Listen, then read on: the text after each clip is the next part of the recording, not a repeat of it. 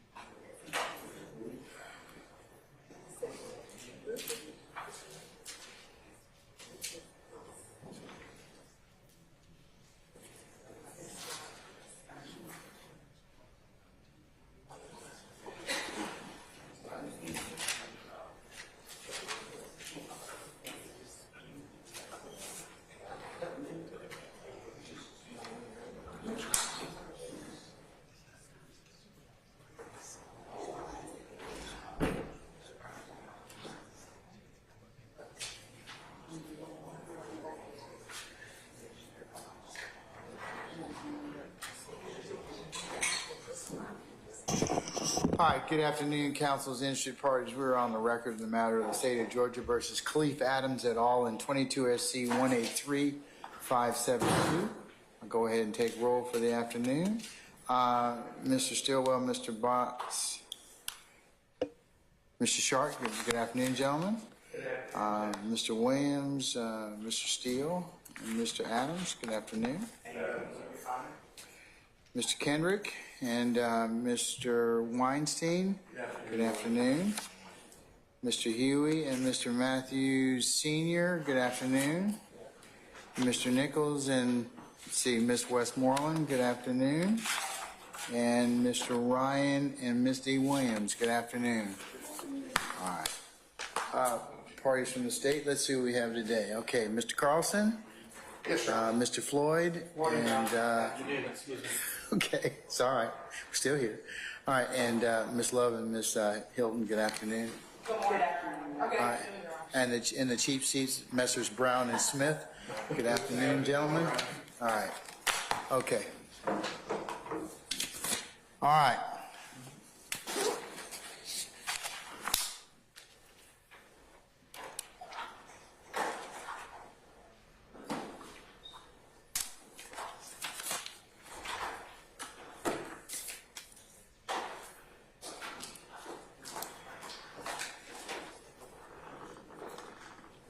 Okay, we have other guests, I think, this afternoon.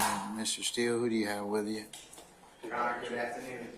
I have the pleasure of working with the young lady, Mr. Kendrick and Mr. Adams, and acting as Mr. Courtney, C-O-R-T-N-Y Edwards. We've been working together for years, and she's integral part of carrying Mr. Williams' case. All right, I ask the sheriff that thank you. thank you. All right. Ms. Westmoreland, who do you have with you? Good afternoon, Your Honor. We have Mr. Bubba He is attending Georgia State University. He's in his third year. All right, welcome. To the two of you, don't touch anything, okay? That's the only thing I'm going to tell you. Just don't touch nothing, all right? Okay, all right. With that, we'll go ahead and get started for the afternoon.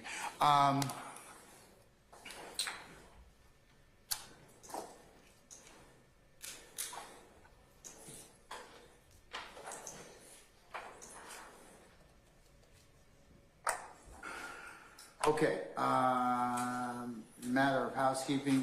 Ms. Westmoreland, have you all finished your motion to particularize as of yet? I'm just inquiring about it. I'm not taking it up because I'm going to take it up next week, but. Absolutely, Your Honor. Okay, all right, good. Thank you very much. Thank you. All right, if you would be so kind to send Mr. Kearns a copy of that so we can prepare. If you haven't done so already, okay, there you go. All right. So right now, I believe, for at least for the majority of the afternoon, have a lyrics motion, and it comes in the vehicle of several things. There's a state's motion limiting to admit evidence of lyrics, and then there's a supplemental motion by the state of the same kind, and then there's an amended particularized motion limiting to admit evidence of lyrics at trial.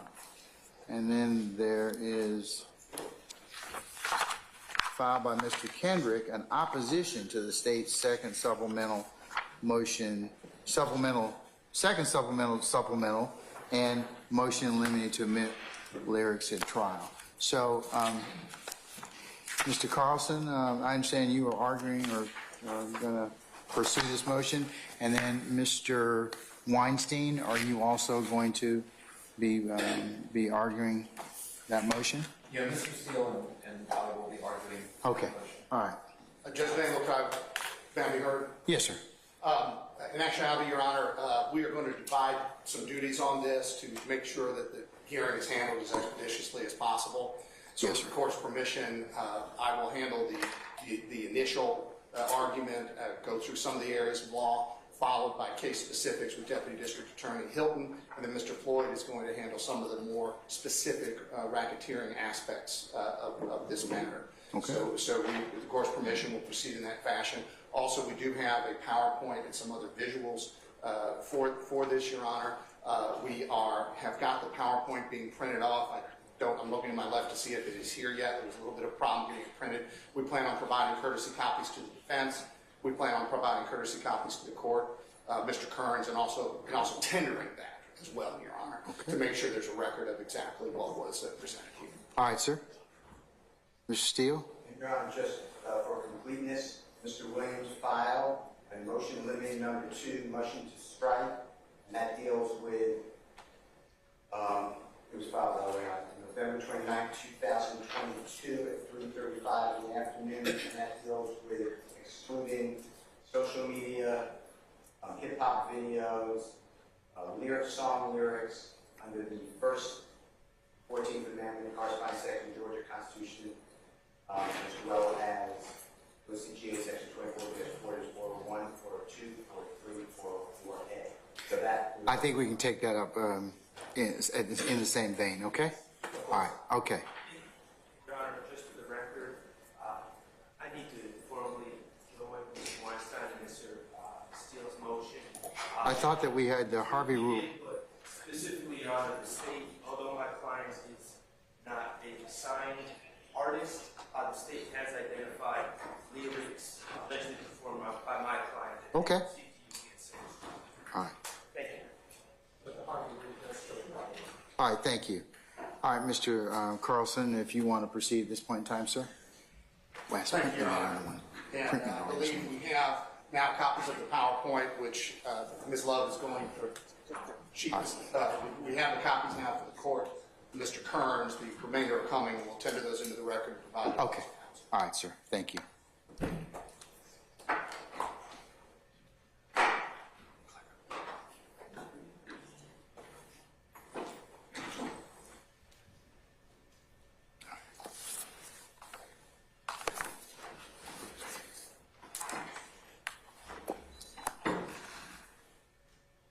Permission to receive the podium? Oh, go ahead, sir. Yeah. Yeah, they're coming. Oh, okay. They're coming. All right.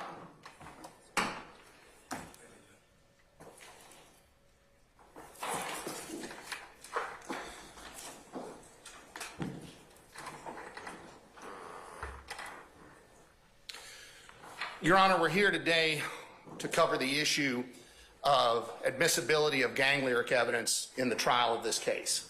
And the court provided a history of what some of the briefing and some of the motions were. This began essentially a year ago. I believe there were some earlier, if I remember correctly, and I know the folks who have been involved in this case will correct me if somehow I'm not completely accurate on this, but there were initially some defense motions to preclude this evidence.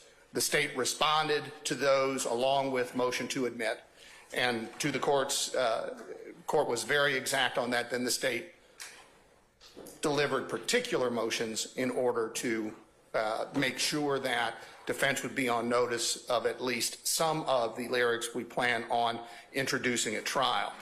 So we take a look, Your Honor, at what exactly is the issue that's before the court in this case today, and that is YSL gang evidence admissible in a YSL gang prosecution? Because the question is not rap lyrics. The question is gang lyrics. And the question in particular, Your Honor, are YSL gang lyrics either coming as party admissions, either coming as adoptive admissions, either coming as co-conspirator admissions, or coming as declarations against interest for relevant purposes from YSL gang members and associates. So the issue here is not rap.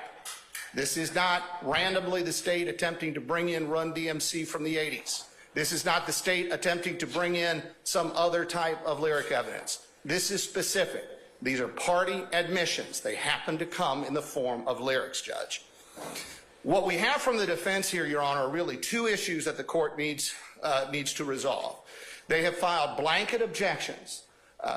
At this point, the state has not seen, or at least this assistant district attorney has not seen in the year or so this issue has been pending, any particularized objections from the defense to any singular lyric or lyric. In fact, the only lyrics that have been identified are the ones identified by the state. What we do have in this case, Your Honor, is a blanket First Amendment objection from the defense and a blanket pretrial Rule 403 objection on the basis of unfair prejudice. So ultimately, Your Honor, the issue for the court to decide legally here is whether there's a First Amendment bar to evidence of gang activity that appears through lyrics, and secondly, if the answer to that is no, whether or not Rule 403 somehow bars the evidence itself. Now, there is some talk in some of the materials from the defense about this being irrelevant. We're going to address all of that today. So now we take a look, Your Honor, at what we're going to address as we move forward here today. We're going to take a look at gang lyric evidence, First Amendment considerations, relevant purposes, controlling evidence rules, the case-specific applications, and certain genre concerns. That'll come up throughout the state's presentation. So the state is going to proffer specific lyrics before you today, Judge, and it will be a smaller amount than was even in the state's notice. We're going to go through the statutes authorizing introduction and, of course, respond to the defense positions. On this, Your Honor, there are some template cases procedurally that are impactful here for us. And those, Your Honor, are up at the top. That United States v. Torres, which is cited in the PowerPoint, but I'll get it into the record. That's 433 Federal Supplement 3rd, 433 Federal Supplement 3rd, I'm sorry, 35, 435 Federal Supplement 3rd, 526. That's a Southern District of New York case. And, Your Honor, that case systematically goes through, in a racketeering context, the admissibility of co-conspirator hearsay. And that's, of course, what the bulk of the defendants here will face. It also, Your Honor, discusses the needs in order to serve notice on the defense. And actually, the state is here and stepped forward and provided lyrics to the defense in lieu of any specific objection. Now, those won't be all of the ones we're sure admitted at trial, but these are ones we wanted to bring to the attention of the court and opposing counsel this time. Also, there's United States versus White at the 2023 United States Lexus 122492 site, and United States v. Taylor, 2022 U.S. District Lexus 206008, and those are fairly recent cases. One is 2023, the other is 2022, and those cases, as well as Torres, Your Honor, discuss conditional admissibility. And that is what we are looking for here, Your Honor. This is not the time, obviously, for an ironclad ruling in terms of this will come in or this absolutely won't come in.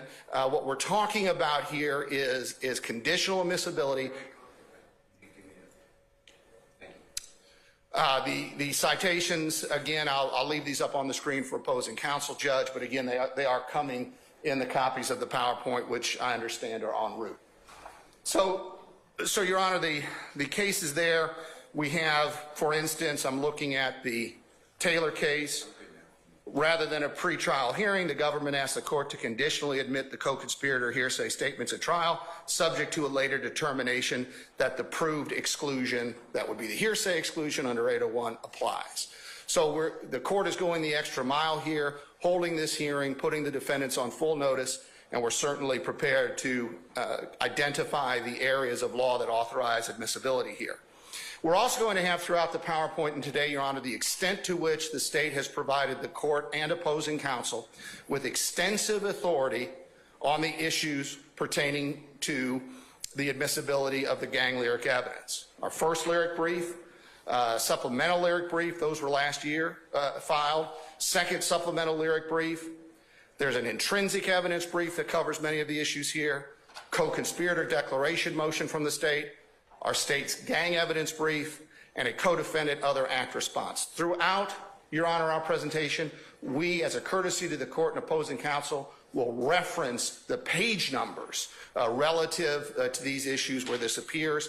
So again, there's no question about the voluminous authority that we've presented on this, and we have not received any specific authority in return at this point, Your Honor, to refute any of that.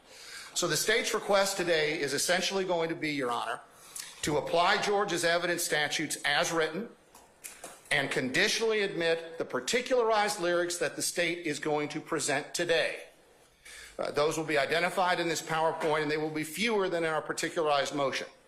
That with regard to any pending lyrics, the court issue a ruling consistent with those federal decisions we've cited and the others in our briefing, that the court will hold that it will conditionally admit those subject to, as with the lyrics we've identified, subject to the state laying a proper foundation, and of course a 403 assessment at trial.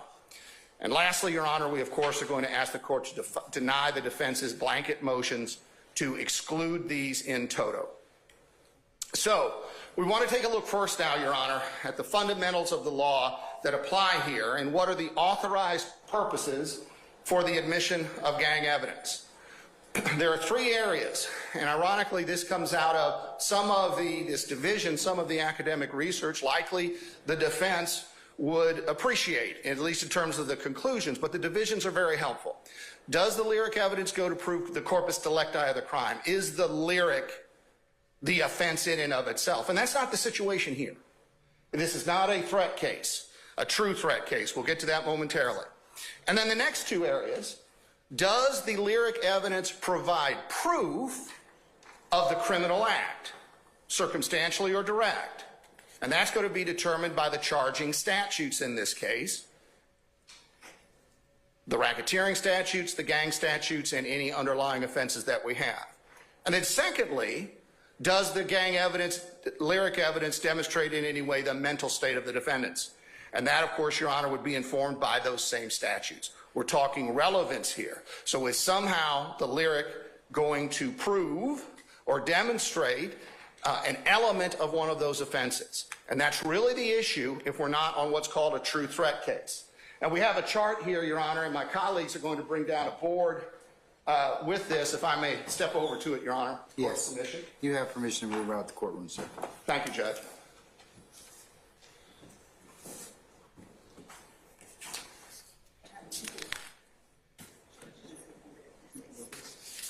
And I appreciate my colleagues' assistance and the court's patience, Judge.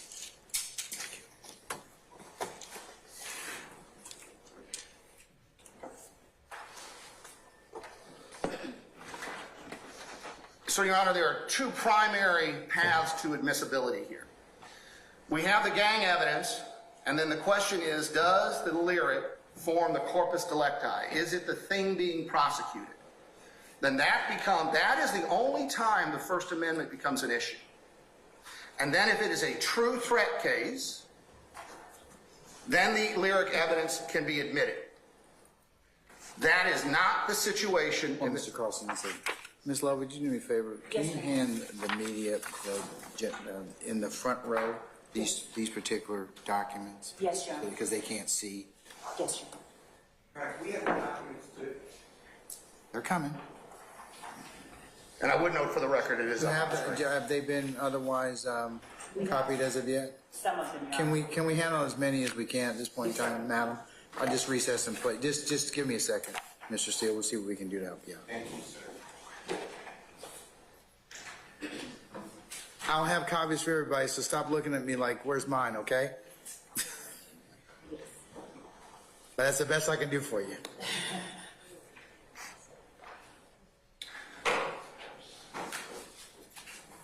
They'll be up here.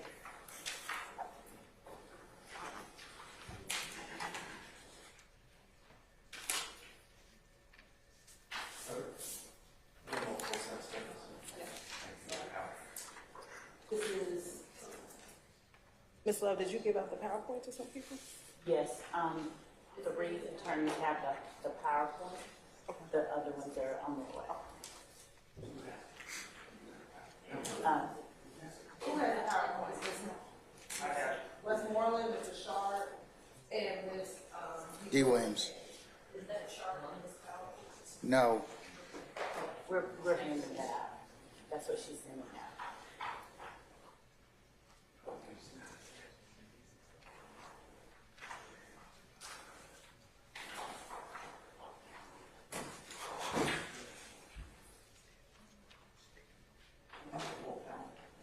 The additional PowerPoints are coming. 3 people have them, the additional one.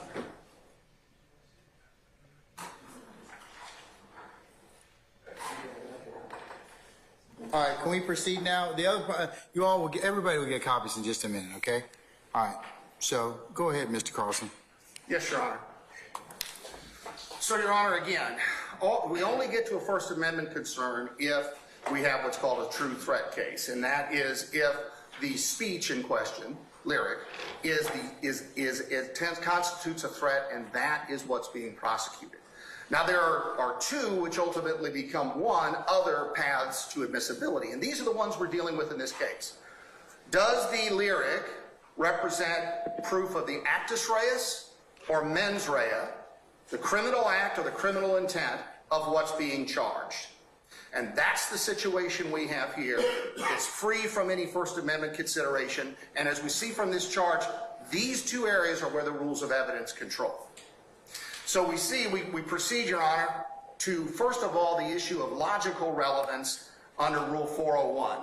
Does the lyric in this situation somehow make a fact at issue more or less likely to have occurred? That's a minimal and very liberal standard. If the answer to that is yes, we then will move forward. Well, we determine whether or not that answer is yes, Your Honor, by looking at the criminal charges in the case.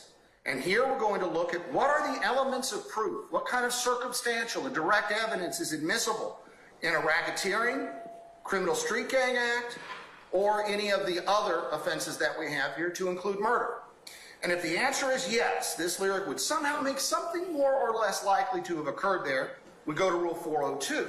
And what Rule 402 says, Your Honor, is that if the evidence is logically relevant under Rule 401, it becomes presumptively admissible, and the objecting party has to find a statute to keep it out. In some cases constitutional, but obviously not this one, because we're not dealing in a true threat case. So what evidence statute can the opponent come up with to say that this evidence that is going to make something more or less likely to have occurred here stay out? Now, that's what we don't have from the defense in this case, Your Honor, other than Rule 403. So what we see here in this case, Chief Judge Glanville, is multiple evidence rules and principles not only don't keep this evidence out, they authorize its admission. We're going to see that through the direct party admission rule at Rule 801D2A, the adoptive admission rule at 801D2B, the co-conspirator hearsay exemption from the hearsay rule, 801D2E, the rule concerning declarations against interest, 804B3. This is going to, as we'll see, constitute intrinsic evidence, tells the story of the crime. And also there are specialty rules attended to street gang act prosecutions that apply when 1615-4 is charged, and that is 1615-3, evidence of gangs' customs and behaviors. And 1615-9, other criminal acts of gang members offered to prove the existence of the organization. And then the last chance to keep this out is the rule of legal relevance. Rule 403. Again, the burden is on the objecting party, and it's a heavy burden. They have to demonstrate there's no other reason, essentially, to, quote, drag this evidence in by its heels other than to unfairly prejudice the defense, and it essentially has no probative value. That won't be the case here, Your Honor, as we'll see. And so following that path, the lyric evidence in this case, for both actus reus and mens rea purposes, is going to be authorized for its introduction and become admitted gang lyric evidence.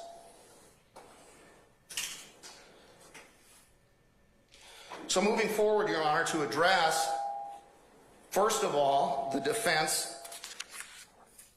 claims that we have a constitutional First Amendment issue here. And where the First Amendment protection kicks in, and this is Counterman versus Colorado, brand new case from the United States Supreme Court, 143 S. Court 2106, 143 Supreme Court 2106, that the First Amendment protection comes in if it's a true threats case. Again, we don't have a terroristic threats charge related to any lyric here, so the First Amendment argument is out. Same goes under Georgia law, Harrell versus State, again in our materials for the spelling, 297 Georgia 884. So, Mr. Carlson, if I can interrupt you. So the defense contention that these particular lyrics are poetry, artistry, speech against the artists themselves, is that why they're not applicable under the First Amendment? That's correct, Your Honor. That's correct. That is a weight, not admissibility issue, as the cases we'll get to demonstrate. But that is an excellent question.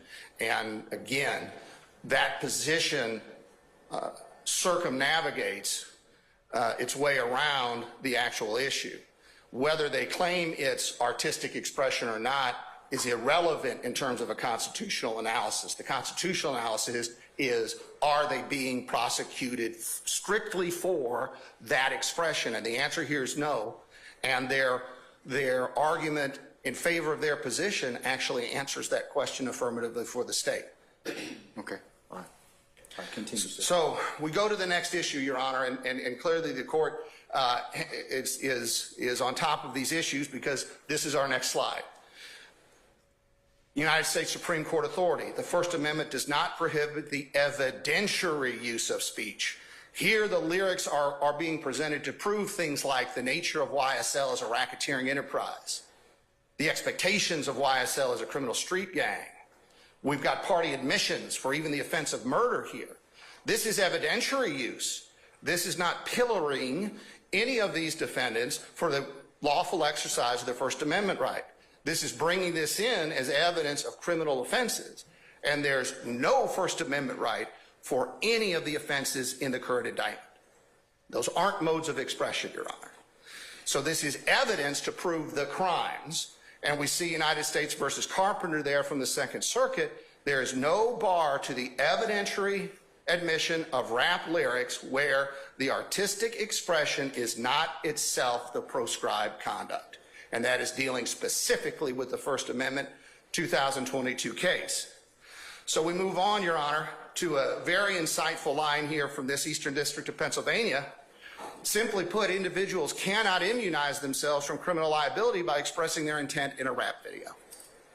Imagine for a second, as we pointed out in our briefing, Your Honor, if someone actually said, well, had the Unabomber's manifesto been set to music, it never could have been used against him in court. And that's essentially what the argument from the defense here in this case is. And that's why we've said in our briefing it fails reductio ad absurdum analysis, Your Honor.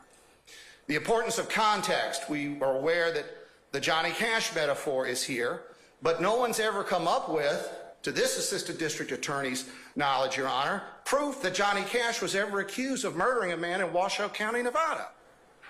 Had that happened, his lyrics would, in all likelihood, have been used against him. So there's a difference, Your Honor, between an abstract musical expression or any other kind of artistic expression that can't be linked to the charges and the behaviors accused in an indictment. So looking at that in a vacuum is exactly what should not, and then trying to conflate it with the facts in a case like this or any of the other cases where this has been done is just not the analysis involved. Another insightful line, Your Honor, this time from the Eastern District of New York. The defendants have to find an evidence rule to keep relevant evidence out.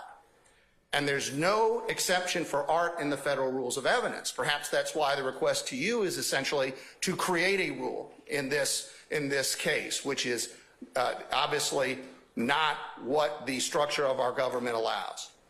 So we see this is not a situation where the rules of evidence can be suspended. Right here to the court's question from a moment ago.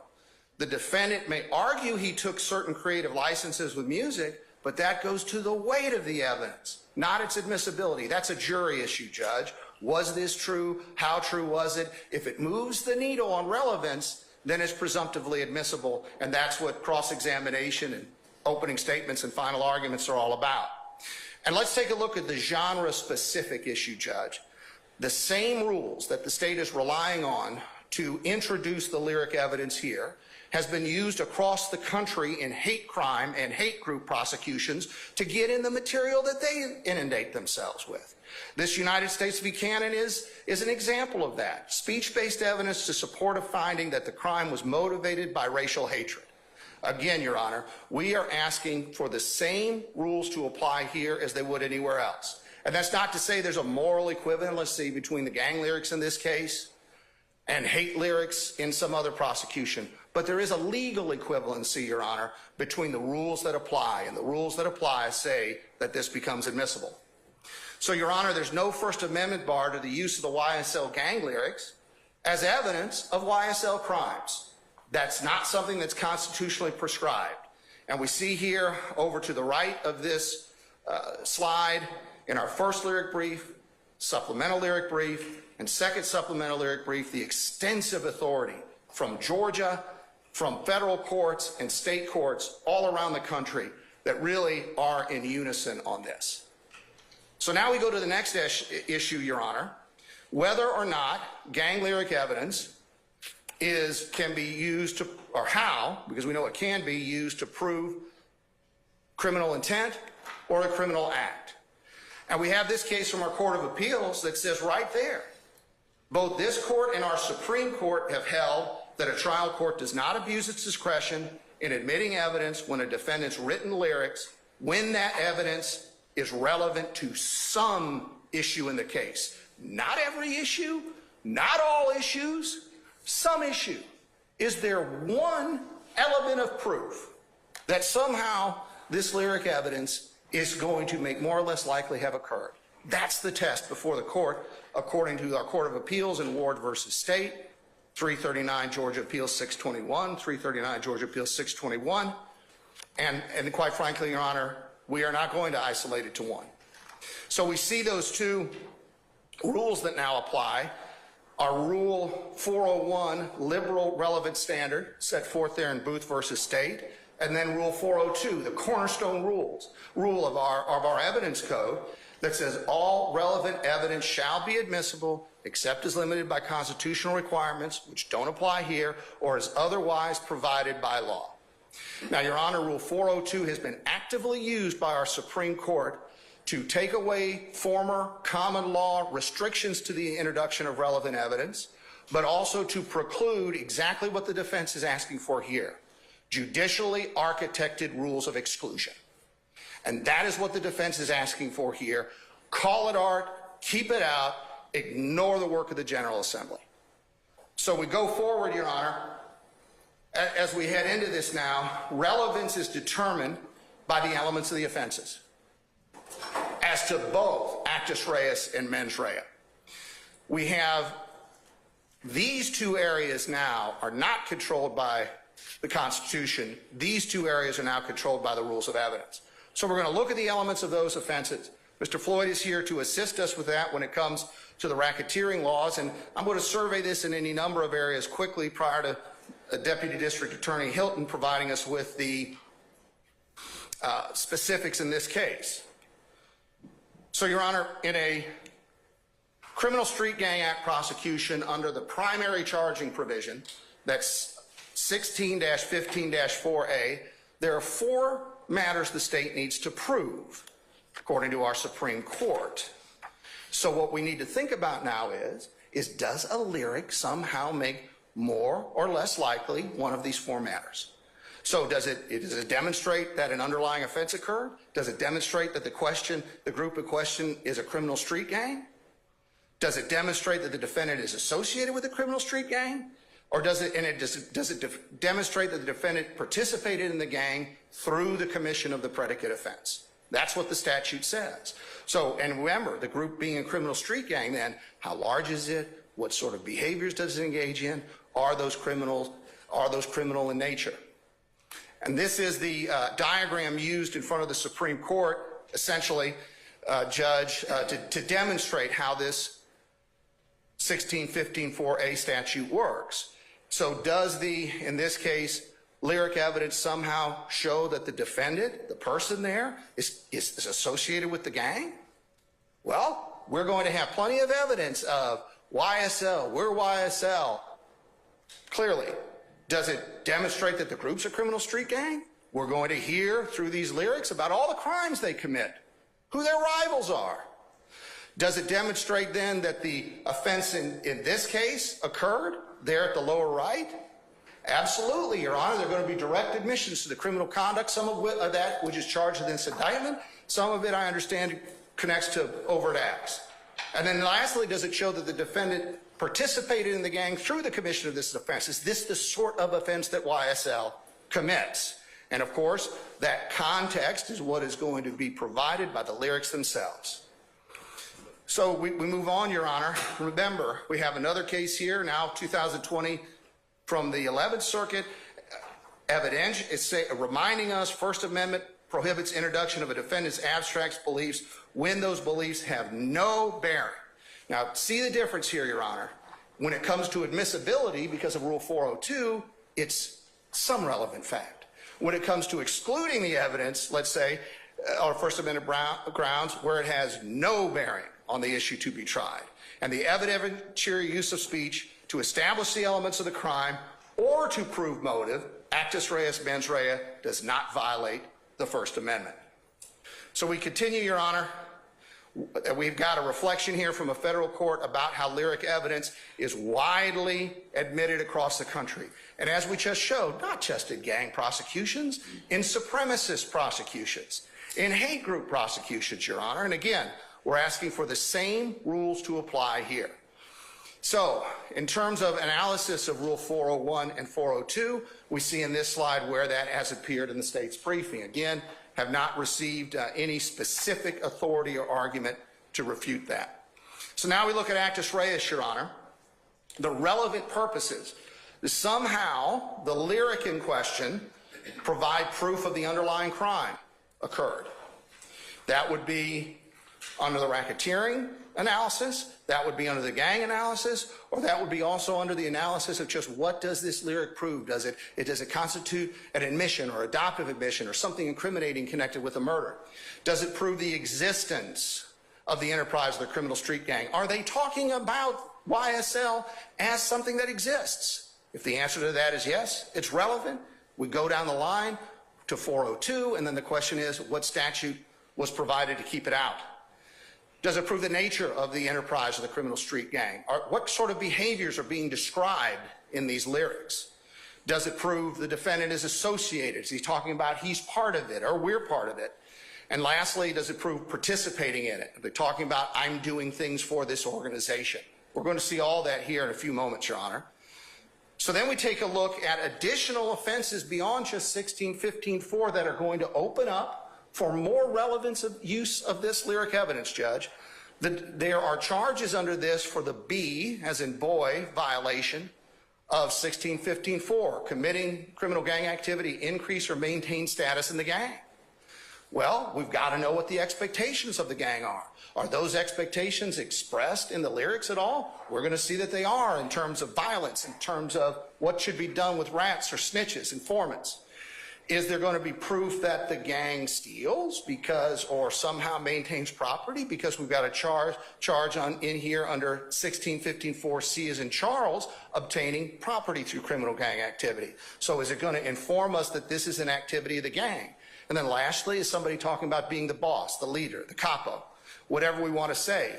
If so, and we're going to see that is so, there's a D, as in dog violation here, Your Honor, leadership in a criminal street gang. So if someone's saying I'm the leader of something called YSL, we're going to see it has an informed use in all of these areas. We'll get to these in a second. Then we have those specialty statutes that authorize even more evidence once 1615-4 is charged than otherwise would be under an analysis. So now we turn to just a few cases here, Judge. We've got Karsten versus State from our Supreme Court talking about how gang evidence establishes those enterprise, or in this case, criminal street gang factors. We've got to prove that YSL exists, just like the Bishop Bloods gang existed. So that is an element of proof in this case. So someone's saying, well, why is all this gang evidence relevant? Well, Your Honor, in a Street Gang Act violation charge or a racketeering charge, evidence of the existence and the nature of the organization is not only relevant, it's required. No different than evidence of a homicide is required in a murder prosecution. So for someone to say this evidence is irrelevant once those charges come is somehow taking the position that the state should not be allowed to put on evidence that's mandated by the statute.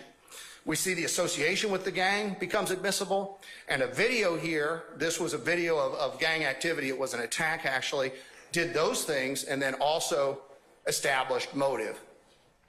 So we look at a few other cases here, Your Honor. Another video case here, this is United States v. Smith, significant probative value because it dealt with contested issues. And there's this issue contested in this case, whether they've obviously pled not guilty, so everything from actus reus to mens rea is on the table. We've got another case here, Taylor versus State, from our Supreme Court, where the rap lyrics found with the defendant referenced and pertained to the crime.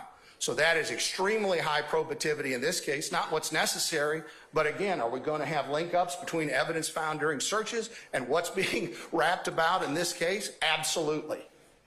So right there, the legal controls that are here are saying that evidence is admissible. And again, proof of the nature of the gang. This is another supremacist case. This is a Texas prosecution under their gang statute that the lyrics showed the ideology of the group. If you've got a group with an ideology, that's part of its organizing principles, which we're going to see here, then of course that evidence is going to be admissible to demonstrate the group constitutes an enterprise or criminal street gang. So here we are where these issues have been briefed in detail for the court, Your Honor. Commission of the offense, the existence, the nature of the gang, affiliation with the gang, participation in the gang, and witness intimidation. And of course, we've got it linked to the areas in our briefing that it's been presented to opposing counsel in the court. Again, do not have any, that I'm aware of, any response taking actual issue with any of the case law that's in there. So now mens rea, Your Honor, mental state. Does somehow the lyric demonstrate motive related in some way to a racketeering enterprise or a gang, intent to commit any of these crimes, state of mind related to any of the offenses, or knowledge that YSL exists, knowledge of the sorts of things YSL does, knowledge of who's in YSL, knowledge of whose YSL's rivals might be. So all of this becomes proof for those purposes, but also what the state of mind is for any of the underlying offenses. Now we see here, in this case from California, gang lyrics allowed because it demonstrated who the rivals were of the defendant in question, disclosed his case of state of mind, his motives, his intentions, his loyalty, and furthering the gang's activities. Again, what the state is asking for here is what has been resolutely admitted in courts around the country. Again, not genre specific, Judge. Here we have a case from North Carolina of a person who listened to skinhead songs and then tragically enacted what he was listening to in those songs, and which wound up being a murder prosecution. And we have the court saying right here that what was expressed in that music and the fact that he wanted to fill his head with this and then acted it out went to demonstrate motive in the case. Well, we're going to see a lot of murder talk, a lot of gun talk in all of this, Your Honor, and that pertains directly to the charges that are before the court and that the defendants have been indicted for. Now, this is a case admittedly under Georgia's former evidence code, Your Honor, the natural-born killer case. And it demonstrates that it does not have to be merely material created by a defendant. It's more probative if a defendant expressed these thoughts himself or adopted them himself or is part of the group that operates under these principles. But in the natural-born killer prosecution, the defendant watched that movie again and again and again and then went out and committed murders. So the district attorney was allowed to show at least one murder, to show that film to the jury so that the jury could see what was encouraging and influencing the defendant. He was filling his head full of that kind of violence. If I remember right in the opinion, he even wanted to be called the Natural. He had a nickname related to the things he idolized or watched, and that was allowed. Now, the old bent of mind term is used there, Your Honor, but this is not a 404B case, but I wanted to disclose that to the court. But we see, again, now, what are the defendants, in this case, what are they taking in? That type of material, we're going to see shortly. So again, on the mens rea issue, Your Honor, we've got our briefing on this in this slide. We will make it part of the record, but we see we've extensively briefed it. Again, do not have anything to challenge that from the defense. Now, there's the principle of intrinsic evidence that applies here, Judge. This lyric evidence is intrinsic. It's intrinsic to underlying crimes where it reveals the behaviors of the speaker. It's intrinsic, Your Honor, because it tells the story also with relation to the racketeering and gang charge, because it helps tell the story of this gang. So we are not talking about a situation, and I haven't seen a 404B objection or 404A objection for any of this evidence. It's not true. In my pleading that I announced earlier in November of 2022, and most of my things that Mr. Carlson has said has not been challenged, have been challenged directly in my pleading. Yeah, I see a 404A objection, but Well, I stand corrected, Your Honor. I did not have any recollection of it, and I apologize to opposing counsel. And Your Honor, we also filed a 404B objection in the filing this morning, which I'm sure Mr. Carlson sounds like he hasn't seen yet.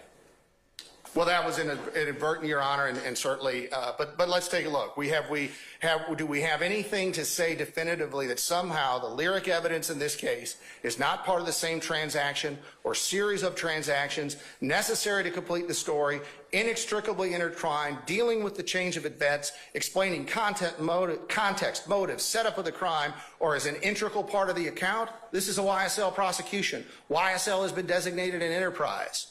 YSL has been designated a criminal street gang. The behaviors, expectations, proclamations of YSL members and associates, of course, represent intrinsic evidence.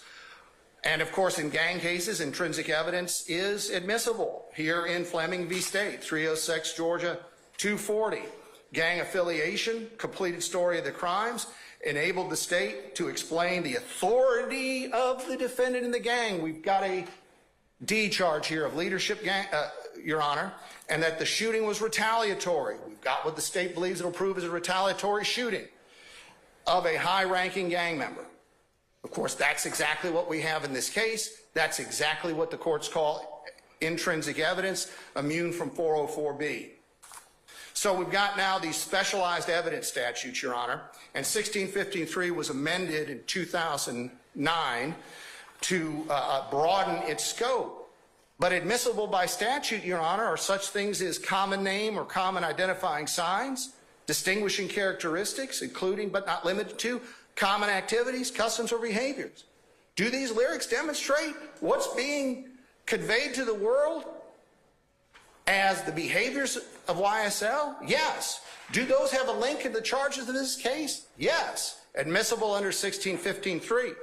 And now do we have evidence of commission, adjudication, conviction of an offense enumerated in 1615.3, the other part of that, the part of that that defines criminal gang activity,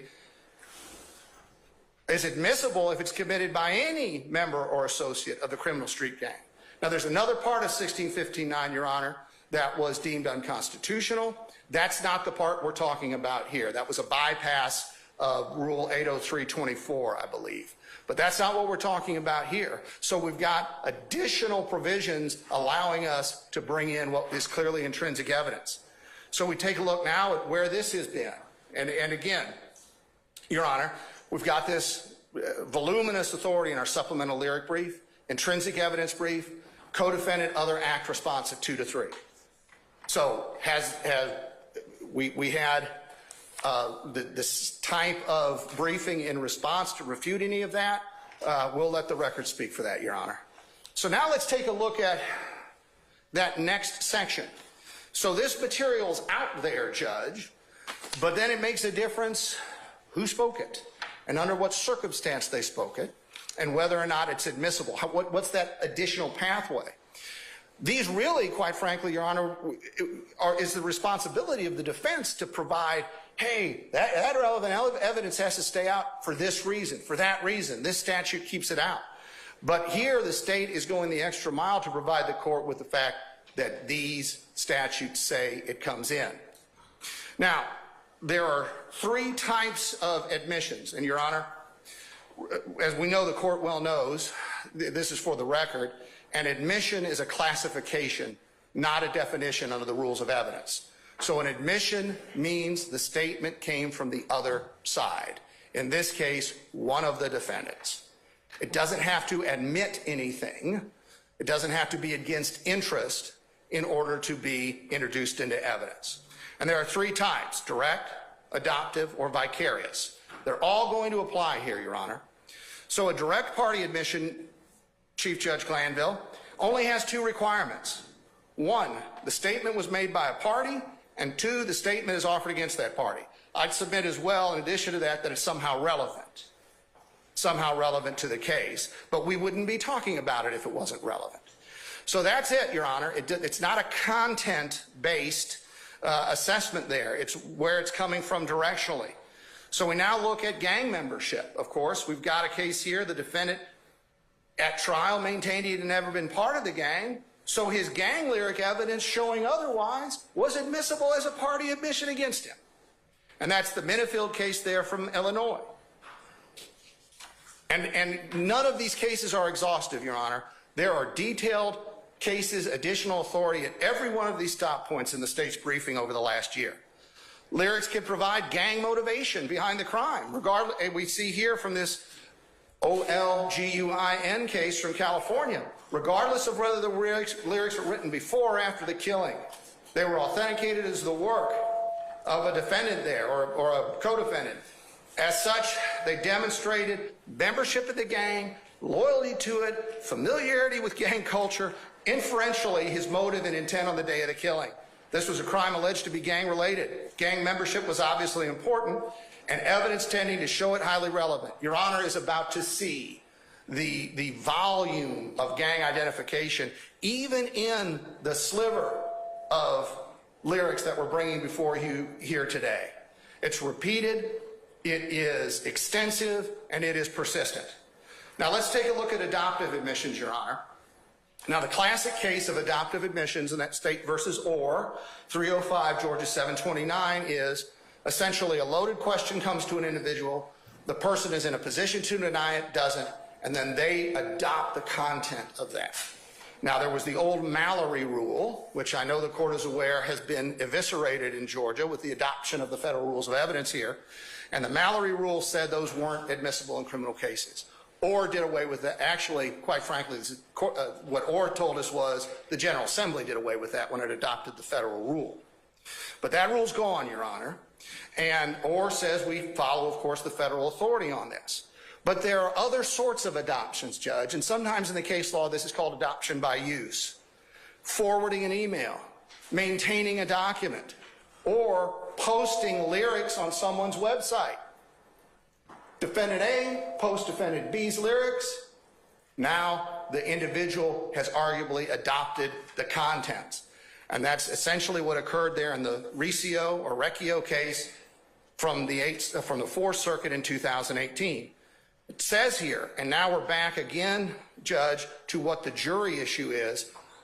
There might be a lot of reasons to post lyrics, but in some circumstances, we submit to you, a YSL member, posting, forwarding, helping to create YSL lyrics. That's because they wish to express a certain view and believe the words of an artist, including a rap musician, express that view especially effectively. Whether someone has adopted the lyrics as his own statement depends on the particular facts of this case, but we're only talking conditional admissibility here, Your Honor. We're only talking that minor standard. Now this Hankton, Your Honor, and I want to get this case cited into the record. United States versus Hankton, Hankton, 51 Fed 4th 578, 51 Fed 4th 578. That's a 2022 case from the Fifth Circuit, and we've included a link to this actual video in our briefing, Judge. It was a murder, and it was a rap video with multiple members, if memory serves correctly, from the gang in the video.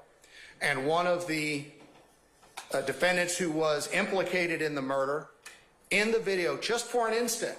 And when the murder gets spoken about, the defendant holds up his hand in a be quiet sign or a SHUSH sign, shush. That was enough, Your Honor, for him to have adopted the contents of the video.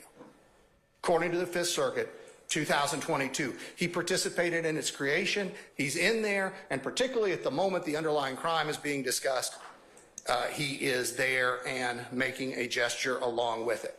So now we deal again in this case with questions of art, with question of should the artist, who the actual rapper, have been brought in to be cross-examined prior to this being admissible. And take a look at what the Fifth Circuit says. The defendant may well be correct that the lyrics were subject to interpretation, but that interpretation was within the province of the jury to determine. That's not a basis on which to exclude pertinent evidence. And now the co-conspirator admission, Your Honor. The basic foundation here. The state is required to show a conspiracy existed. The conspiracy included the declarant and the defendant against whom the statement is offered, and the statement was made during the course and in furtherance of the conspiracy. And that's Kemp versus State at 303 Georgia 385. Now, Kemp's particularly important here because it's a gang prosecution, Your Honor. And one of the factors in Kemp is, when does the conspiracy terminate? Well, we were dealing with a gang in Kemp, Your Honor. The conspiracy continues past the point of indictment, onto the trial. The conspiratorial framework is not limited to an underlying constituent crime. It continues, Your Honor, as long as the gang continues. And another thing that Kemp stands for is any statement that's somehow going to further the interest of the gang, promoting cohesion, promoting fear, anything along those lines, gang members reporting back and forth to each other about gang activity, which we're going to see in these lyrics, that all falls under the co-conspirator exception. So when defendant A makes that statement, if it is subject to the co-conspirator exception, it's now a party admission. So defendants B, C, D, E, F, it is as if they said it. That's Rule 801D2E. That's why it's an exemption. I apologize for misspeaking, not an exception to the hearsay rule. And the Kemp case opened that up specifically on the gang statute. And what we had in Kemp, Your Honor, was a gangster disciple homicide. One of the 3 gangster disciple defendants is in the detention center. He's having a conversation with an unrelated to the case gangster disciple about that murder. That unrelated gangster disciple was able to come on the witness stand, testify about what the speaking defendant said, and then that became the co-conspirator admission of the other defendants. So now, Your Honor, in enterprise gang and conspiracy cases, again, Kemp, to that point we just raised, specific acts charged. The charged murder did not end with the involvement or association with gangster disciples because, or I'm sorry, let me rephrase that. The specific acts charged, the murder, did not end the defendant's involvement or association with the gangster disciples. As long as they remain associated with the organization, then those co-conspirator hearsay admissions are coming in against them. And again, we see this principle pertains to gang cases in 3 areas, and this is that template case Torres again, and we're going to have all 3 of these type of statements, Your Honor. Does the statement, is it made in the lead up or during certain actions taken by the enterprise? Is the statement pertain to acts committed during the course of the conspiracy or somehow apprise a co-conspirator on the progress of the conspiracy? We're going to see that. And does it have to do with the group's ranking system, code, words, and history? I'm the boss. Here's who's with me. Here's what we've done in the past. Any of those 3 authorize the admission of the speakers, party admission, as co-conspirator hearsay against the rest. And we have this, another case here, rap tracks being allowed in as conditionally admissible in that United States versus Graham case. So we see a little further declarations against interest, Your Honor. This is when there's a dispute over whether or not it constitutes co-conspirator hearsay. Is the person unavailable as a witness, someone who doesn't come in, won't come in, or it could be a non-testifying co-defendant, although usually that'll be co-conspirator hearsay. Does it expose someone to criminal or civil liability? I'm in a gang. I do gang things. I committed this offense with someone else. And are there corroborating circumstances that indicate the trustworthiness? Now, that doesn't mean it's something legal being discussed. It just says, are there surrounding circumstances there that demonstrate that the statement is what it claims to be and that it can be trusted by the court for admissibility purposes?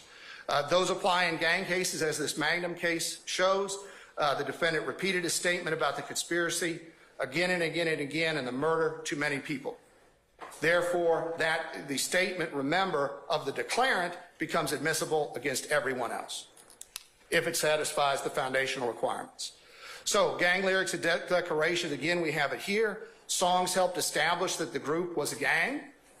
Songs helped establish that the defendant or the speaker was a member of the gang and that he went looking to assault people, I believe, in a rival gang. And that's that Ramos case. So again, all of these concepts extensively briefed by the state. The record will see whether or not there was that sort of authority provided in response. So now the last issue to cover here, Your Honor, before we get to the specifics, is the issue of 24-403, no statutory analog to that in Georgia's former evidence code, unfair prejudice. And the first thing, Your Honor, is that the defendant's 403 motion is really untimely. We see here from this Eli versus Cabot Oil case, pretrial Rule 403 exclusions should rarely be granted.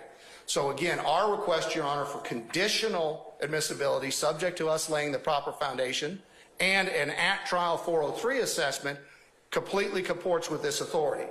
Excluding the evidence as being more prejudicial at a pretrial stage is extreme, rarely necessary, because no harm is done in admitting the evidence at that stage. And remember, it's only matters of scant or cumulative probative force, dragged in by the heels just for the sake of its prejudicial effect, is what gets excluded at trial by 403.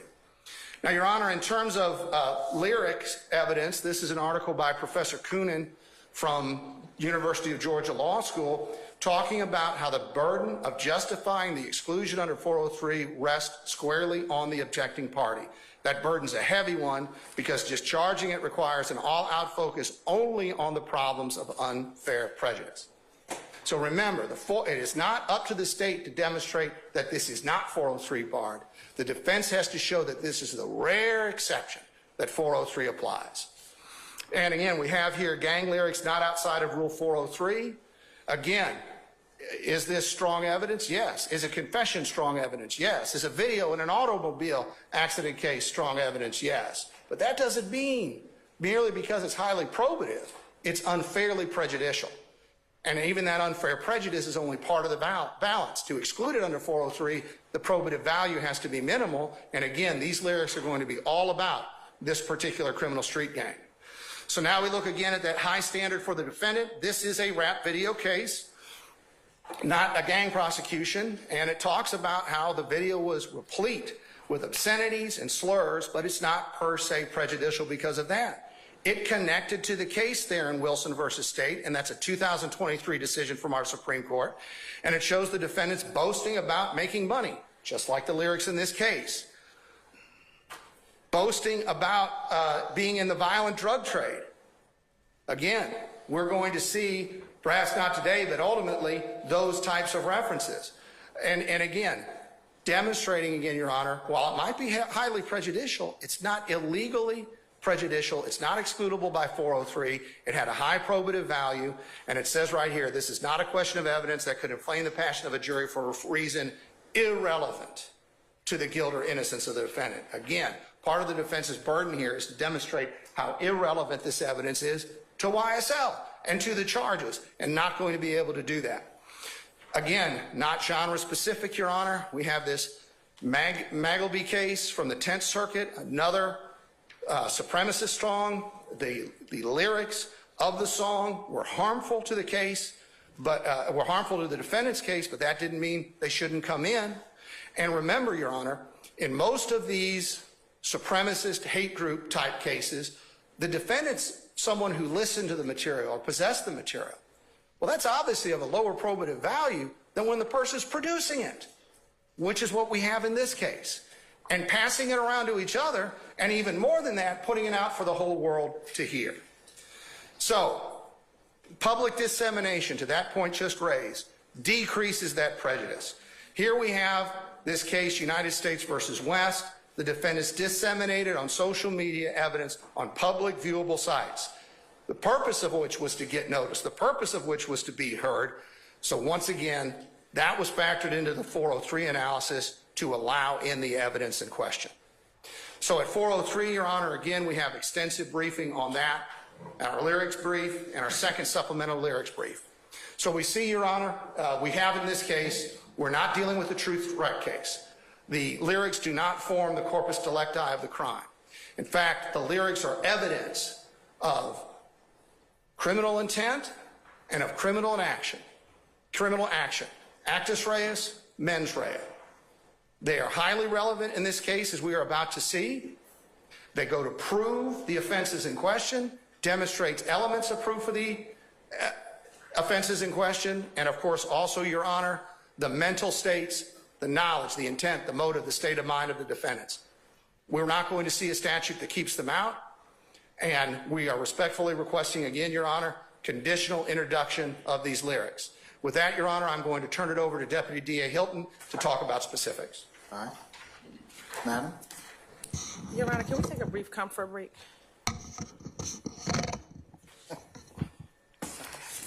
And then we need to pass out some items to defense counsel. And Let's take, could everybody please be back at 5:03, please? yes. Okay? All right. We'll be in recess until then.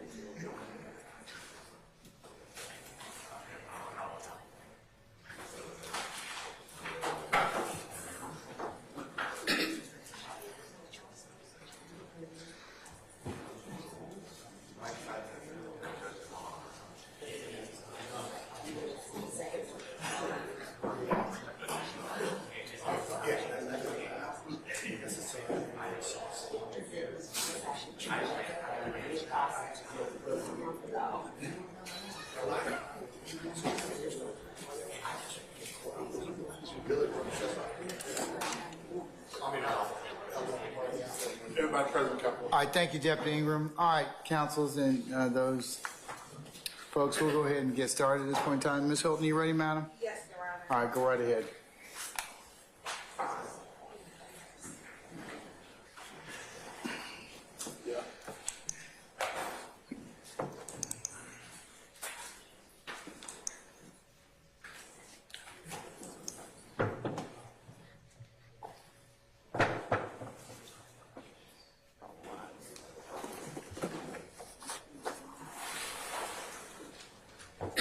Your Honor, my screen is just sharing. Give me 1 second. Do we have Cheryl paper? I got it. You should. And do you all have a copy that I gave mine away? We are having a copy brought over, yes. Here, Your Honor.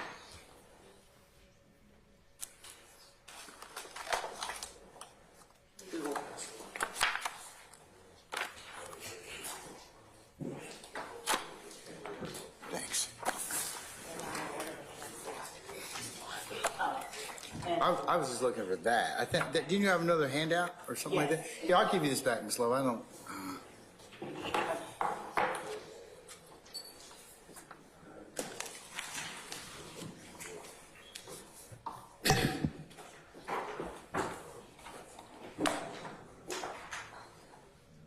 There. Thank you. You're welcome.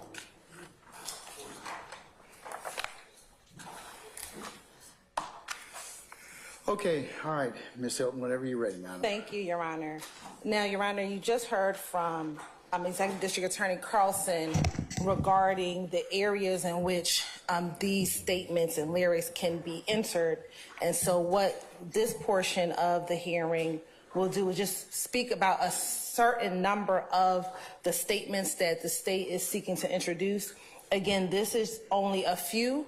But we have just wanted to identify for the court those lyrics and how they are relevant in this particular case. We are going to look at the lyrics in groupings. The first group is going to be some examples of evidence of the existence of the YSL enterprise. So these are 4 examples of these types of lyrics that the state will seek to introduce in this case. So we're going to start at the top here, the first lyric. This lyric was a lyric that is posted on the Instagram page of Shannon Stillwell. That Instagram page being OG.Bull, BOOL_. Some significance about this particular video is the video was filmed on Cleveland Avenue. We believe the address is 151 Cleveland Avenue. At the time that this video was done, which is in 2019, this was an Exxon gas station. It is no longer an Exxon gas station. Also of importance in this video, Your Honor, is there's other YSL gang members inside of that video. Specifically, Shannon Stillwell is the one that's going to be rapping in the video.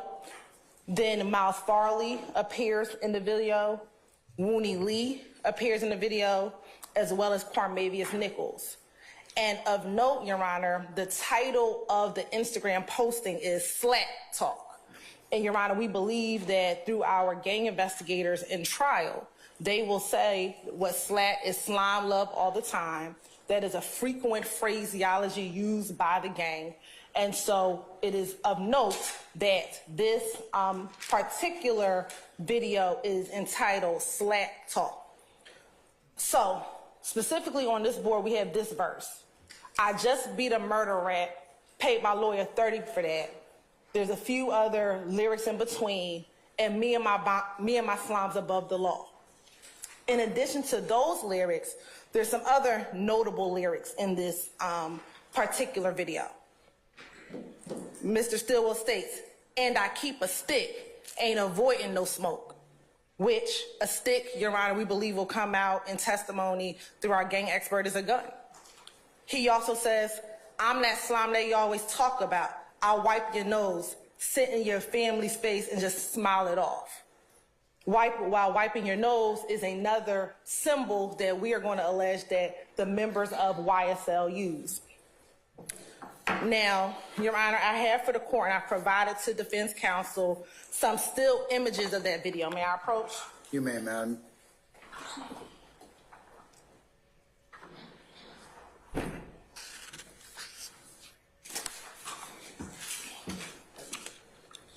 Now, I'm going to talk about some of the imagery inside of the still copies of this video, and this video was provided to defense counsel in discovery, the actual full video, but some of the significance of the video. So, Your Honor, as you see in State's Exhibit number 1, Mr. Stillwell is bending down. He is wearing a YSL chain to show his a part in the enterprise, him being associated with that enterprise. Again, Your Honor, as the state just mentioned, the background of this video is in 2019 was the Exxon Food Mart, which is on 151 Cleveland Avenue in YSL territory, which the state has alleged is one of the YSL strongholds where they sell drugs out of. A few of our cases in this particular indictment in our RICO Act, as well as some of the other counts in our indictment, we have individuals who have sold drugs out of this location at 151 Cleveland Avenue.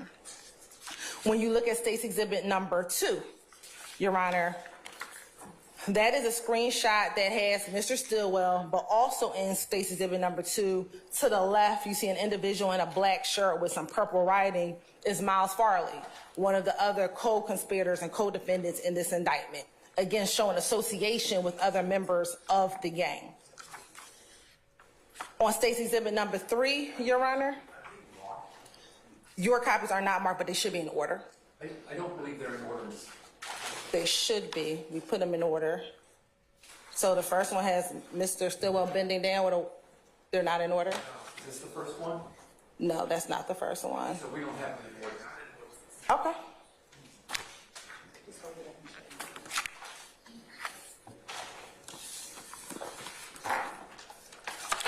State's Exhibit number 1.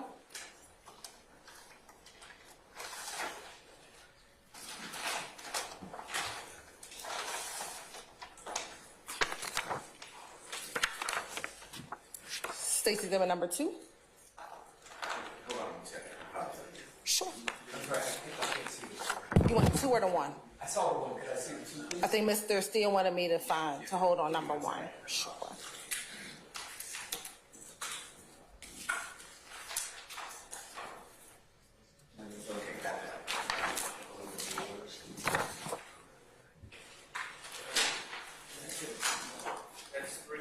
Number 2.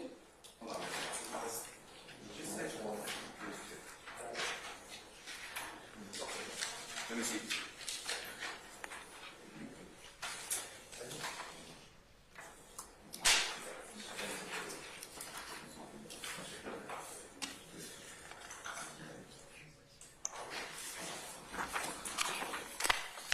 Number 3.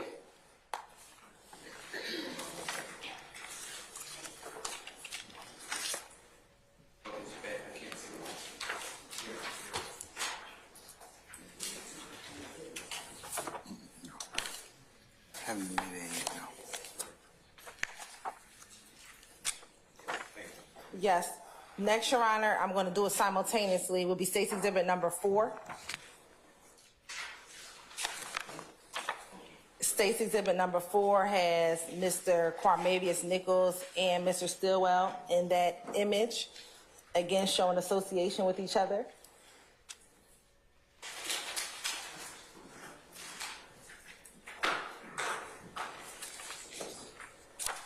State's Exhibit number 5, we can move forward on, but it's again just Mr. Stillwell with a YSL chain.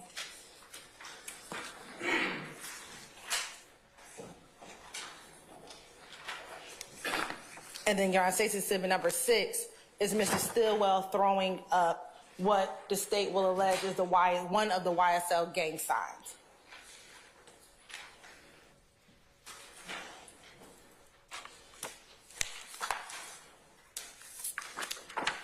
And then last, we have State's Exhibit number 7 with Mr. Stillwell and co-conspirator Wooney Lee in that image as well. I don't have state 7, man. I don't have up to state. I have up to state 6. Okay. Well, Your Honor, I can approach with State's Exhibit number 7. Sure.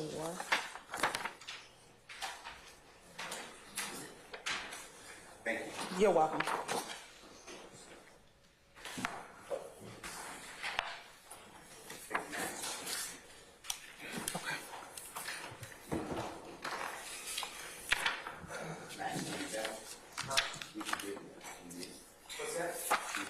Madam, I have state 6. This is state 6, right?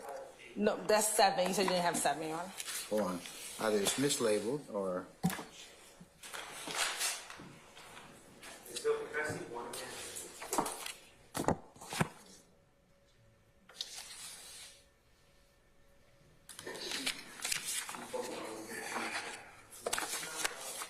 I'll let you look at what you gave me, and then if it's the same picture.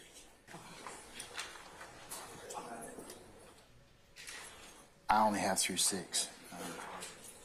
That same one or a different one?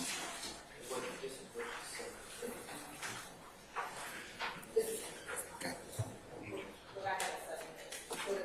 Okay. Number this. That's not an exhibit, so you don't have it. You have an extra picture. Show me one. Yeah.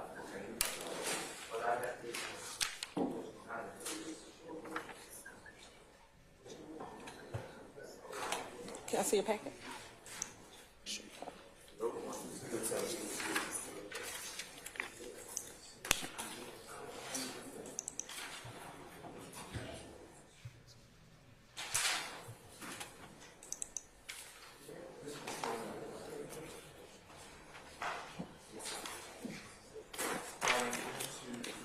That's what you put number 1 on? Right. That is it? No, but I was telling him. Okay, but you have it. I have it. So we can move on. Okay. You can move on and then we all figure out what's going on. Okay. So, Your Honor, those are some of the still images from that particular video. And so some of the lyrics, I just meet a murder rap, pay my lawyer 30 for that. What we have, Your Honor, is in and around 2019, in and around that time, Mr. Jackson Stillwell is speaking of his initial charges as it relates to the shooting of Donovan Thomas. Around that time, Your Honor, those charges were initially dropped, but of course he was reindicted on that indictment, reindicted on those charges in this indictment.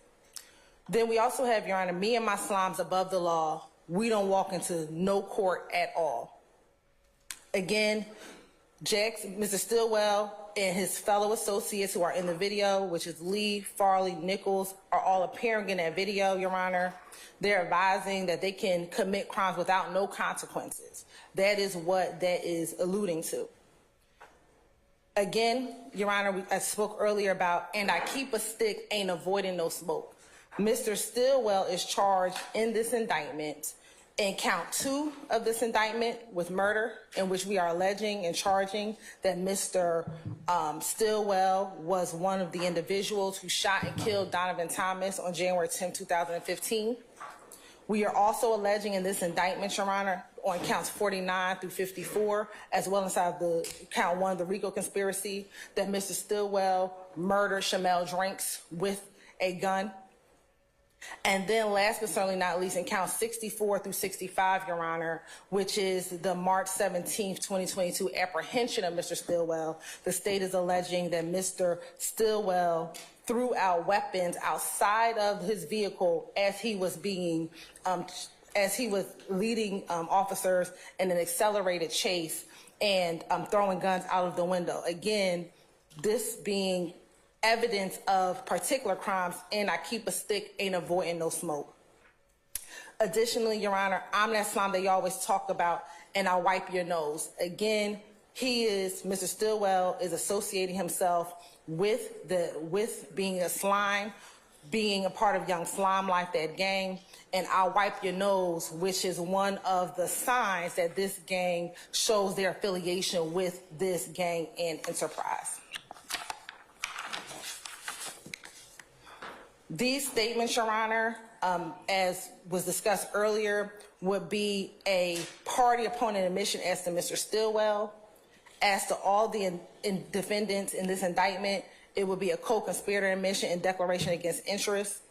And to Mr. Farley, Mr. Lee, and Mr. Nichols, only Mr. Nichols, who is currently sitting at this table, it would be an adoptive admission as to him. Next, Your Honor, we have from Mr. Williams' song, which was posted on YouTube in April of 2014, the song EU. And he says, honestly, truth be told, YSL won't fold. Pick his ass off from the balcony. YSL wipe a nigga nose. Again, Your Honor, that same reference of YSL wiping a nigga's nose or wiping nose, which is one of the symbols that's associated that these individuals who participate in the YSL gang, it is one of their identifiers to show their participation and allegiance into this gang. He also says YSL won't fold, pick his ass off the balcony. Again, this is a reference to YSL criminal street gang members not folding, not snitching, or cooperating with law enforcement. And there'll be another lyric that is similar in nature to this as well. And again, as the state just mentioned, the YSL wipe a nigga knows what that reference is, which is one of their symbols that they show their affiliation and association with this gang. This statement would come in against Mr. Williams as a party admission, and then to all of the other co-conspirators as a co-conspirator admission and a declaration against interest.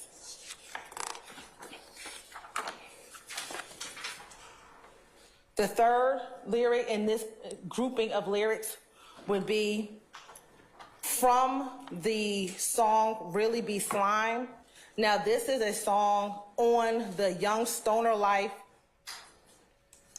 Young Thug, and, this is on the Slime Language 2 album, Your Honor, which is a compilation album, which is a compilation album by Young Stoner Life, Young Thug, who was Jeffery Williams, and Gunna, who was Sergio Kitchens, both Mr. Williams and Mr. Kitchens being co-conspirators on this in this indictment.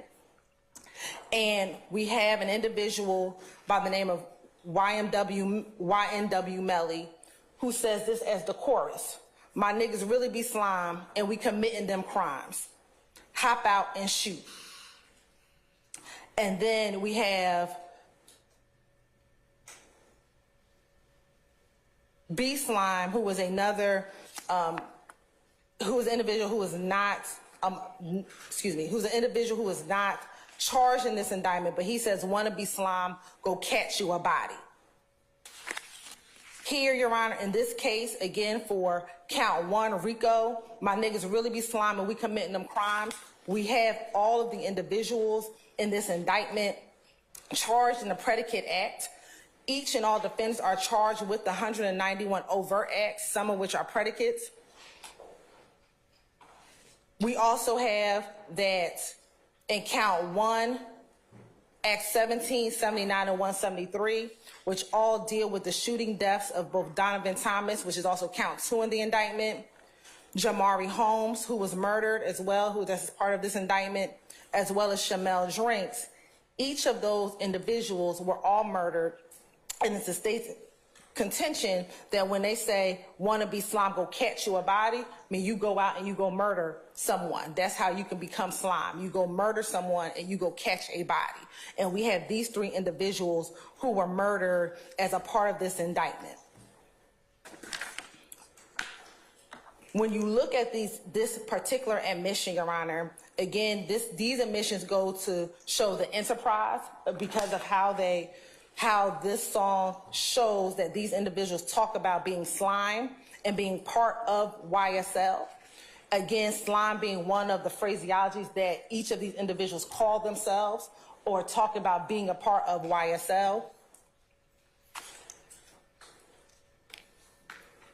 We also show that these statements would come against all of the defendants as a co-conspirator admission and a declaration against interest. It would come against Mr. Williams as an adoptive admission because he is the person who put this compilation CD out.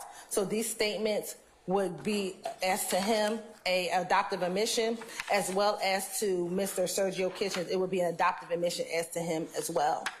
Also significant, Your Honor, with this particular case is that the front covering of this particular album, Your Honor, has some significant value.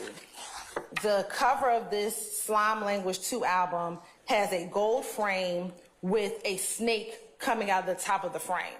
The snake represents another symbol that YSL gang members use when they are speaking in text messages, when they are speaking on Instagram. They use that as one of their symbols. And so it's significant, Your Honor, because again, this gold, and I have a picture for the court, it's gold and it has these two snakes coming out.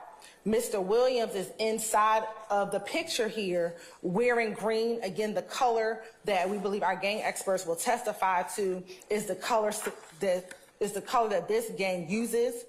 And so, Your Honor, we believe for those particular reasons, so the words inside of this song as well as some of the imagery, Your Honor, again, this will also come in, and I have a copy for the court, and for opposing counsel, this is the image that I'm referring to. All right. This is basically number 7.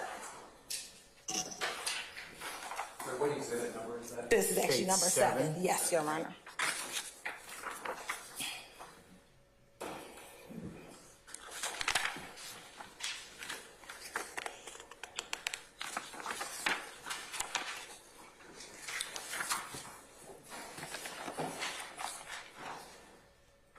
Now, Your Honor, the last song, or the last, statement within this particular category is going to be a statement from the song Slime Shit. This statement has Mr. Jeffery Williams, Mr. Diamante Kendrick, Martinez Arnold, and Jimmy Winfrey. This was released on Apple Music on March of 2016. And the lyric is, hey, this that slime shit. Hey, YSL shit. Killing 12 shit. Fuck a jail shit. This that mob shit. YSL, this that mob life.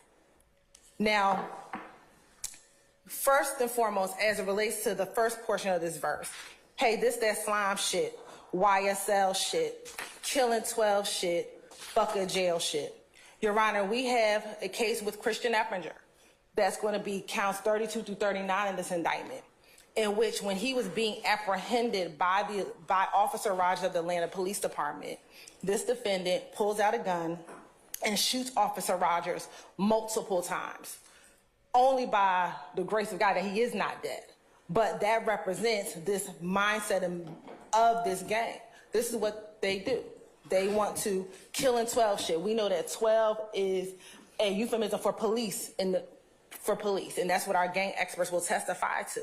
And so this particular verse or particular portion of this statement will go to show, again, the mens rea, the state of mind of members of this gang.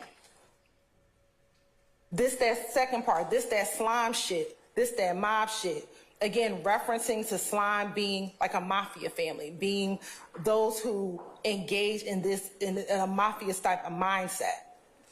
fuck the jail, YSL, this, that, mob life. Again, disrespect to the judicial system, which we heard in that first lyric that first statement with Mr. Stillwell. There's some other relevant statements within this song. He says, 100 rounds in a Tahoe, give him surgery, no lipo. Well, normally that wouldn't seem significant. However, in the January 10th, 2015 murder of Donovan Thomas drove a Tahoe. And not only did Donovan Thomas drive a Tahoe, there are multiple rounds of shell casings laid down on the ground where he was killed in front of his barbershop. And his Tahoe was in front of the barbershop when he was murdered. And so while it may on its surface seem irrelevant, when you put it to the facts that are going to come out in this particular case, that particular verse becomes very relevant. Then another statement within this song is, fuck the police and the high speed. Your Honor, we have multiple predicate acts in this particular indictment where members of the YSL gang flee from police. We have Marquavius Huey in November 2021, who leads the police on a high-speed chase when they're trying to apprehend him for an armed robbery that he committed. We have Shannon Stillwell not once, but twice, in 2019 and in March of 2022, where he flees from police where they're trying to stop and apprehend him. Your Honor, you have had the occasion to see one of those videos of that chase. That's the 2022 chase, but we also have another one that happened in 2019. And then we have Diamante Kendrick in October of 2015 running from police after to go shoot up the opposition gang. And Your Honor, that is significant because, again, you see multiple times where these individuals are running from the gang. So this isn't just on its surface, just fuck the police in the high speed. These are the mental state of these individuals. When police come, we run. Very indicative of facts that's going to come out in this case when we go to trial. So again, Your Honor, for that particular verse, we have that these statements will go for Mr. Williams, Mr. Arnold, Mr. Winfrey. For Mr. Williams, it'll be a party admission. For Mr. Arnold, an adoptive admission. For Mr. Jimmy Winfrey, a party admission and an adoptive admission. And for all of the other co-defendants, a co-conspirator admission and declaration against interest. So that is the conclusion of Category 1. Now we have Category 2, which would be evidence of the nature of the YSL enterprise gang.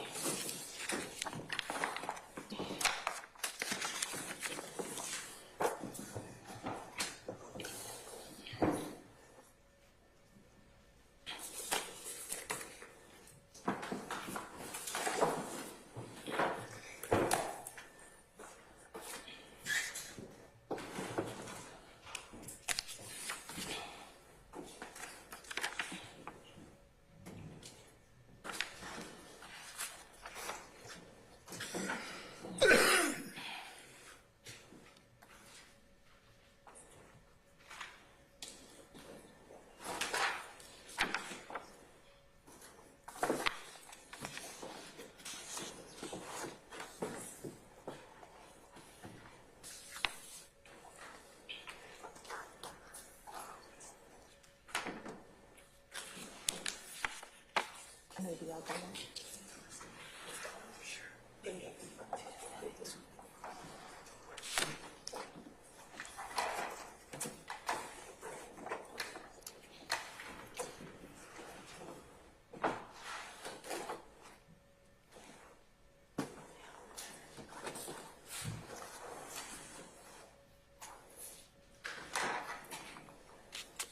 Okay.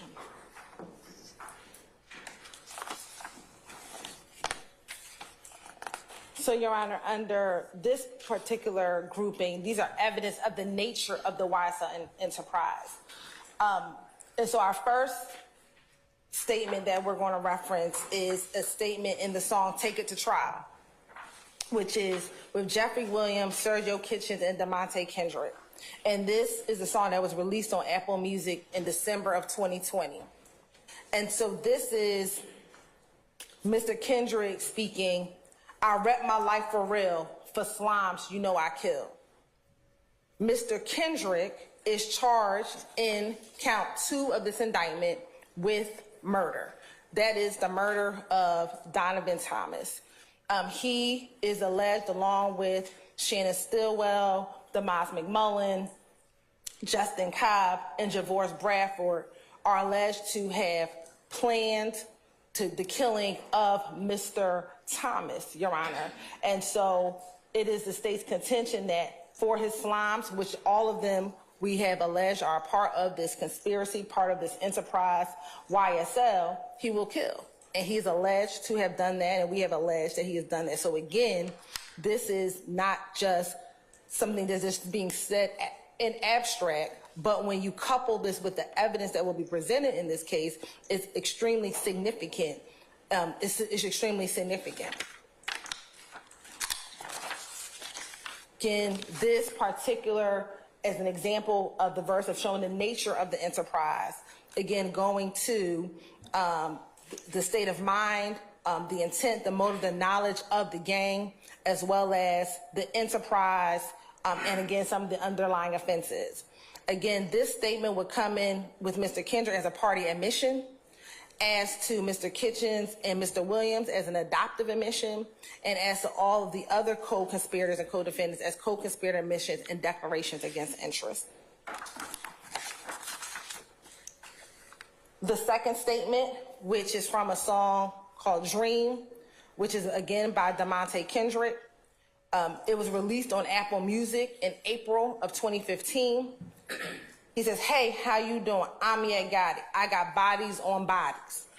Again, talking about the fact that he has bodies on bodies, which is the state's contention, what our experts will testify to, is that he got dead bodies on bodies, not just regular bodies, but just bodies on bodies.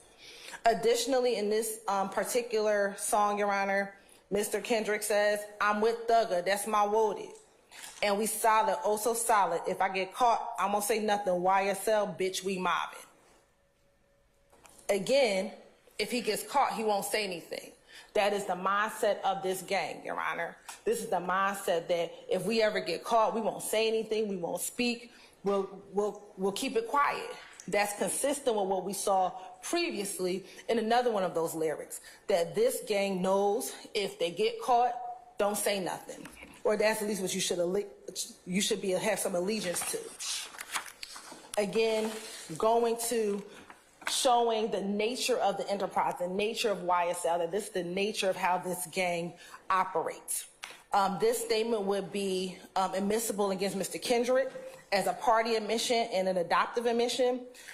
As to Mr. Williams, it would be adoptive admission and a party admission. And as to all other co-defendants, co-conspirators, it would be a co-conspirator admission and declaration against interest. Next, we have, Your Honor, a song by he's featured on the song. So the song is actually by an artist that goes by the name of Juice WRLD, and it's featuring Mr. Williams. The song is called Bad Boy. It was released on Apple Music in January of 2021. And Mr. Williams says, I shot at his mommy, now he no longer mentioned me. Now this would seem again insignificant if you're just looking at these words. However, in this case, in the height of the 2050 gang war between the YSL gang and the IF gang, we have cases in which individuals of YSL shoot at the opposition's mother's house. Mr. Rayshawn Bennett, also known as YF Manlucci.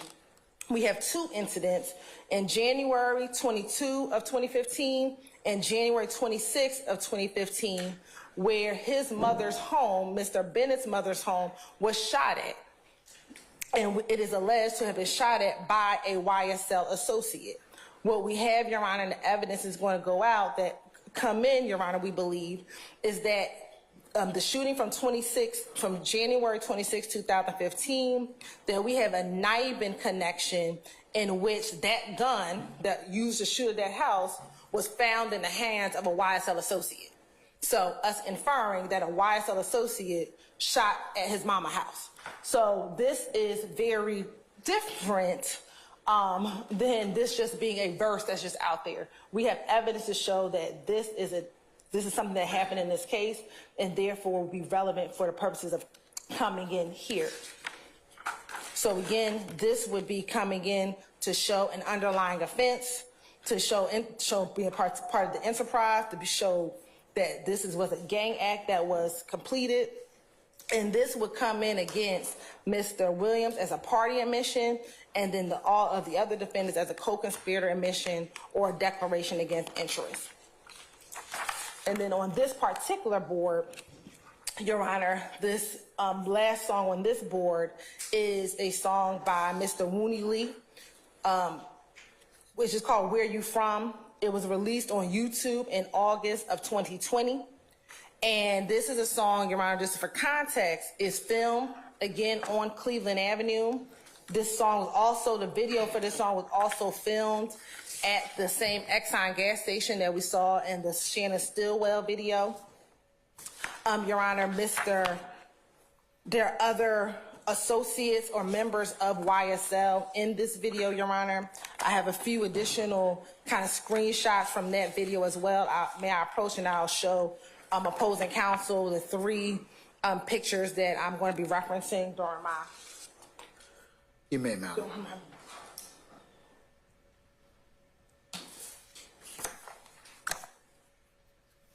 So first you have, Your Honor, State's Exhibit number 15, which I'm going to show to opposing counsel.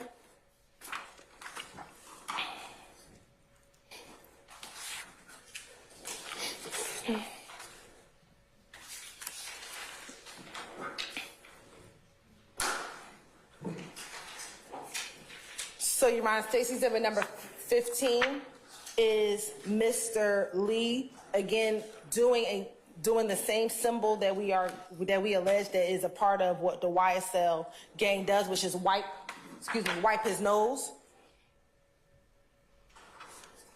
State's Exhibit number 16, you're gonna have Mr. Lee in that video, also throwing up the YSL gang sign.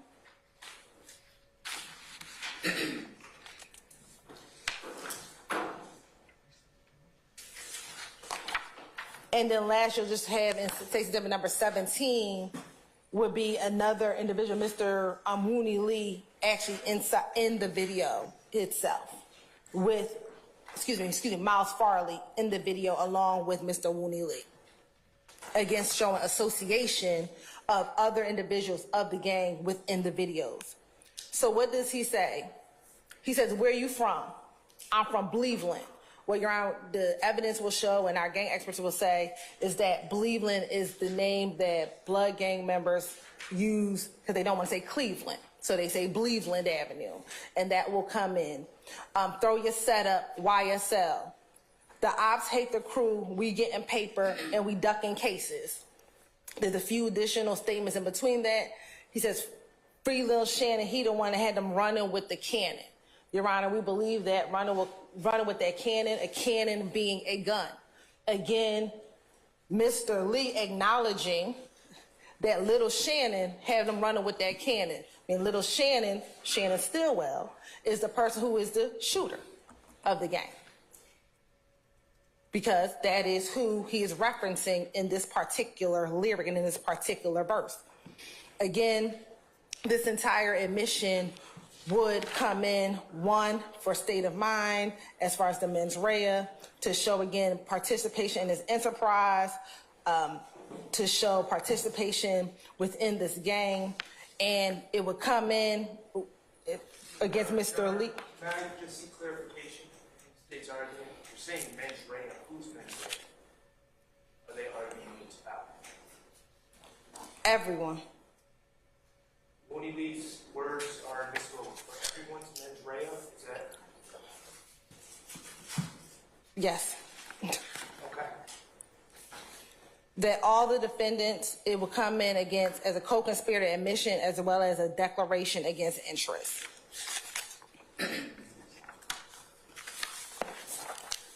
And then if I can have the next board.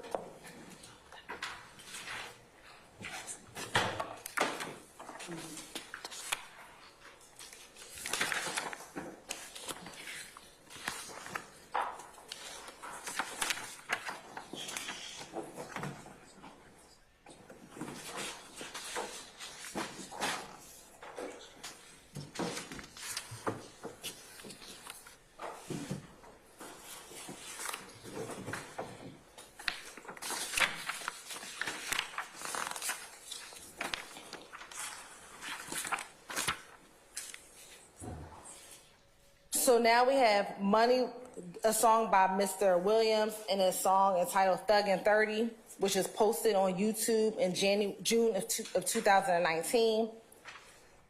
He says, money longer than the world's longest ruler. Yeah, playing with YSL, niggas gonna shoot you. Again, this is an admission spoken by Jeffery Williams. We have several acts, Your Honor, in which YSL members are alleged to have shot at other individuals. We have, again, the murder of Donovan Thomas, Jr., in which he was murdered in January of 2015. We have the shooting of Dexter Montgomery. We have the shooting of Cornelius Davis, the shooting of D'Angelo White, the shooting of Dwayne Carter, the shooting at the house and home of Denise Bell, the murder of Jamari Holmes, the shooting of Milton Howard Jr., the shooting of Officer David Rogers and Officer William Johnson, and the murder of Shamel Drinks. Again, showing that if you play with YSL, this nigga's gonna shoot you. We have evidence upon evidence upon evidence of this gang engaging in shooting, ag assaults, and murders of either opposition gang members or community members or law enforcement officers, Your Honor.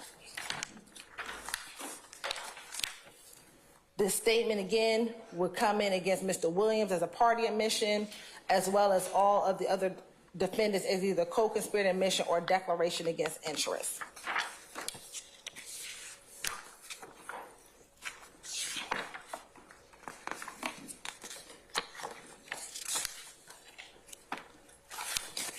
Next, we have the song the lyric from the song Mob Ties. In this particular video, Your Honor, we have several individuals who are affiliated or associated with YSL. It'll be Quantavious Greer, Wooney Lee, and Diamante Kendrick are all in the video. He says, we be on some Tupac shit, hit him up. Niggas play with Unfunk. Unfunk is Quantavious Greer. And get hog-tied. Niggas play with Unfunk, then they all died. Why would I lie? I got mob ties. And what is extremely significant is, as an ad-lib, it's not really a particular verse in the song, but as an ad-lib, Diamante Kendrick says, very quickly, knocking off your big homie, bitch. Well, why is that significant, Your Honor? The state has alleged, and is alleging, that this gang is responsible for the death of Donovan Thomas Jr. Why is that particular admission of that murder significant? Is because the state believes that the evidence will show that Mr. Thomas was one of the leading members of the opposition gang.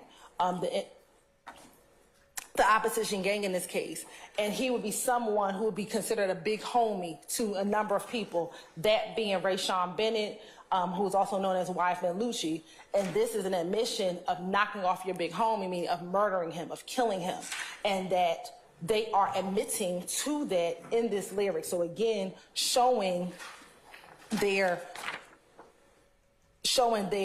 knowledge of this crime, showing what they have done as a part of their enterprise, as showing one of our predicate offenses in this case. This particular admission, again, would come in against Kendrick as a party admission, as well as an adoptive admission because he's inside of the video. Mr. Wooney Lee was inside of the video as well. And then for all of the other co-defendants, it would come as a co-conspirator admission and declaration against interest.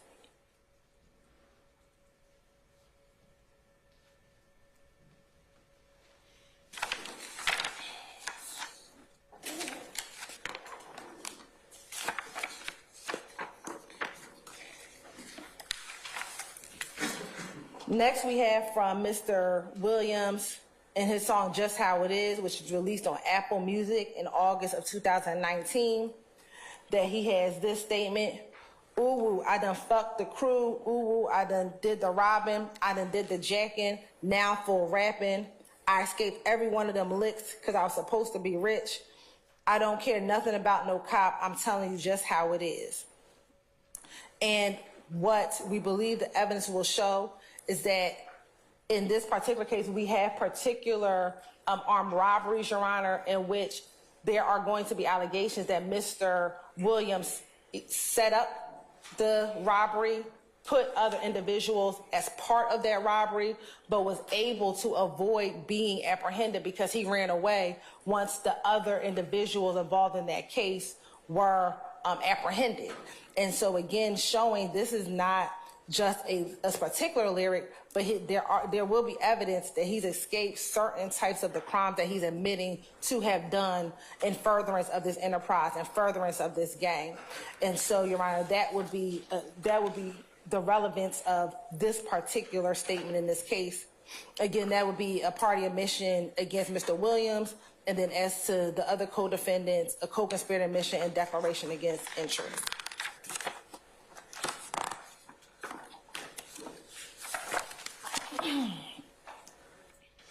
Also in that same song, Your Honor, just how it is, Mr. Williams states, gave the lawyer close to $2 million, he handled all the killings. We don't speak about shit on wax, it's all my business. We known to kill the biggest cats of all kittens. So again, Your Honor, as it relates to this particular case, Your Honor, really there is evidence where it says gave the lawyer close to $2 million, he handled all the killings. We have, and this goes back to, I think, that motion that has not been, that the court has not ruled upon, and where we talk about Brian Steele. And we talk about, in this particular instance, we know that as it relates to Quantavious Greer, Mr. Steele has handled the appeal of Quantavious Greer 2010 murder case. As it relates to Damone Blaylock, he is currently handling his murder appeal for the 2019 murder case. And as it relates to Shannon Stillwell, when he was arrested in March of 2022, he initially reached out to Mr. Steele for representation on that murder case. Now, that case did not come to, his representation did not come to fruition because we believe that this case, Mr. Williams was indicted, so Mr. Steele ended up representing Mr. Williams on this particular case. That's not true. You can tell me that later. I mean, see, this is State has a letter from me that was months before. Yeah, That's just. we talked about this before, Mr. Steele, so I'm familiar with it. So, And Your Honor, what we believe the state's evidence will show is that Mr. Jackson, in a recorded video, when he is being, when they are getting ready to Mirandize him to see if he wants to speak, he tells the law enforcement officer, I want to speak to my lawyer. And when the law enforcement officer says, who's your lawyer? He says, Brian Steele. At that moment, the investigator leaves the room. He comes back moments later, so I don't know what happens outside of the room. But what we catch on video is that Investigator Hogan calls Mr. Steele. Mr. Steele's then placed on speakerphone. And Mr. Steele then speaks to Mr. Stillwell, tells Mr. Stillwell, don't make any statements, and I will come and see you. At that point in time, after that interaction ends, we have a jail call in which Mr. Stillwell tells his family members, Mr. Steele came to see me, but he said them folks ain't paid him his money yet. I can only tell you what Mr. Stillwell told his family members. I don't know if Mr. Steele came, but that is what Mr. Stillwell told his family members. So that is what we are referencing in this particular case. Next, in that same statement, he says, we don't speak about shit on wax, it's all my business. We know to kill the biggest cat of all kittens. Again, Your Honor, we believe that again is an admission and a reference to the killing of Donovan Thomas. And while to the average layperson it may seem like just a fancy play on words, to the family of Donovan Thomas Jr., this is them bragging about the fact that they have murdered Mr. Donovan Thomas, who would be considered a biggest cat within that IF gang in 2015. So again, this goes to show several relevant purposes that we've already kind of just discussed very generally, and it would be admissible against Mr. Williams as a party admission and all of the other defendants as co-conspirator admissions and a declaration against interest. And then finally, Your Honor, our last category.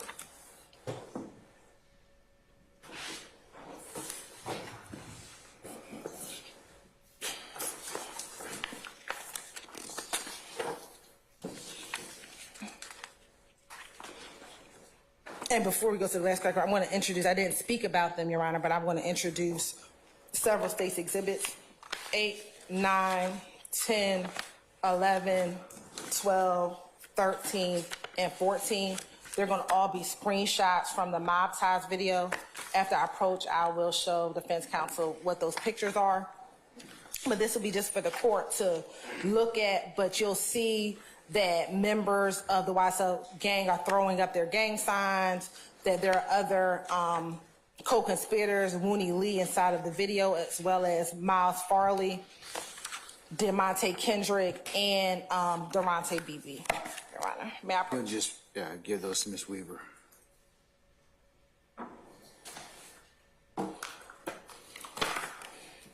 And Mr. Steele, I should show these to you so you can see what I just gave to the court. All right, and Your Honor, the last category, and then I'll be sitting down and Mr. Floyd will be taking over the rest of the argument, is final evidence of leadership of the YSL enterprise and gang.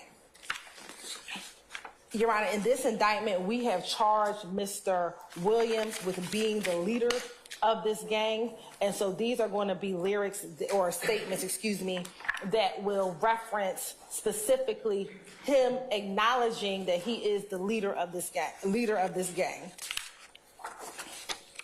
So we have first from his song 730, which is Mr. Williams and Jimmy Winfrey.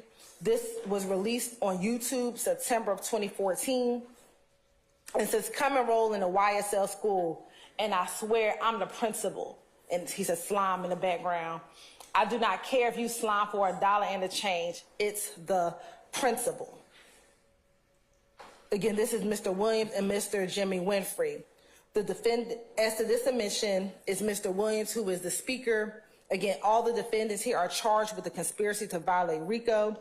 This admission provides proof of the existence of the YSL enterprise, that Mr. Williams is attempting to recruit more persons to enroll in this YSL school.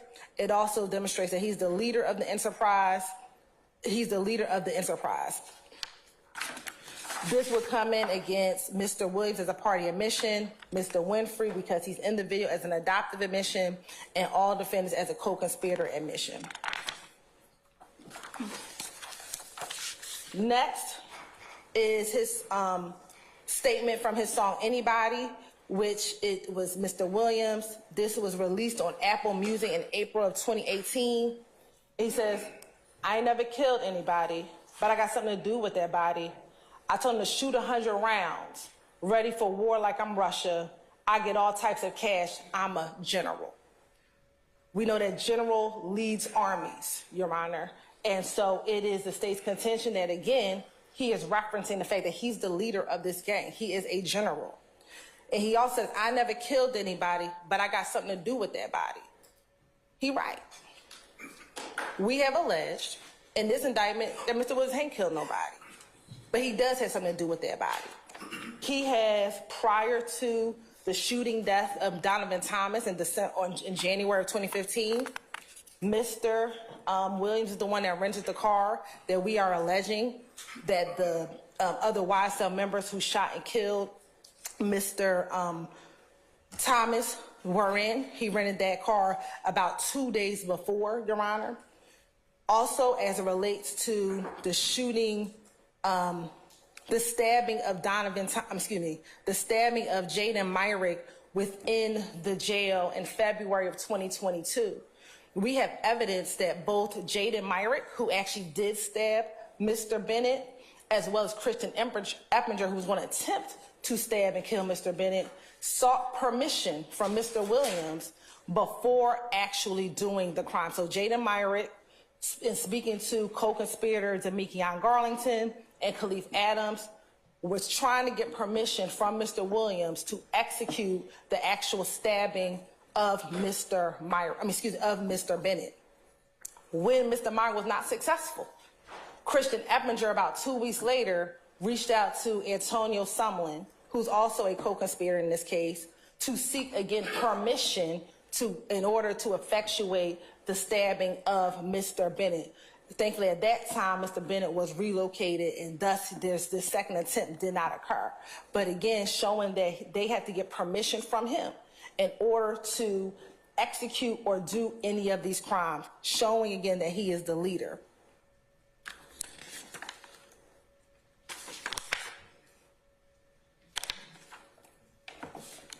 Again, this would go in for the relevant purposes that we've already discussed previously, but then also it would come in as to Mr. Williams as the party opponent admission, and then as all defendants as the co-conspirator admission and declaration against interest. Our next verse is, I was a capo in the hood way before a plaque or a mention. Again, signifying that Mr. Williams is the head, the leader of this gang, of this high-ranking enterprise, again, for the same reasons. He's saying, I was doing this way before there was a plaque or a mention. So this is before YSL was a record label, way before YSL was anything else but a gang, that he was the head of it in the hood, way before any plaque or mention. Again, this would come in for the reasons we've already stated, and then as a party admission against Mr. Williams and a co-conspirator admission against all the other defendants.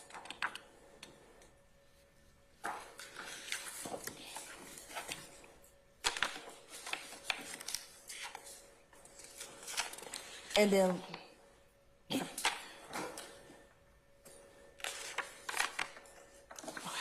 then we have, I'm at the top with the bro, the ooh head honcho. Again, this statement came from Mr. Williams' song Who, which this was a compilation album where Mr. Williams is featured on the album, but this is his particular statement.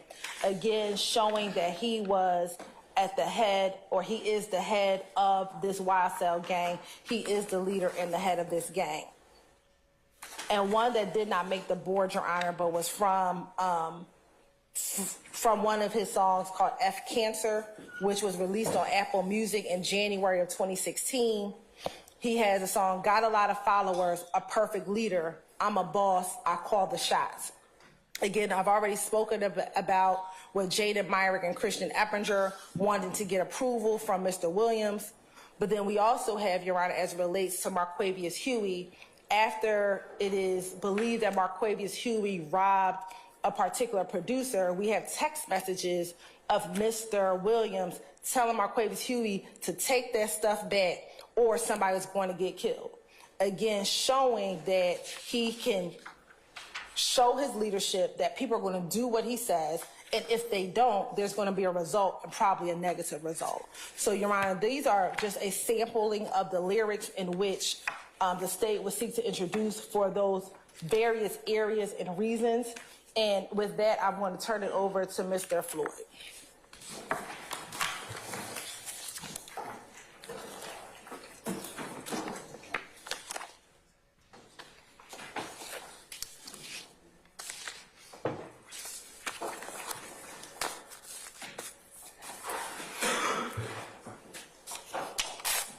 Mr. Floyd, before you get started, Mr. Weinstein?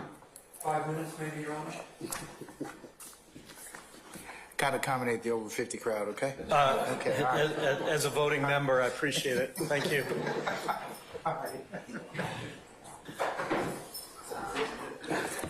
Just put him.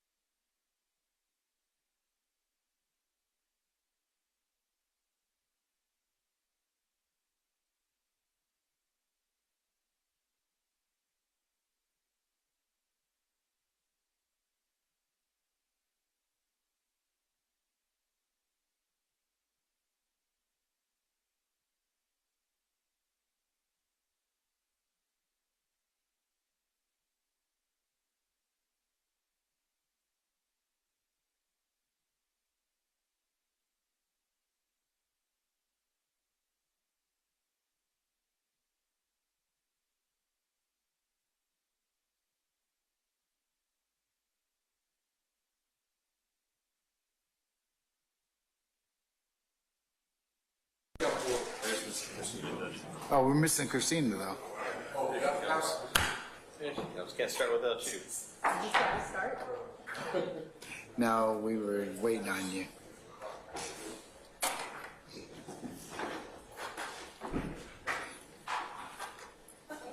Thank you. All right, Mr. Floyd, you may go ahead and begin, sir. Thank you, Your Honor. My component of this is going to be focused on RICO.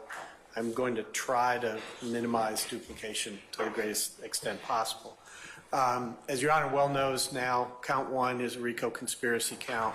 The defendants are charged with conspiring to violate both 1614-4A and 1614-4B. I'll just emphasize B for a second because a substantive violation of that requires that a person, as relevant here, associated with an enterprise, conduct or participate in that enterprise through a pattern of racketeering activity. A conspiracy violation requires that they conspire with at least one other person to do that. Generally, this means that the state has to prove and therefore can introduce evidence that there was an enterprise.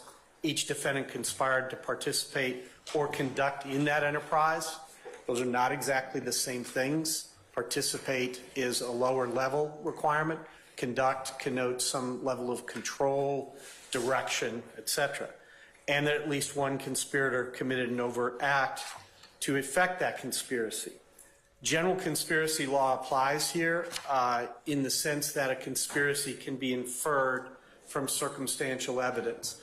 I've cited the Akintoya case here. This is a Georgia RICO case, relatively recent, and it simply makes the point that either direct or circumstantial evidence are sufficient to prove an enterprise, which means that inference, deduction from conduct, which shows a common design on the part of the persons charged to act together for the accomplishment of an unlawful purpose.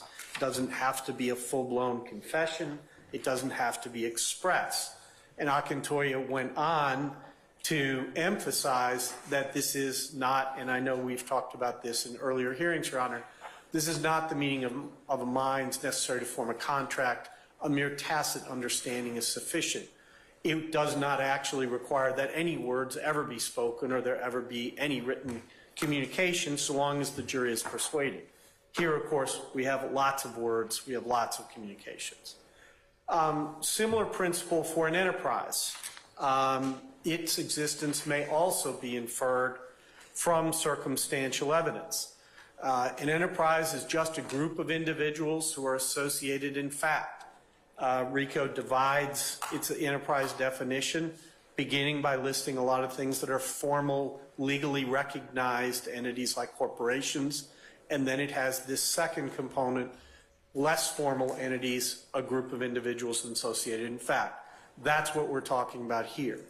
I'm not going to repeat everything here to say that it also applies to the Gang Act. I'll just say the definition of a criminal street gang and the definition of an association in fact enterprise are very, very similar. And essentially everything I'm saying today is going to have application to the gang charges as well. I won't belabor that. The Georgia Gang Act is a linear descendant of RICO crafted for a specific special application. So many of the principles are the same. As with a conspiracy, it has long been recognized that a jury can infer the existence of the enterprise on the basis of circumstantial evidence. They can draw the natural inferences that come from evidence of association. Importantly, every defendant here is a defendant in the RICO conspiracy count, which means the evidence that we're talking about is applicable to, relevant to, admissible to every single one of them. All right? We've talked a lot up to this point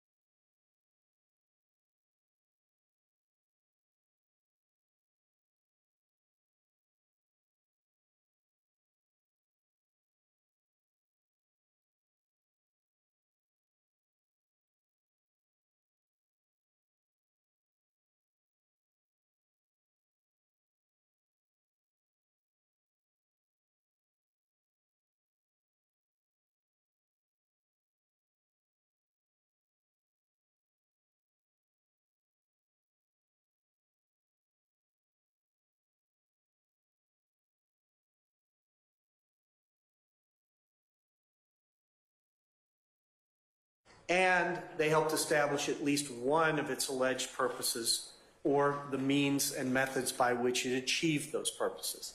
Any one of those would have been sufficient. All of those were present there. All of those are present here. Similarly, in United States v. Wilson, in Eastern District of New York gang case, they referred there, the enterprise was called the Stapleton Crew. Rap lyrics were appropriately permitted into evidence because they helped to determine, again, first of all, whether that enterprise even existed, and secondly, whether it was engaged in racketeering activity.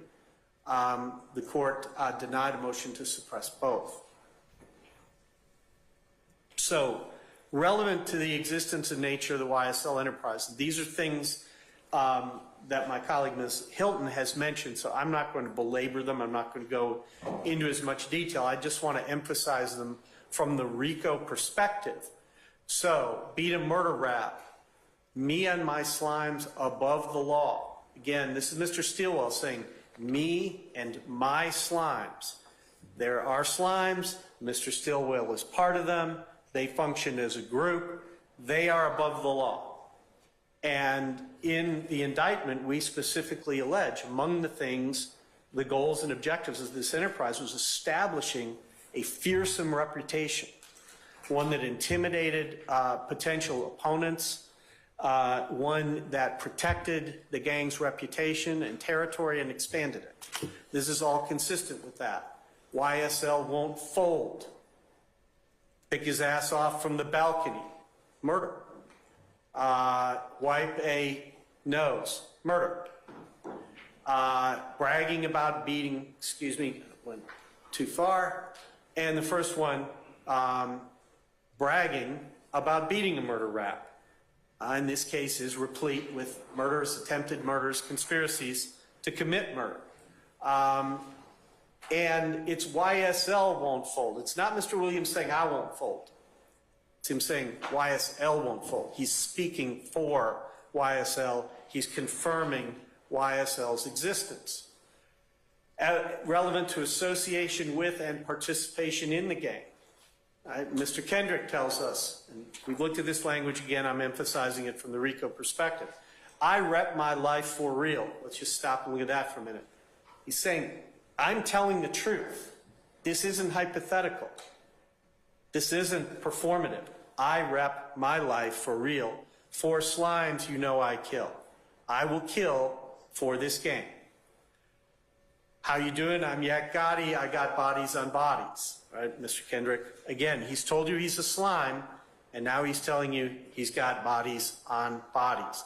This tells you there's an enterprise. This tells you the nature of the enterprise, or at least part of the nature of the enterprise. We've discussed the I shot at his mommy comment. All right, but again, Act 41 specifically is Mr. Lucci's mother does get shot. It really happens. These are not things that exist only in some performative, creative ether. They have real world implications. People get hurt. People get killed. Mr. Williams, ooh, I done for the crew. I done did the robin. I done in the jacket. Right? We've alleged a conspiracy to violate 1614-4A, acquiring money and property through a pattern of racketeering activity. He's saying, I done for the crew, not for himself, the crew. I done did the robin. I done did the jacket. Confirming A, his involvement, B, the fact that it involves, quote unquote, the crew. Again, this isn't pulled out of the ether. Here's Mr. Williams displaying a YSL hand sign during a video call with Mr. Mender and Mr. Huey. At that time, Mr. Mender was in the Fulton County Jail. It was recorded on a video jail call. We're not pulling the existence of YSL out of nowhere. Violence, nature of the enterprise.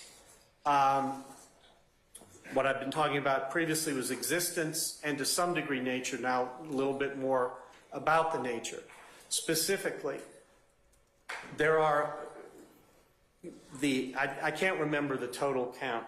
It is more than 20 overt acts and acts of racketeering activity that are alleged in this case that involve a murder, an attempted murder, conspiracy to commit murder, an aggravated battery, an aggravated assault, or a weapons possession charge. They're replete throughout the case. In this case, on this slide, I've simply listed, Your Honor, the overt acts that also can constitute racketeering activity that are involving rival gang members. And this tells us something because we have a situation where YSL is defining itself in part by who its rivals are, by intimidation of them, by threatening them, and frankly, by killing them whenever possible. And so Mr. Thomas, Mr. Holmes, Mr. Drinks, all victims of murder, all alleged in the indictment to be associates of rival gangs. Mr. Hendricks, Mr. Saunders, Mr. Bennett, all attempted murders, all alleged in the indictment to be associates of rival gangs. Mr. Bennett, the second act concerning him, as Ms. Hilton explained earlier, there was a second conspiracy to kill him. The first he was stabbed. The second, there was a second murder effort put together. It was detected and intercepted, so he's never actually physically threatened, but the intent was to kill him. And so we see this. We see these actual acts. And then we look at language like, gave the lawyer close to $2 million, he handled all the killings. Right? This is, a reasonable person can look at this language and say, Mr. Williams is saying, I'm giving a lawyer $2 million. He's handling all the killings for YSL. Okay? Not just Mr. Williams, everybody. He's paying for everybody. All right? It's all mob business. We known to kill the biggest cats of all kittens. There's a group here.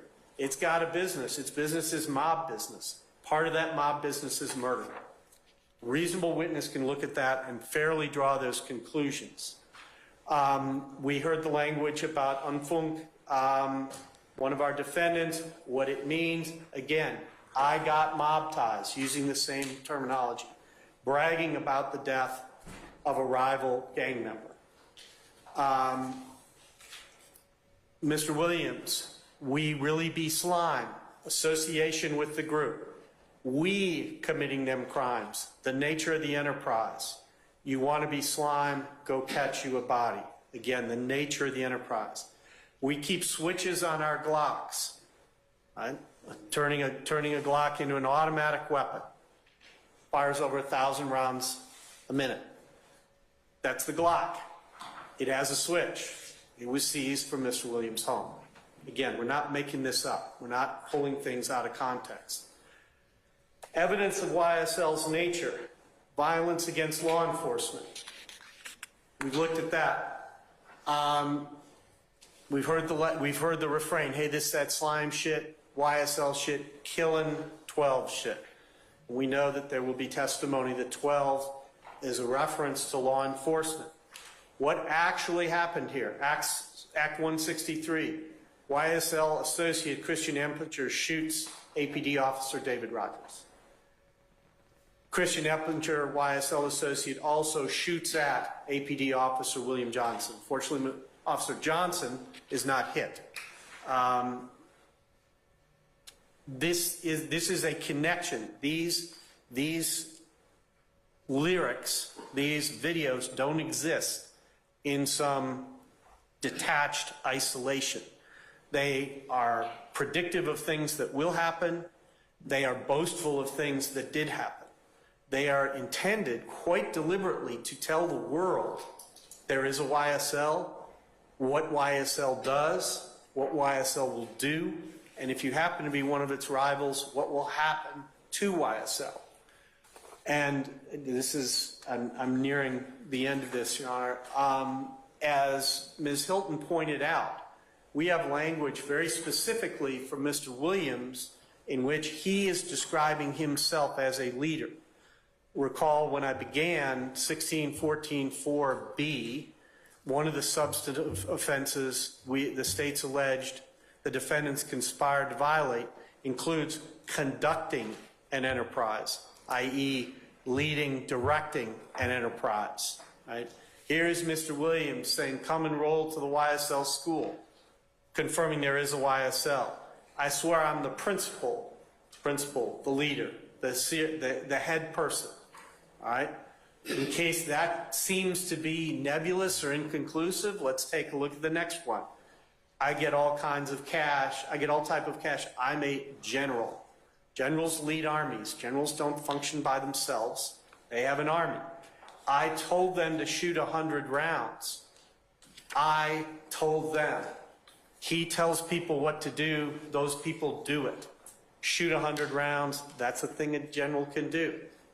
I was a capo in the hood, okay, adopting traditional organized crime language, a capo decima, a capo regime, head of a group, of a subgroup within a larger organized crime family. I'm at the top, head honcho, got a lot of followers. Well, here we have confirmation. He's the head honcho of something. He has followers. I'm a perfect leader. I'm a boss. I call the shots. In these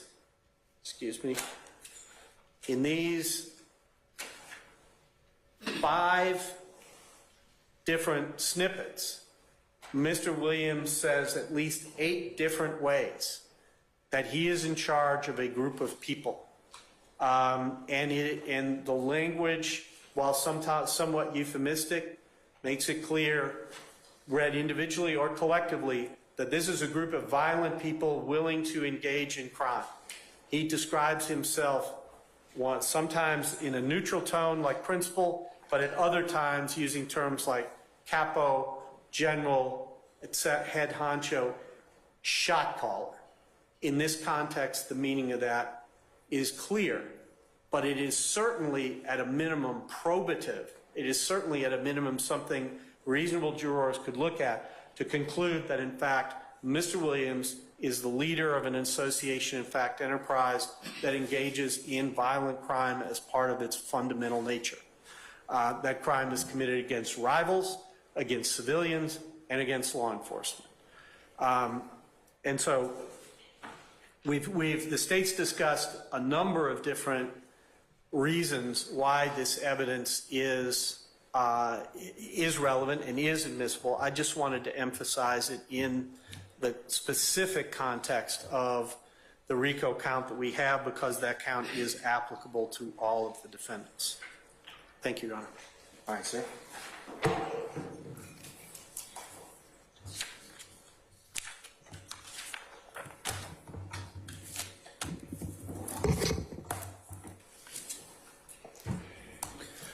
Your Honor, in those guidepost cases we talked about in terms of how these progress, a few matters to consider in terms of the state's request as we close here for conditional admissibility. The Taylor case, that was the 2022 U.S. District Lexus 206008 case, again at the start of our PowerPoint, talking about, Your Honor, the strong preference for conditional admission in that case, rather than a pretrial hearing, but at least making sure that folks understand that matters can be conditionally admitted.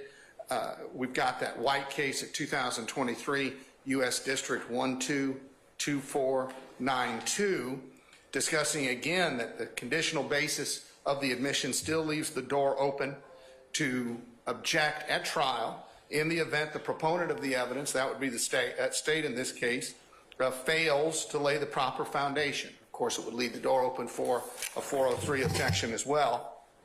And then lastly, the Torres case, 435 F sub 3rd 526, 435 F sub 3rd 526, dealing with co-conspirator hearsay, discussing again that the moving forward with the with conditional admissibility still leaves the door open to objections at a later point in time, but the objections that the court believed at that earlier pretrial stage were unsustainable said that those could not be raised later. And let me read it there. Defendants are able to object to the admission of particular statements as not properly within one of these three categories. Those were the three co-conspirator hearsay categories that we went through from that case. But the court rejects their arguments regarding the specific statements discussed in the government's motion. Those would be the ones that would be that were considered at length there. Now, Your Honor, for this hearing, we do have at State's Exhibit 18 a complete print version of the PowerPoint. State's Exhibit 19, the gang lyrics concept chart. That was the flow chart. And at 20, the 4 boards that were used by Deputy District Attorney Hilton and Special Assistant District Attorney Floyd for purposes of their argument. I'm going to tender these into the record at this time. Your Honor, I'll point out that some of the defense Can you turn your microphone on? some of the defense studies Okay, well, you'll get it, but you've seen the PowerPoint and you've seen the exhibits, right? well, Yes or no? Yes or no? Have you seen the PowerPoints and the exhibits? I'll make sure you get a copy. Okay, all right. And I know Ms. Love, Deputy District Attorney Love is working on that, Your Honor. Yeah, we'll make sure everybody gets a copy of that. So, Your Honor, what's the defense left with when the 403 objection fails? They're again left with an unsupportable genre-specific exclusion. And what they're asking for is essentially for one single genre of music to receive some sort of insulation from the application of the rules of evidence. And in this Commonwealth versus Knox case from Pennsylvania, that was rejected when it came to criminal charges, but the principle still applies. There's no First Amendment protection for lyric evidence, speech evidence being used as proof of a crime. And we're back to where we started because this is actus reus and mens rea territory. So this defense seeks that unsupportable conclusion, and it's actually, they're asking for the court to impose sua sponte, rather than the legislature through the process that actually would apply, a content-based rule of exclusion. In other words, if it's this kind of lyric from this kind of music, it should be out. And the legislature likely could never pass anything like that, as the McKinsey case from our Supreme Court points out. That raises actually, Your Honor, and we know the court's sensitive to this, a separation of powers issue from what they're asking of this court. They're asking for essentially a judicially crafted rule of exclusion, which is exactly what 402 doesn't allow. And that's what is told to us in terms of a court does not have the authority to rewrite statutes. That's Starr Residential versus Hernandez. And then lastly, this quote from now Justice Pinson back when he was Judge Pinson in Stockert versus Rogers, Georgia's Rule 402 chose constitutional and statutory text over, in that case, and this is definitely, we recognize not the court, judicial imagination as a touchstone of admissibility. So we do not have, Your Honor, a First Amendment concern here at all. The speech is not what's being prosecuted. The behaviors are what's being prosecuted, and the speech in form of the gang lyric is admissible against them. And we talked about reductio ad absurdum analysis, Your Honor, and in terms of the Unabomber, if somehow his manifesto was set to music, would that have made it inadmissible? If the Turner Diaries, Judge, had been a musical, would someone have seriously contended that they should not have been admitted against Timothy McVeigh? And yet the extension of the arguments we're seeing here really grabbed that. Similarly, Your Honor, the extension of the arguments would appear to say that an additional Miranda question should be asked of suspects. In other words, if you sing or rap your confession, you're aware that won't be admissible. And Your Honor, that is not the law of the state of Georgia. That is not the federal constitution law, and that is not the sort of concept that should apply in this case. Again, Your Honor, for the particularized lyrics we've admitted, we have introduced and discussed today, we ask that the court conditionally admit them. We additionally request, Your Honor, for those that we will admit that the court apply these principles and ask for those to be conditionally admitted pursuant to the case law that we have presented. And lastly, Your Honor, we respectfully request that the defense motions based on Rule 401, 403, and of course the First Amendment be denied and this evidence be treated in accord with federal and Georgia law. All right, thank you, Mr. Carlson. Christine, let me see those other ones. Yeah. Okay, on behalf of the defendants, Mr. Steele, Mr. Weinstein, are you deferring to Mr. Steele at this point in time? Could we have 5 minutes to discuss that before we move forward, Your Honor? I promise I'll be I fine. really would like to go now. I mean, I'll let you pause in place and do this because we really need to kind of keep at it. Your Honor, as opposing counsel is approaching the bench, we would also tender states 1 to 20 into evidence this time. All right. All right. Under the auspices of Georgia Rule of Evidence 24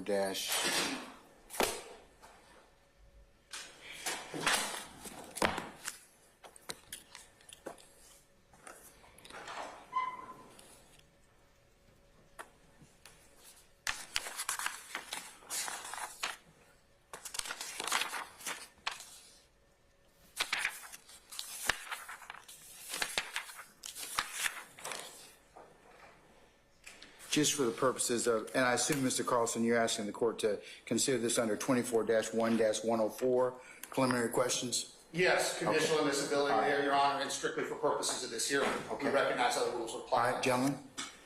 Your Honor, I understand what the court just said about the statutory provision. I do have specific objections, but if you're saying rules of evidence are not applicable, you understand it's proper, we could clean it up on our side. I think that's what you're saying.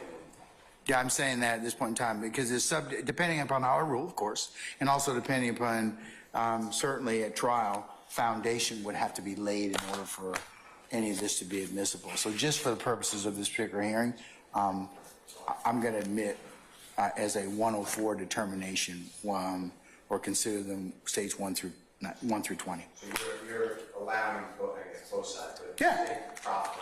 Yes. Anything you want, and you'll separate the weak. Yes, and you may do the same, sir. I understand. Okay. I do have specific objections, but I will deal with them as I go along. Okay, all right. I'm sorry.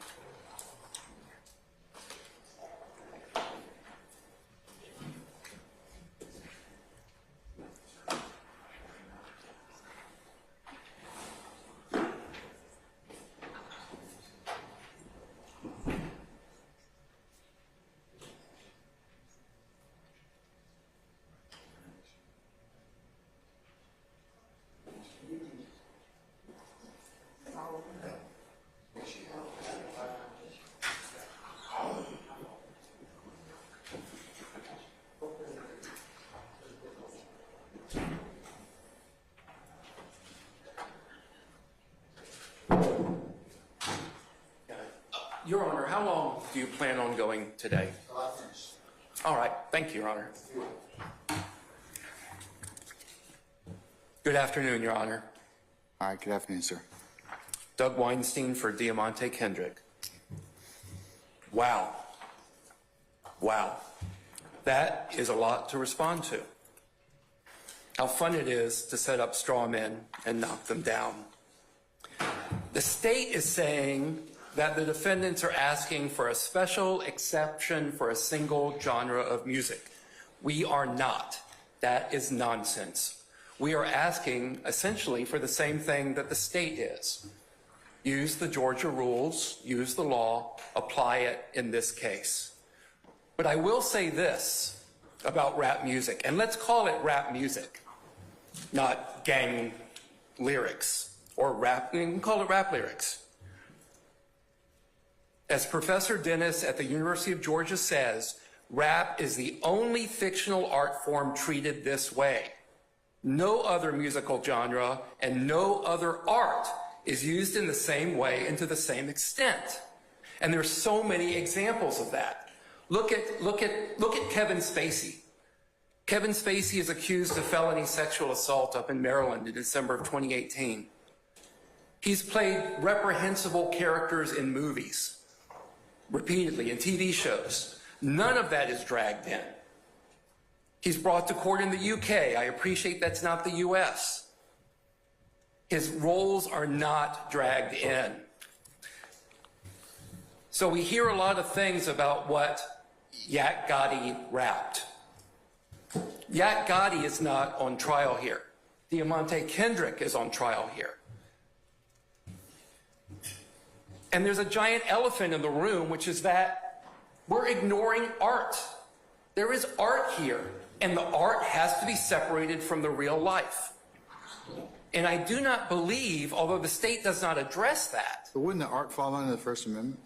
Art does fall under the First Amendment, well, Your Honor. I'm just asking this, okay? Because, I mean, you know, we're all here to, I'm here to kind of make some preliminary decisions, but. Certainly. Wouldn't it, I mean, if my art or what I am, my genre or what I am trying to assert is just happens to be criminal in nature, or maybe a statement against interest, or maybe some other type of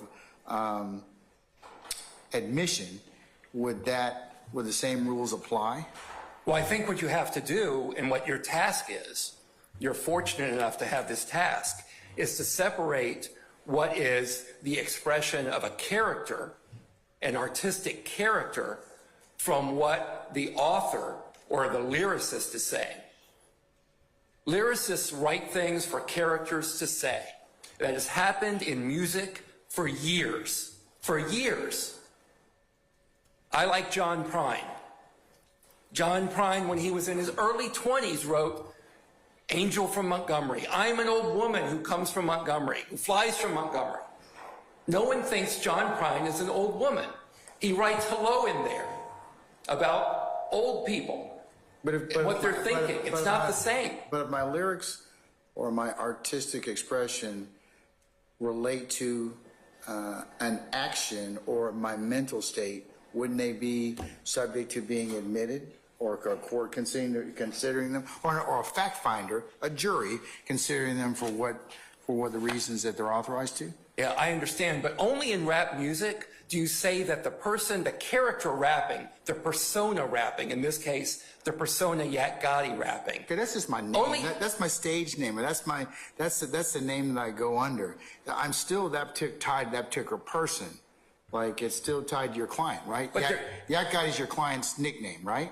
Yak Gotti is or stage name. Yak Gotti is his stage name. That's correct. All right. But when Yak Gotti is rapping, it's not proper to take what he's rapping and say, that is the mental state of this person. That is what he is thinking. That's a perspective of his song, of his rap. And from where he comes from, he is expressing views that come out of that community. He is making cultural references. He is speaking. Am I going too fast? No. I need something right quick. Thank you. Just a minute. He's speaking. One second. Sorry, I'm sorry. Go ahead, Mr. Ready? Weinstein. Yeah, Okay. I'm ready. Go ahead. He's speaking in the conventions of that genre of music. And in gangster rap, what do the producers, what do the record companies, and frankly, what does the audience expect? They expect these lyrics. So he provides these lyrics. But if the lyrics fall under actus reus or mens rea, don't I have to first look at them under 401? As Mr. Carlson made this nice linear diagram, I like that because I'm trying to follow things from A to B, C to D. But why would they not, why could not the court consider those under that particular line or lineage? I think that's a great line to look at it. Let's start with 401 and 402. Are they relevant? And the lyrics spoken as a character are not relevant to the actions of the person who inhabits that character on stage or on the album. there's a distinction between those that the court has to draw, just to even see if they're relevant under 401, Your Honor. And then once you determine if they're relevant, let's assume they are relevant. I'm not there yet. I don't agree with that. But let's assume that they are relevant. Once you're determined that they're relevant, then you've got to do the 403 analysis. Well, actually, 402. 402 and then 403, yes. But then the question is, I know what the state's going to want to do. Throw it out there to the jury. Let us put our competing arguments, our competing meanings before the jury and let them decide. But when you've got something that is unfairly prejudicial, which is what rap music is, what you'll hear Mr. Steele's experts testify about at some point, what you'll hear him proffer when he argues, they're unfairly prejudicial. And if you do not serve as that gatekeeper function, Your Honor, then that jury is going to take the meaning and perhaps misconstrue it or misattribute it. And that's just not proper. And Well, it depends on one, whether it's admissible, and two, it depends on how good your advocacy is. I agree with that, Your Honor. So let's see how I do today. So yeah, I mean, it's for the jury, of course, to give it the weight and engage it within the confines of what they hear in this courtroom and the instructions that they get from this court. So, isn't that ultimately, if admissible, what the jury's going to do? You're going to sift and weight this evidence. But if it's unfairly prejudicial, Your Honor, it should not even How would come you say in. it's unfairly prejudicial? Because of the nature of the music, the violence in the music, the extreme language in the music, it is prejudicial. Okay, but If it was, okay, if, go ahead, I'm sorry. Go ahead. okay, Go ahead. we'll get there. That's fine. Go ahead. And let's talk about why it's prejudicial. Part of it. In Ward v. Rock against racism, 491 U.S. 781. 810 would be the Penn site, note 7. Justice Thurgood Marshall quotes, he's quoting someone else, "New music always sounds loud to old ears." And that's what we've got here. New music always sounds loud to old ears. The state knows that. They know what this music is going to sound like to the jury. And it has always been thus so. When I was young, in my day, we listened to the Sex Pistols, offensive stuff. God Save the Queen, she's not a human being. Elvis Costello, I'll stand on your grave and tramp down the dirt. Butthole Surfers, all of it offensive. But people listen to that. But they wrote it. I mean, They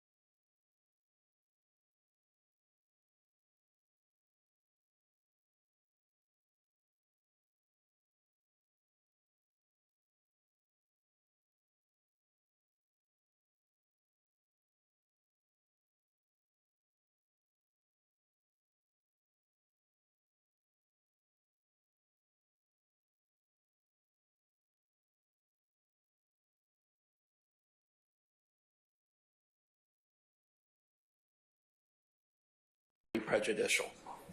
I'm going to keep. If that were the case, then of course, songwriters often embellish or bluster things that certainly might be for shock value, but isn't that for if it's admissible on one of these purposes? Isn't that for a jury to decide whether or not, hey, those lyrics truly are something what happened in this particular case? Again, as soon as you put it in front of the jury, as soon as you put these lyrics right here, I just beat a murder rap, paid my lawyer $30, for slimes you know I kill, et cetera, et cetera. As soon as you put that, the blinders drop. They hear that and they're like, these guys are guilty. Look at the juror questionnaires that we had, Your Honor.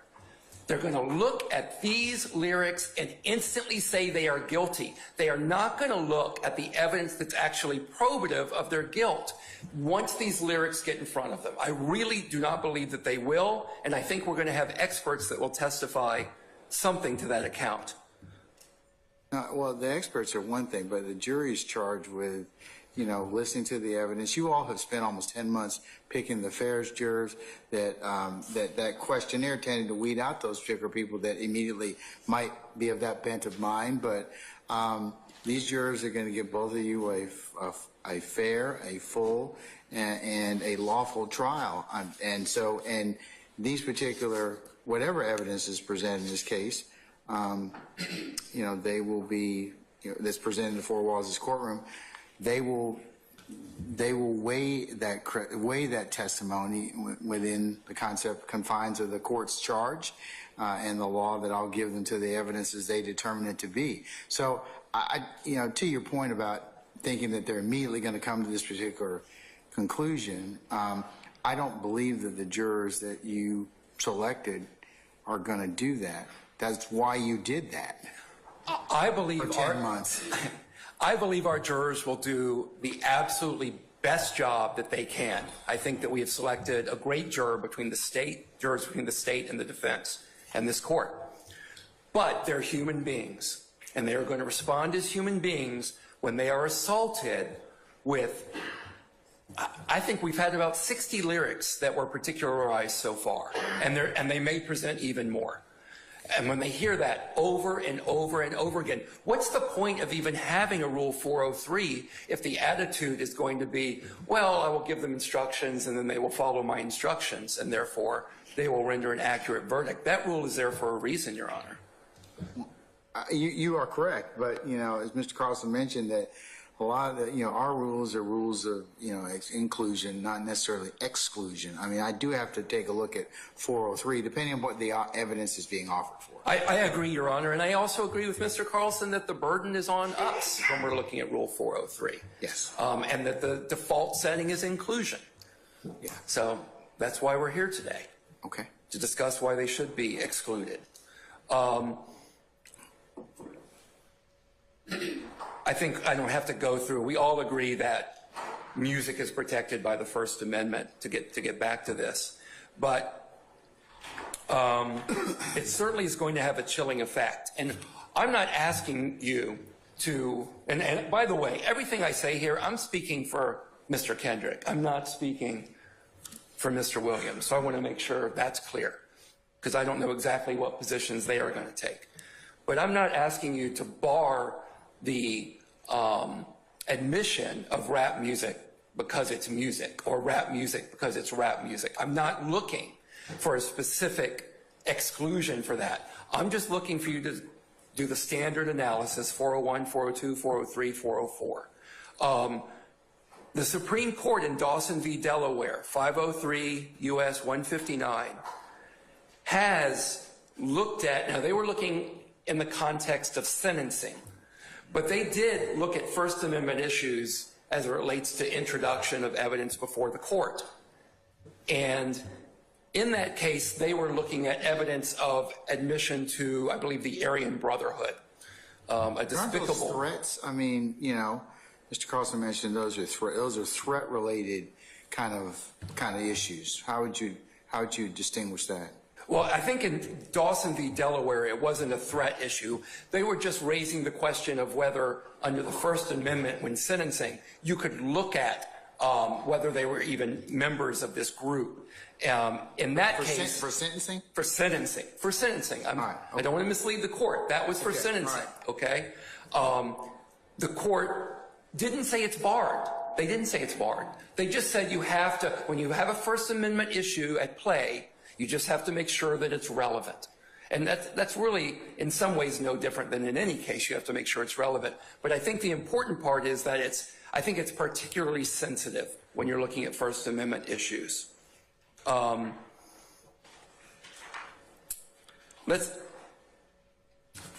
moment, Your Honor.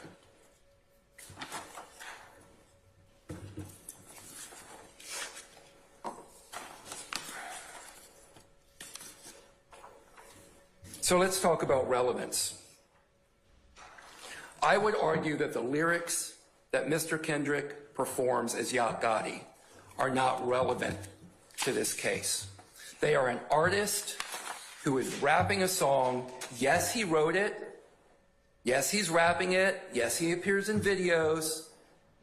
But to attribute that to the mental state of Mr. Kendrick is just not appropriate. There is no other art form that is treated this way. There are other artists in other fields, country music, for example, that do not have to, when they face charges, they do not have to face having to defend the lyrics that they wrote or the songs that they sung. I would just like to briefly, and I apologize, I do not have a printout of this, but I can circulate it. It's only 4 slides, but I think it would just aid the court if I put them up rather than reading them. Do you have them on a thumb drive or anything like that? I can get that. I can email it to you if you'd like. No, I was going to say you could share it on. Can we put it up on the screen? Thank you. All right. Okay. Let's let technology do a little work for us. Okay. Absolutely, Your Honor. All right. Okay.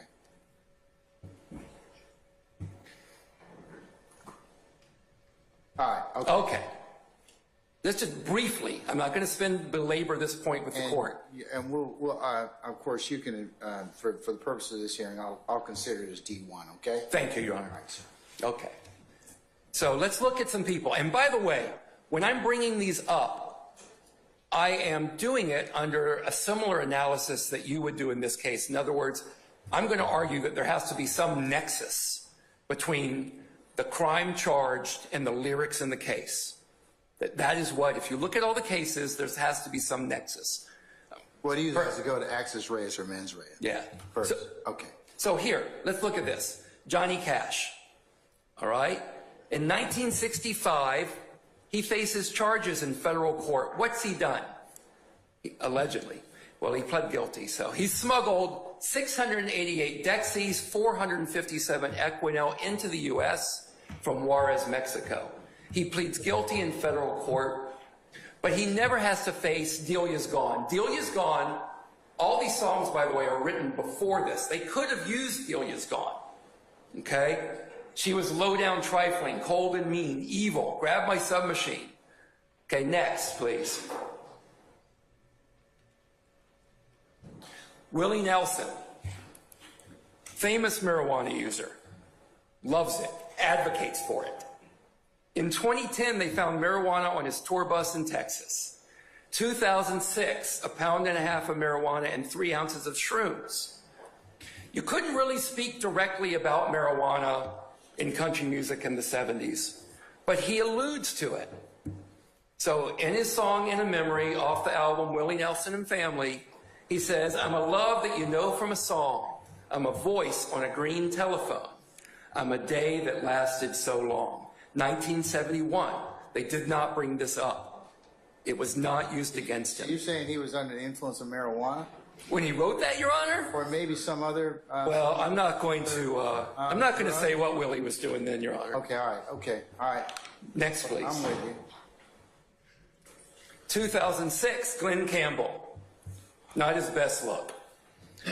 Okay, he's charged, and by the way, there's a connection. Charged with aggravated assault, drunk driving, hit and run. Here's his song, Tequila. I was at the, and I'm not going to sing it, Your Honor, so you'll have to forgive me. Did he write this song after the Before. okay. Every song I present to you was written and released before the charges. Okay, I'm with you. All right.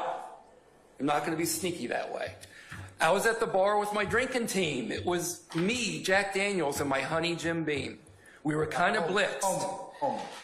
Homie. Thank you, Your Honor. Would you like to perform it? Because I know that you're famous on the internet for your rap lyrics. That's other people pirating me. Okay, so. I know a good copyright lawyer. All right.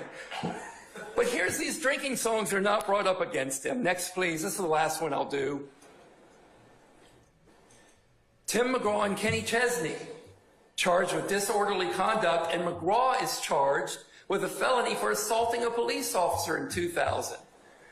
And I believe this is a Chesney song that was released before then. It's a great song. It's the simple things in life, like the kids at home and loving wife. I'll just jump to the end. The devil takes your hand and says, no fear, have another shot, just one more beer. Next, please. Last. This is not a song, but it's a statement of frustration from a singer and a songwriter. That's the frustration that I bet all of the defendants in this room feel. David Allan Coe wrote the most racist, offensive country music probably ever recorded. Released them on underground albums.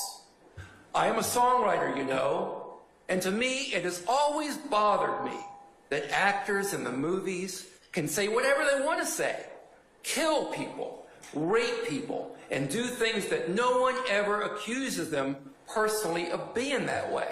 But when you write a song, and then all of a sudden you're being accused of something, to me, songwriting is painting a picture, and all you have, this is important, all you have to work with is words. That's all they have to work with, words. It's stereotype stuff, and he's talking about the racist language he uses. It's stereotype stuff that you hear growing up that immediately puts a picture in your head. What Mr. Kendrick is singing about is what he grew up around.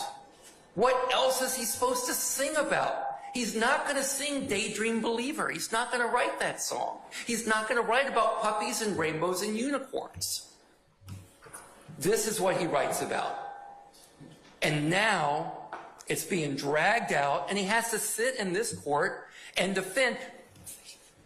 He knows he has to defend these charges, but to have to defend the lyrics that he's writing? Come on.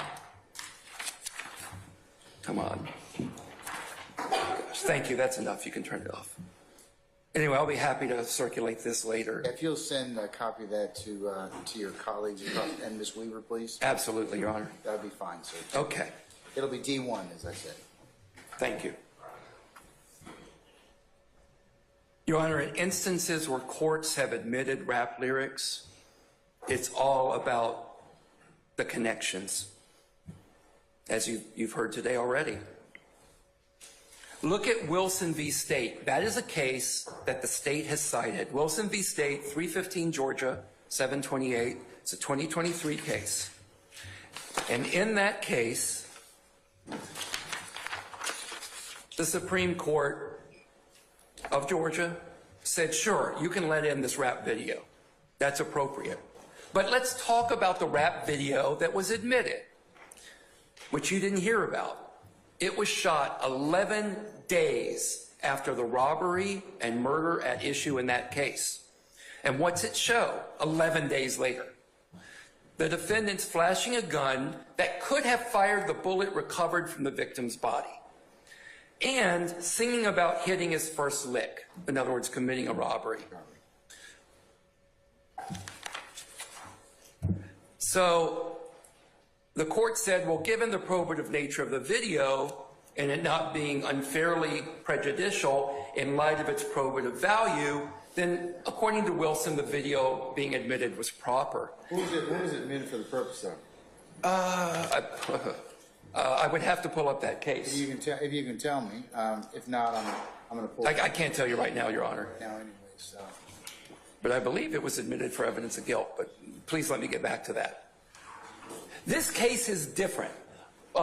Did y'all put up the bodies on bodies line over there? There we go.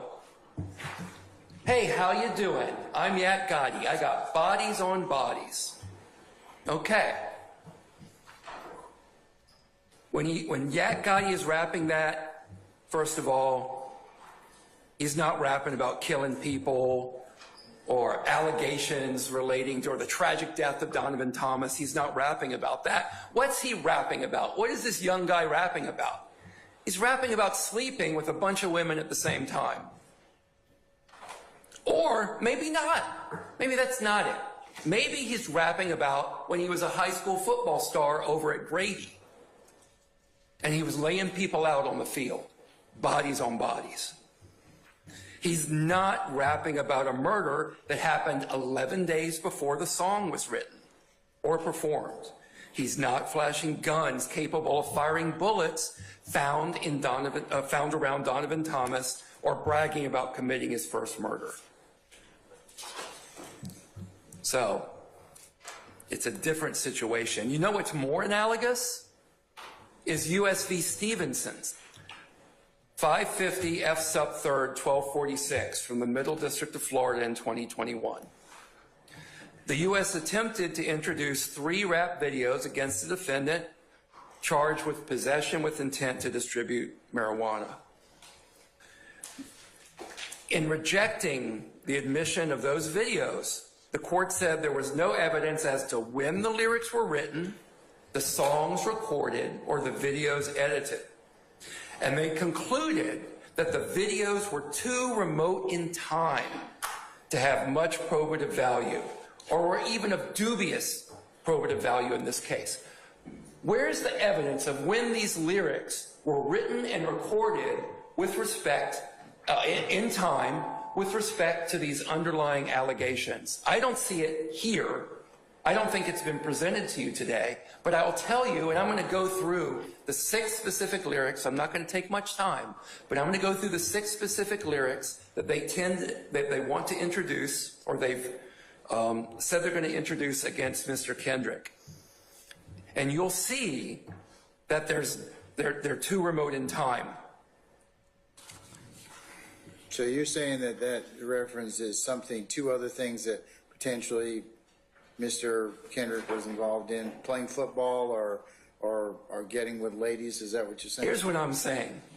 That unlike our United States Supreme Court that thinks they're experts in history, I think that courts are experts in law, and that they shouldn't get into the business of musicology and trying to figure out what that rap lyric wrote when Mr. Kendrick wrote it or performed it. Okay, well, let's go back to Wilson. Sure.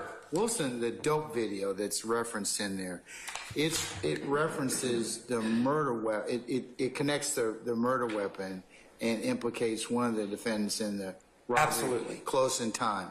So I don't know what this particular thing is going to be tied to, but one of the state's theories is, as mentioned by the state, is that bodies on bodies is that he's been involved with some homicides. Okay, so I don't know about some homicides, but he's accused of one in here. But the bodies on bodies, let's see when that was released. I'm going to look to that real quick. So I have it here. 2013.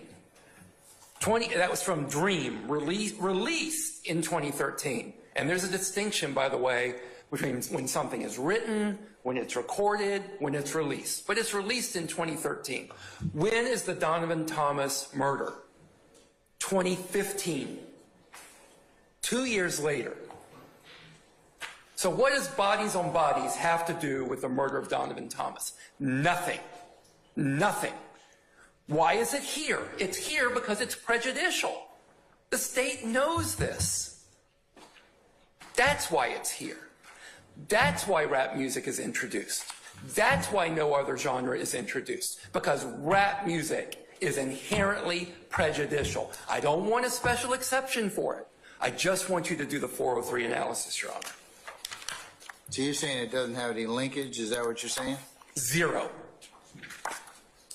If I could say less than zero, I would. No linkage. Yeah, sure. Before I move on with that, hold on 1 second.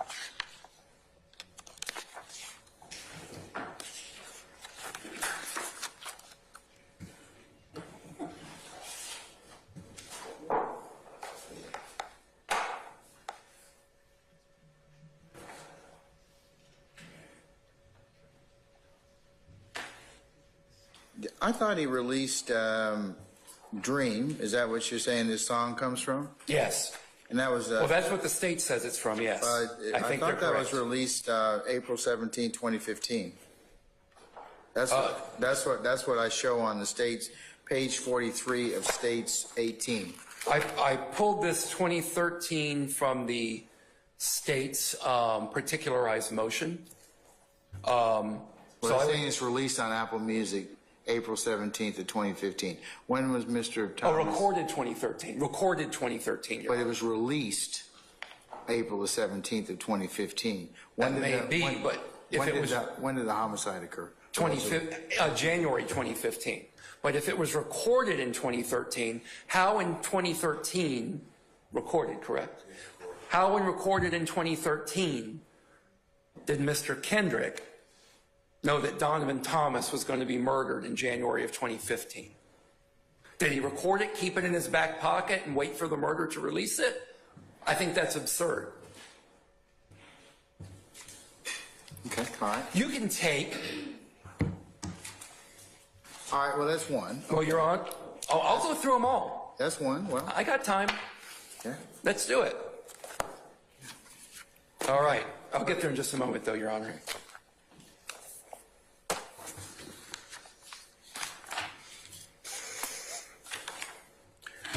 I'm not going to go State versus Skinner, up through State v. Skinner again. It's been beaten to death. But that's the New Jersey Supreme Court case that we reference in our briefs, where they basically throw out the rap lyrics, identifying with Bob Marley, et cetera. But again, on the unfair prejudice, let's look at I'm going to give you a quote from Old Chief v. U.S., 519 U.S. 172, Penn Site 180. As the Supreme Court has held, the term unfair prejudice as to a criminal defendant speaks to the capacity of some concededly relevant evidence to lure the fact finder into declaring guilt on a ground different from proof specific to the offense charged. That is exactly the risk, that is the danger of admitting these rap lyrics in this case. And look at Rule 404B.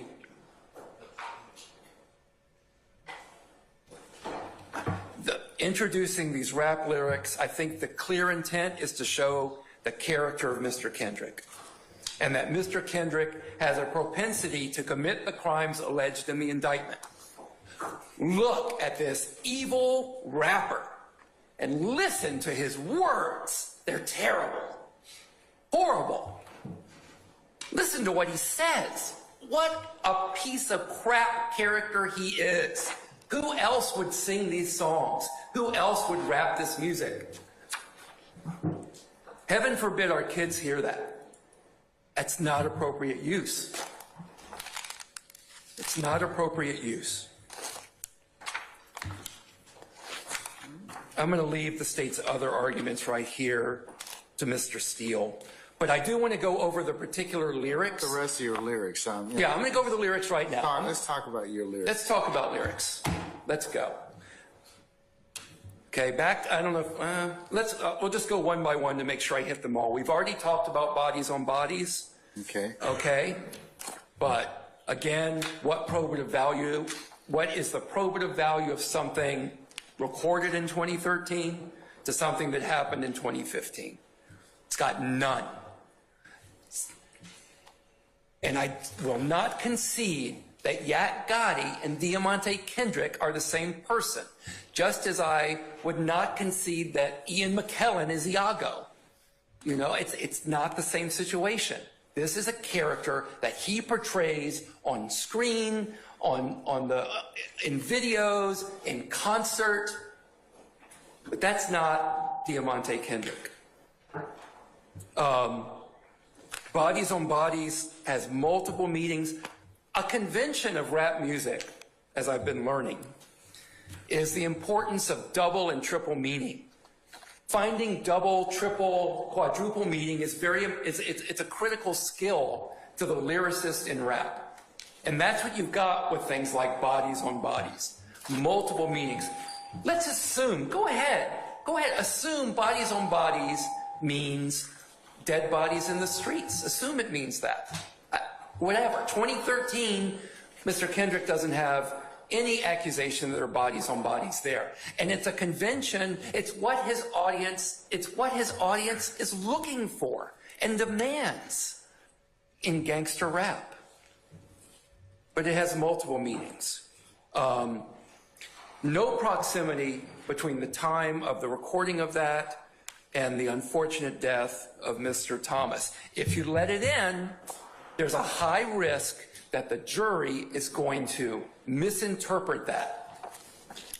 And it will unfairly prejudice Mr. Kendrick. Okay. All right, next lyric. Move on to the next. I've only got 5 more, Your Honor. Okay, all right, that's fine. Next lyric, running from 12, then I jumped through the fences. Again, it's sung by Yak Gotti, his alter ego, you could argue, but it's his stage performance. It's his name on the stage. And again, we've got ambiguous, multiple meanings. What is 12? Running from 12. Is it running around his neighborhood at the age of 12? He had a friend named 12 when he was younger. Is it running with his friend named 12? Or is it the police? Or is it all three? Or is it, as good artists do, is it up to the listener to decide what it means? Unfairly prejudicial. Lyric, I rep my life for real, for slimes you know I kill. Take it to trial. Again, I'm going to argue that that's a lyric sung by Yak Gotti, the character, and not Mr. Kendrick. But regardless, I kill. Now I know I have said I killed it. I pray that when I walk out of here today and someone says, Doug, how'd you do today? I'm like, I killed it. I probably won't say that, but you never know. I kill refers to doing a great job when you're rapping in the studio. I kill refers to making money for the label. Multiple meanings. But the problem is, which one is the jury going to take? Next lyric. Excuse my language. Fuck the police, fuck them in a high speed from Slime Shit. March of 2016. Again, a lyric sung by Yak Gotti. It's a reference. It is a call out, Your Honor, to NWA with their famous song, Fuck the Police. It is social commentary. NWA sang it as social commentary. The character Yak Gotti sings it as social commentary. It's common. It speaks to so much in that community that I'm fortunate enough to not be able to really relate to, but what they deal with on a daily basis. But what is the jury, try as they might, and I know they're going to try hard, going to say when they hear fuck the police?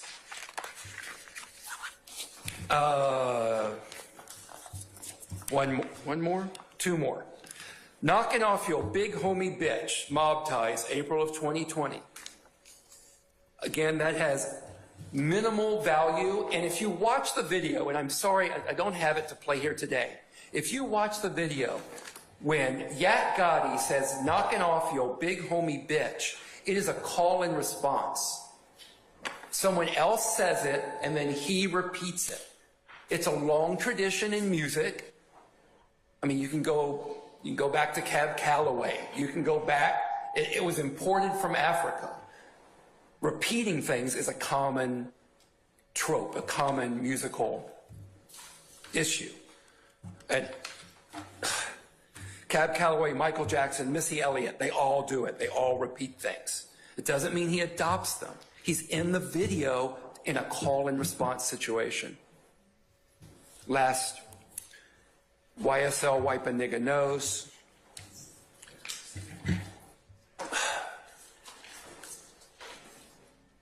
Yak Gotti is in the video. He does not sing that. He is just in the video. And appearing in a video and nothing more should not be adoption of a lyric. Well, do you have a choice to be in the video?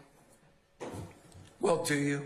I mean, I guess that's the question. I mean, we all have jobs. I guess that's the question that you know that the jury will have to kind of ponder, right? I mean, it's not like somebody's filming and they walk up and they catch you in it where they got to get a release. I mean, but to play it, but or to put you in the video, but you know, if he's standing behind or is one of the background people in that particular video or that song, isn't that something that the jury is going to have to sift out? You know, I do not think you can go to look at what Diamante Kendrick is thinking or what he's adopting based on what someone else is saying in the rap music video that he's in. Yeah, he's there voluntarily. He's not chained there, but that doesn't mean that he adopts that. Okay. And I'm just going to go back to this, Your Honor. It is only rap music, and you have to ask, that has to defend this. It's only rap musicians that have to come into court. And don't tell me, anyone else, that it's because only rap musicians get in trouble with the law. That is not the case. Not relevant for each case has to be taken on its own individual merit. Exactly. And so when you see all these other cases cited where rap music is admitted, all that I ask you to do is make an independent assessment for this case on a lyric by lyric basis, whether those lyrics are appropriate to be admitted or whether they should be excluded under 403. That's all I ask the court, Your Honor. All right, sir. Okay, thank you. All right. Mr. Steele? Your Honor, I was going to go next to Jeffery. Okay, all right. Mr. Sharp? Oh, I apologize. Your Honor. We'll take 5 minutes. Everybody should take 5 minutes. We'll come back, okay? Thanks. All right.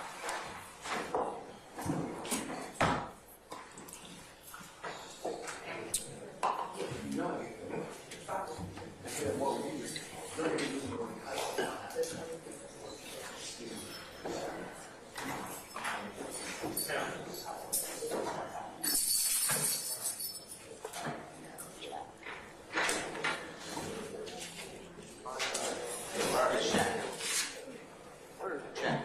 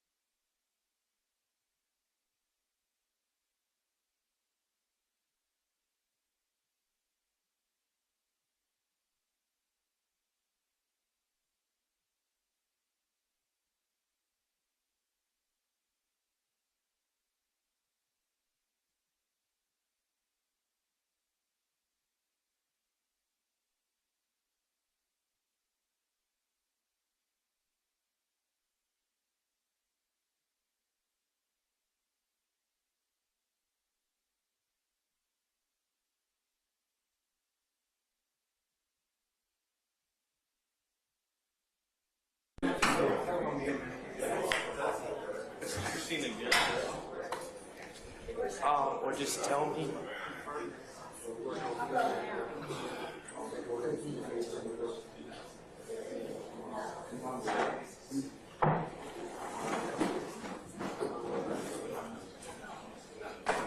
Okay.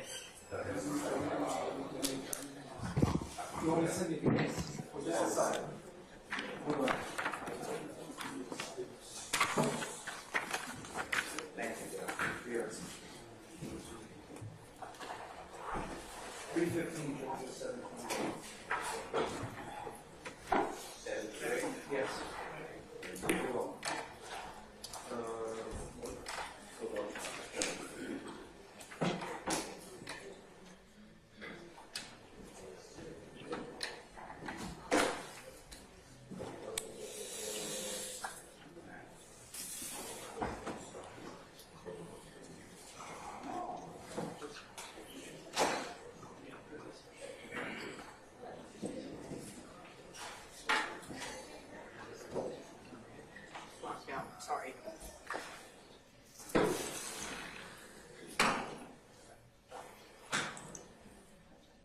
Hard to find good help these days, honey.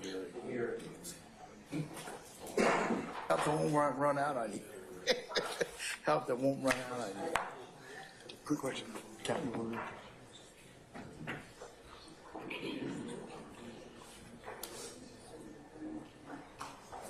It just depends on how much we got left, okay? But yeah, we might be able to do that. All right, Mr. Sharp, you ready, sir? Yes, sir. All right. Ready for me? Yes, sir. All right, excellent. Thank you, Your Honor. May it please the court. So, full disclosure, I used to listen to hip hop. Most of the rappers I used to listen to have gray hair and arthritis now, but I don't listen to current hip hop. I think that if you listen to a lot of the current hip hop, rap music out there, you're going to find that the lyrics discussed here today do not particularly stand out in this music genre. While I don't listen to rap music, I do, through my profession, know rappers. As part of my job, I watch their music videos. I also converse with them in real life. I see the difference between the persona who's talking about ops and choppers and sticks and shooting and killing, and the people who have done none of the above. The reality, Your Honor, is this music form, sadly, is about giving the streets and people that aren't on the streets, that have a great amount of consumer power, what they want to hear. It's about selling fantasy. And more importantly, for some of these young men that are entangled in this litigation that we're here for today, it's also about giving music executives, giving business people, giving people in suits what they want to hear, what they think that they can sell to the public. The only people that put themselves in danger, in jeopardy, because of arguments like the state is making, are these artists. And that's unfortunate. My client, since we're proffering, was not signed to a record label, but he wanted to be.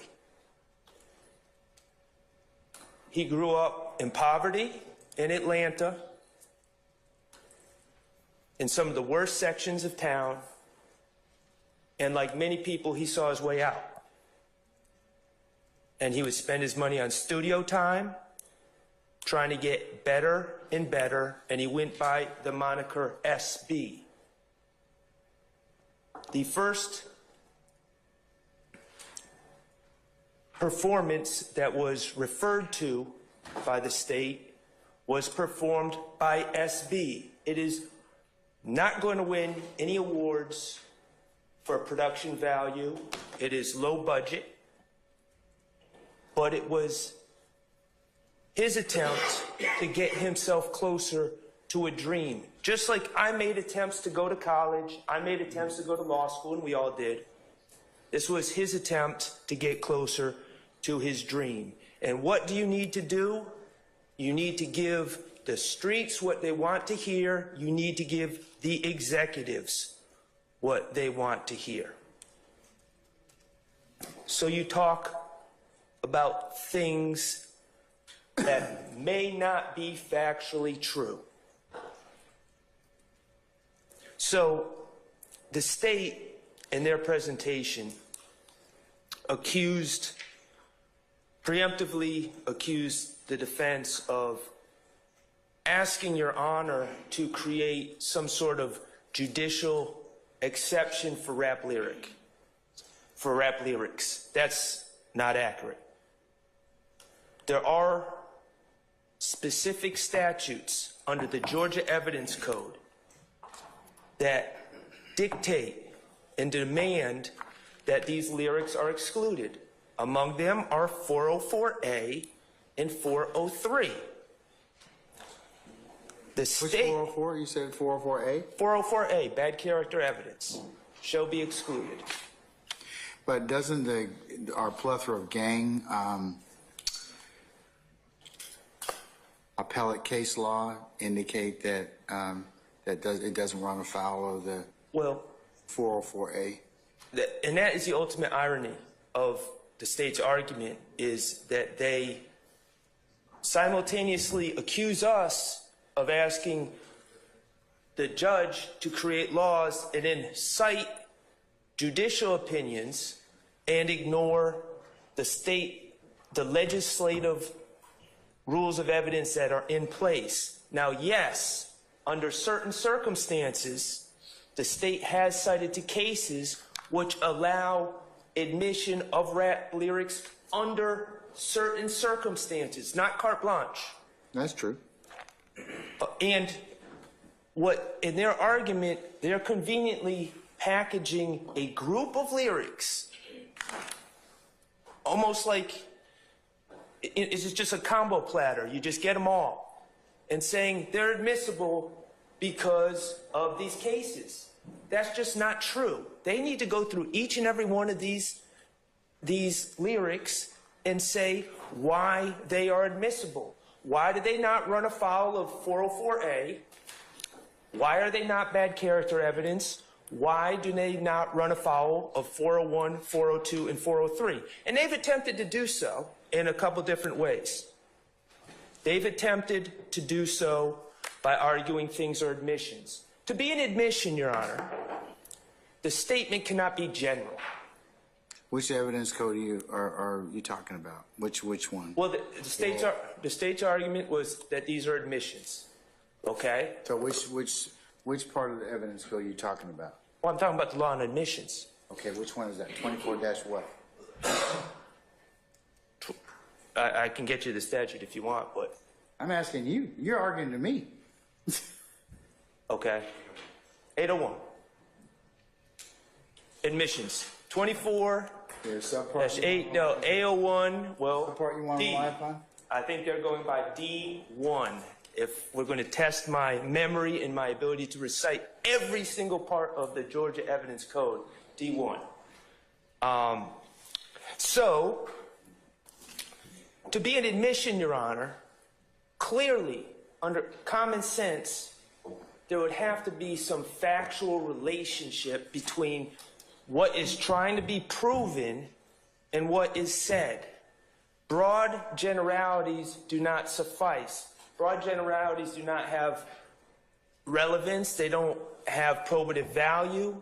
They don't have any of that. For instance, if I decide to make mixtape 1 and say, I'm a bad guy, I'm a bad man, well, and then they charge him with murder. Well, he said he's a bad man, so he must have done it. It's clear. He put it on wax. No, that's too broad. That's too broad. So you just can't say someone said some generalized thing and therefore it's admissible in a specific case. So that's the problem with the argument for admissions, because Sorry, wouldn't it depend upon context? it absolutely would. And I'm going to get to the context of my client's statements because they have nothing to do with what he's accused of. All right. Okay? They also try to argue actus reus and mens rea about the state of mind. Just think about that argument. Their state of mind. So we talked about Mr. Kendrick, about him recording a song in 2013. So his state of mind in 2013 is admissible for crimes committed years later. Everyone's state of mind changes instantly in this world, except rappers, I guess. They just are stuck in a perpetual state of mind that is static. The state of mind is when you commit the offense, not years before, not years after. Not necessarily. Well, Your Honor, I think that the state has a hill to climb to say that somehow rappers are different than every other individual who changes their state of mind. Well, not necessarily. I mean, to the example of you could listen to a song and it may move you to do other things. So, and that you might be listening to that song over the course of time and then do other things. So, Right. But anyways. And, Your Honor, and then, of course, you know, I think they've backed off of this, but the 418, of course, there needs to be criminal gang activity. Criminal gang activity is defined in the statute. Rapping is not criminal gang activity. I don't think they're covering that right now. I think they're just covering the lyrical aspect under and whether or not it covers the, it's to be considered under the First Amendment. So, that's a separate issue. I'm not really dealing with that at this point in time. So I don't know specifically with as it applies to my client who was just trying to make it in the rap world and decided to record some rap lyrics in 2019 is what the state said. But I don't know if this is supposed to be considered an admission or mens rea. I'm not sure. That's a little unclear. But what he allegedly said, I just beat a murder rap, paid my lawyer $30 for that. First of all, I was not his lawyer. Secondly, he did not beat a murder rap. He was wrongfully arrested in 2015 for the murder of Donovan Thomas based on the testimony of an individual who lied about his name to the police while giving my client's name. He was arrested with 3 other people. The state dismissed charges against 3 other people and now say those 3 other people are wholly innocent. Well, Mr. Farley's still a co-defendant. Mr. Farley's not charged in that murder, and he never was. But they dismissed the charges against the 3 other people that he was arrested with and realized they had no case against Mr. Stillwell either, which was the subject of my motion for speedy trial, constitutional speedy trial. So he was released on bond. He didn't beat the murder rap. He was wrongfully arrested and released on bond, and they admitted that they completely arrested the wrong people. State's saying that particular admission is relevant for the following purposes: actus reus to show enterprise and gang affiliation, and then under the mens rea prong, state of mind, intent, motive, or knowledge. He didn't say I killed someone and got away with it. He said he beat a murder rap.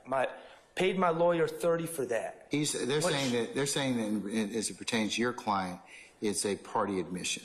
So, Your Honor, so I guess if I'm wrongfully arrested for a crime and then I write a book about it, I'm somehow admitting to committing that crime? That makes no sense. Well, if you write a book about it and tell on people, or tell on yourself, He didn't do any of that. State comes back and says, oh, by the way, he wrote a book about it, and we're going to introduce it against him, and we're going to let a jury decide whether or not it's a confession. And if he said I beat a murder rap that I did with Johnny, Steve, and Billy, then I would tend to agree with you, Your Honor. He said I beat a murder rap, paid a lawyer for $30. That means he went to court, he got released.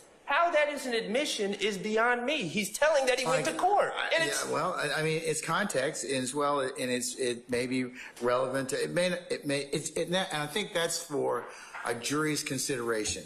The threshold issue is whether or not it meets either actus reus or mens rea, and under 24-4-401, it's logically relevant to some particular offense or element. And so, it's not logically. It's distasteful. I think. Okay, okay. We're gonna have to. Okay, that's your opinion, and you're entitled to it. Okay. Your Honor, going to court has nothing to do with committing a crime. Being falsely accused of a crime has nothing to do with committing a crime. He's merely saying he went to court. He's been released. He paid a lawyer for that. Now, again, I'm not going to ignore the fact that jurors might find this distasteful. Because remember, as well, it's relevant to also to show or potentially in count one. So YSL has a history of being released on crimes that the state doesn't have any evidence of them committing. The state's going to make their argument whether or not that a jury will buy that particular argument is totally up to them. Remember, they sift and weight the evidence. I give them the law that they'll apply the evidence as they determine it to be, and then they render a decision. So we'll have to kind of wait on that. Your Honor, I appreciate that, but you are a very important person in this process too. And I know I don't need to remind you of that, and I give you the utmost deference in that respect. You are the one that has to determine what the jury hears and doesn't hear. And putting a lyric that I wholly admit, if Mr. Stillwell said, Max, I got to consult you before I rap about this, I would say, hey man, that's a little distasteful. But People might not like that. Distasteful is one thing, but rapping about something that might be a statement against interest, an admission, a confession, or some other thing that might get you cross purposes with a prosecution for a crime that may or may not have occurred, well, that's another thing. Your Honor, I just beat a murder rap is in no way an admission. It's in no way a confession to any crime. That's my whole point. But it might be a declaration against interest, and it's in no way a declaration against and it might be a party interest. admission on behalf of your client. Saying you went to court. Okay, you said that 3 times now. Okay. So is there any other additional argument as to that? Well, and then, Your Honor, the state also added that they wanted to bring in other things that my client allegedly said, and this goes back into what Mr. Weinstein was saying about his client and the timing. They say they want to use, I keep a stick, ain't no avoiding no smoke on that slime that they always talk about. And they said, well, the stick, that's relevant. He's in this video with Mr. Comarvius Nichols, and in 2022, he's accused of committing a murder of Mr. Shamal Drinks with Mr. Nichols as well as Mr. Farley and Mr. Garlington. This as an admission has the same problem that Mr. Weinstein was talking about with Mr. Kendrick. This was recorded in 2009. My client is constrained by the laws of time like the rest of us. He cannot confess in 2019 for an alleged crime that was committed in 2022. That is an impossibility. To say that his mens rea is the same for 3 consecutive years is to truly treat the aspiring rapper SB. So when did he make this song? The state in their recitation of facts said 2019. I take them at the word. Okay. And I don't believe that to be false. When did this particular incident occur? March 14th of 2022. Okay. All right. So that would be. That was the homicide, the purported homicide of Shamal Drinks. Shamal Drinks. So, again, to say that it's clearly not an admission. So, and to say it's his mens rea that's just static for 3 years because he's a rapper, I find is singling out. I'm very hesitant to just make these broad proclamations that rap music is singled out. But if we are treating rappers who are actually performing under stage names, if we're pretending that they are different than the rest of us humans and they have the same mens rea for 3 years and it never changes and we can always hold them to that, to things that we thought they were thinking several years before, and apply that to a crime 3 years later, I think we are treating them different. And for those reasons, Your Honor, I believe that those are the only lyrics that directly affect my client. I do believe that, the state, I will yield to Mr. Steele to ably argue on behalf of his client, but I would ask that you rule that those lyrics that I discussed as performed by SB in 2019 as inadmissible. Thank you, Your Honor. Thank you, sir. All right, Mr. Steele?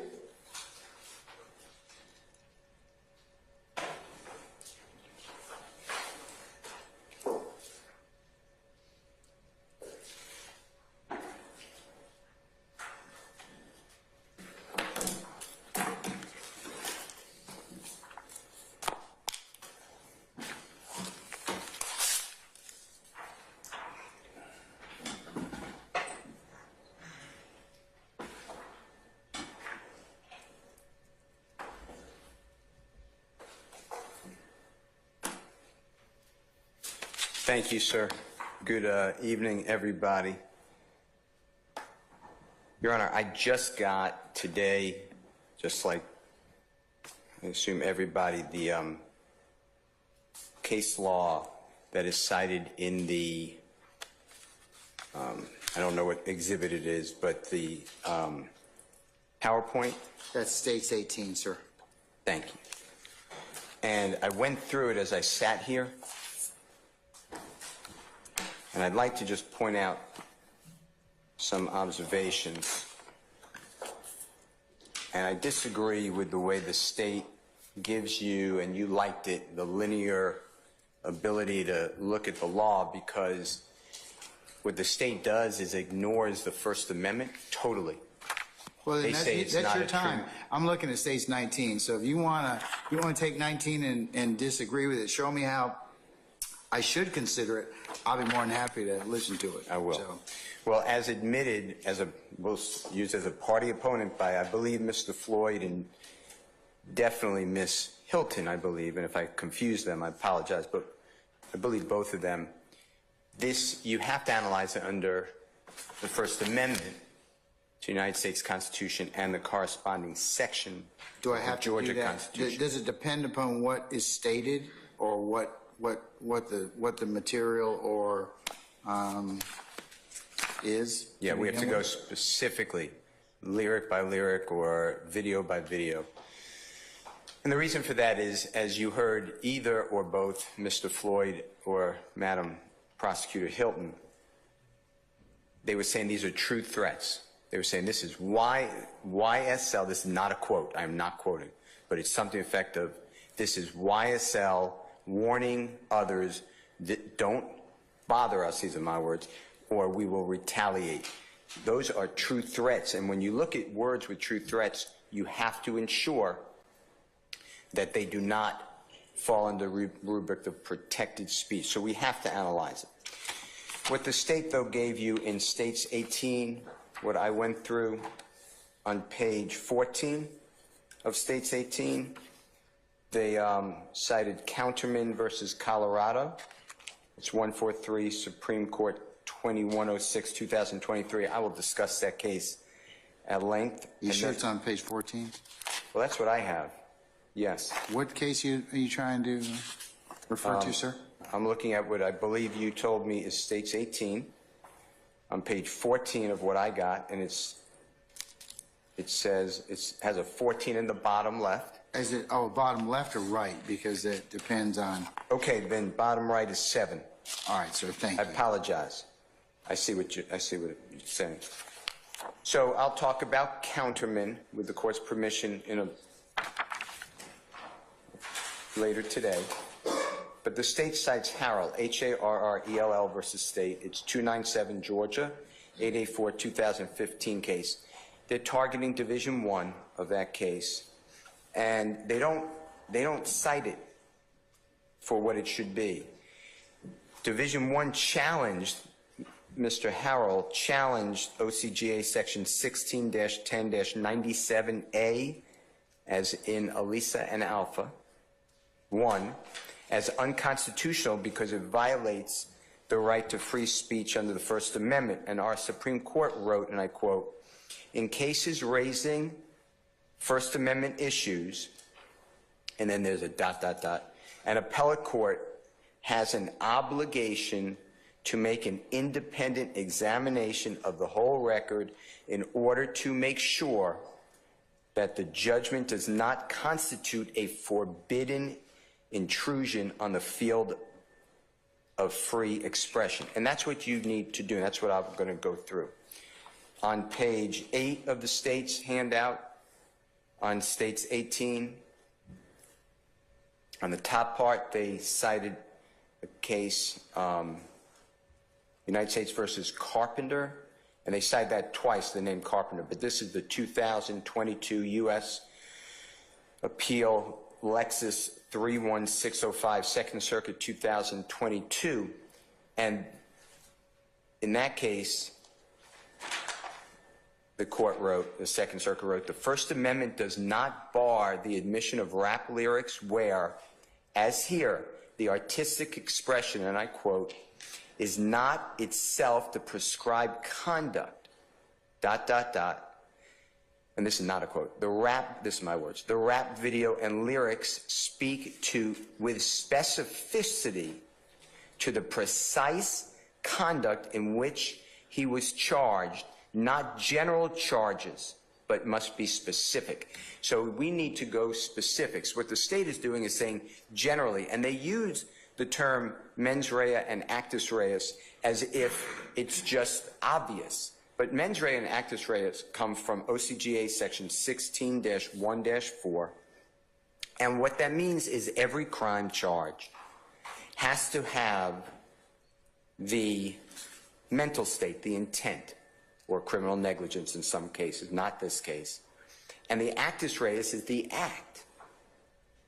And what the state is doing, though, is they are using it to show propensity. That is barred by OCGA section 24-4-404A. It is just bad character evidence. On page... I don't think they're using it to show. They didn't tell me propensity or anything like that. That would be a violation, but I don't see how this particular circumstance is propensity. You need the specific, at the time, what are we targeting? What they're targeting is these people have bad character. That's what they're saying. They're not getting to... No, they're not. They're not saying, they're not introducing it for character. They're introducing it for statements against interest or admissions of a party opponent. But they're wrong. Or adoptive admissions or co-conspirator admissions. For what? For what crime? Think about it. What crime? Well, that's for the jury to decide whether or not they're introducing it for a number of reasons. They're introducing it not for crimes necessarily, Mr. Steele. They're introducing them to show different things like affiliation, gang, communication, okay, and other things that they have that they think are relevant for purposes of to prove their case. They don't necessarily have to show it's a crime. Okay.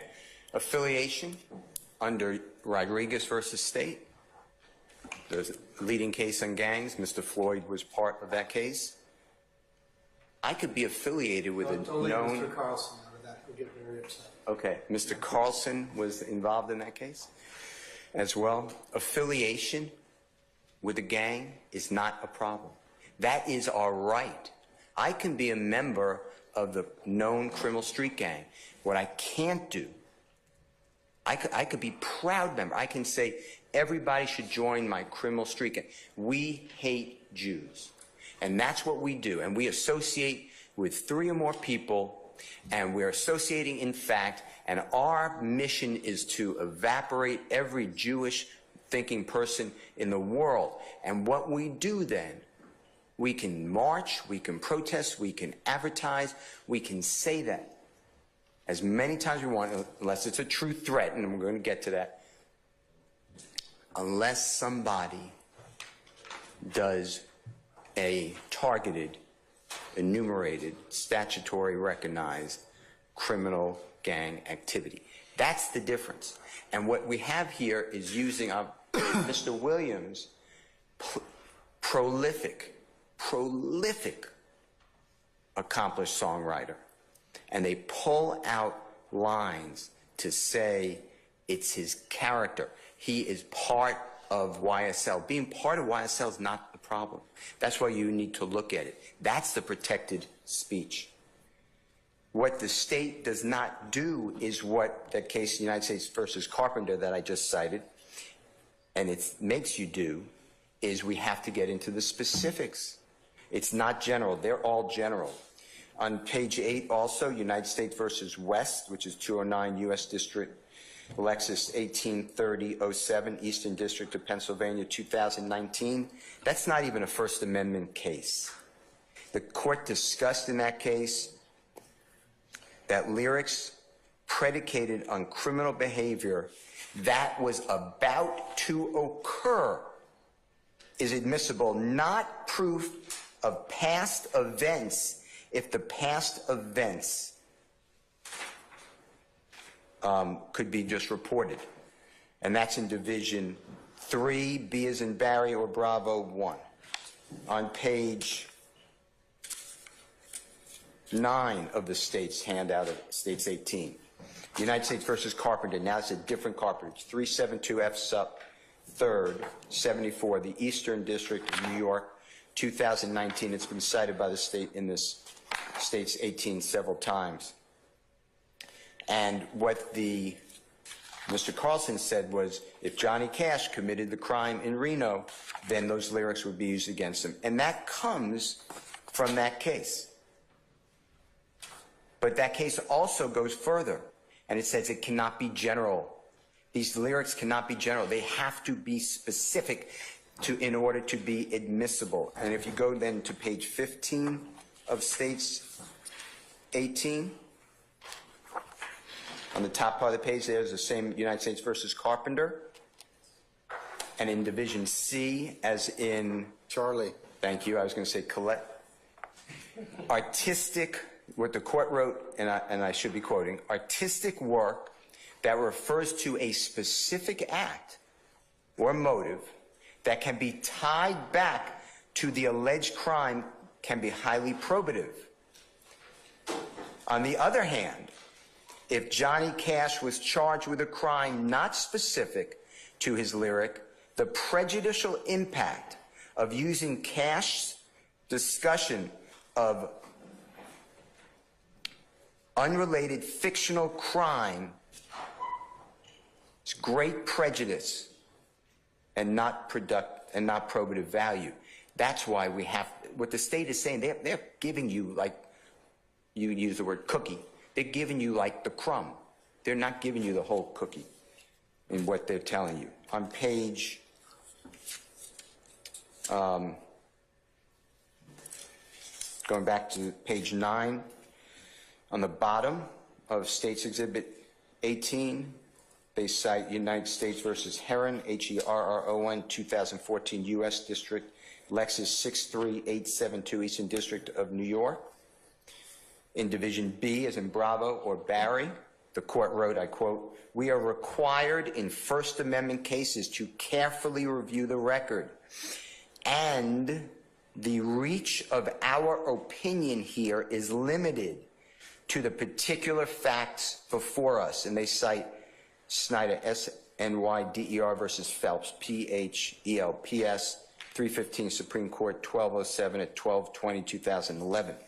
But, Your Honor, in footnote 1 of United States versus Heron, what the state didn't tell you is that Heron conceded that the use of the videos as evidence was admissible for a relationship, to prove relationship between him and the other individuals, and it was used for a proper purpose. It wasn't even argued. You have no concession here. In footnote 2 of that same case, which the state didn't tell you, and I quote, the court wrote, it's a district court, it should be noted that for the government to intimate during trial that defendant's speech itself constitutes criminal conduct would implicate the First Amendment. And that's what they're doing here. They're telling you we're not using the speech. They are using the speech. They are using the speech for propensity. They are using. You keep saying that, but I disagree with you, Mr. How do you? Steele. I mean, because our appellate courts allow this particular type of association, not just barefaced lyrics or other things about gang activity, but if they go to a proper purpose, then certainly. But I disagree with you. It's propensity. They're not trying to do that. Well, I know that is the reason in my estimation, but you're the honorable court, so you make. I mean, we're gonna have to academically disagree. Oh, I understand. Okay. On States 18, page 10. That's again United States versus Carpenter. I discussed it. It's on page 15 as well, and I told you what the case really says. On page 10, on States 15, that's United States versus Cannon, C-A-N-N-O-N, 753 F 3rd 492 5th Circuit 2014. That was not even challenged under the First Amendment. That case is an insufficiency of evidence case. Mr. Steele, I have Westlaw. I can look up all this, and I've been kind of perusing these cases. So if you want to just if you want to distinguish something, just tell me what it is. I'll consider it for the reason that you tell me. Okay. Okay. But I've got Westlaw right now. All right, on page 12, you'll see of States 18 Ward versus State 339 Georgia Appeal 621 2016. That's not a First Amendment case. On the bottom of page 12, 402 24-4-402 specifically says, except as limited, all relevant evidence shall be admissible, except as limited by constitutional requirements, which is what we're doing here. We are challenging this evidence under the First Amendment. On page 14, the state cites United States versus Smith, 967 F 3rd 1196 11th Circuit 2020. That's not a First Amendment analysis. They quote it, but it does not address the First Amendment analysis. And if you go to page 18 of States number 18, you will see on the top United States versus Smith. The First Amendment challenge was a First Amendment challenge to admissibility of a rap lyric, but they found it admissible because Smith used the same or similar gun in the video that was identified by the victim of the armed robbery and wearing the same exact sweatshirt as was committed during the armed robbery. We don't have that here. You have true words. You don't have anybody that I heard saying anything about, here is the gun. They're using terms that we will show you, with your course permission, that are commonplace. Your Honor, the page 17, Carston, C-A-R-S-T-O-N versus State 310 Georgia, 797 2021. It's not a First Amendment case. And that's what we're challenging under it first. That's our first line. Page 18 of States 18, Taylor versus State, T-A-Y-L-O-R, 297 Georgia, 132 2015. That is not a First Amendment case. Chaddock, C-H-A-D-D-O-C-K, God bless you, versus State, 203 Southwest 3D, 916 Texas Appellate Court, 2006. That is not a First Amendment case. So these cases are just not applicable. And the last ones are on page 21 of States 18. People versus Zepeda, Z-E-P-E-D-A, 167, California Appeal 4th, 25, 2008. And on the bottom of the page, State versus Burmeister, B-U-R-M-E-I-S-T-E-R, 131, North Carolina Appeal 190, 1998. Neither one was a First Amendment case that was reviewed. The first one, People versus Zapata, that was tried to be reviewed on First Amendment grounds in appeal. It was not preserved at trial, so the appellate court never even reviewed it. The natural born killer case that was announced by the state, Beasley, B-E-A-S-L-E-Y versus State, that's 269 Georgia, 620, 1998, page 22. That's not a First Amendment case either. So neither is on page 23 or 24, Jackson versus State, as well as Fleming versus State. Neither one are a First Amendment case. Mr. Carlson also cited United States versus Hankton, H-A-N-K-T-O-N. It's 51 F 4th, 578, Fifth Circuit, 2022. That's a case where a rap video was used. It's in Division 3. What he did not tell you was what the court said when you keep asking about these are admissions, these are confessions, these are adopted admissions. Your Honor, what you're being told, co-conspirator statements, at the bottom of that division that they read to you, it says regardless, assuming the video clip contained hearsay, meaning there's no exception to it, and was improperly admitted, any error was harmless because the evidence against Mr. Hankton was so overwhelming. You don't just go to, it's an adopted admission. You got to get there fact by fact, issue by issue, word by word. The state is using the words. They are asking you to let in protected speech. And I'd like to discuss that with you now. All right?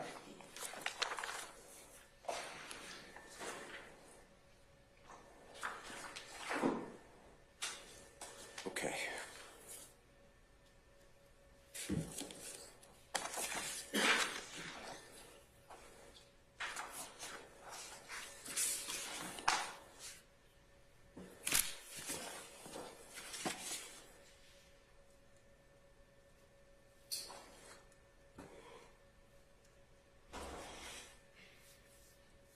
So,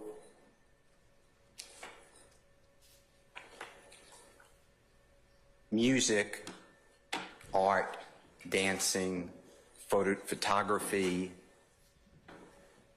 they are all forms of speech that are protected.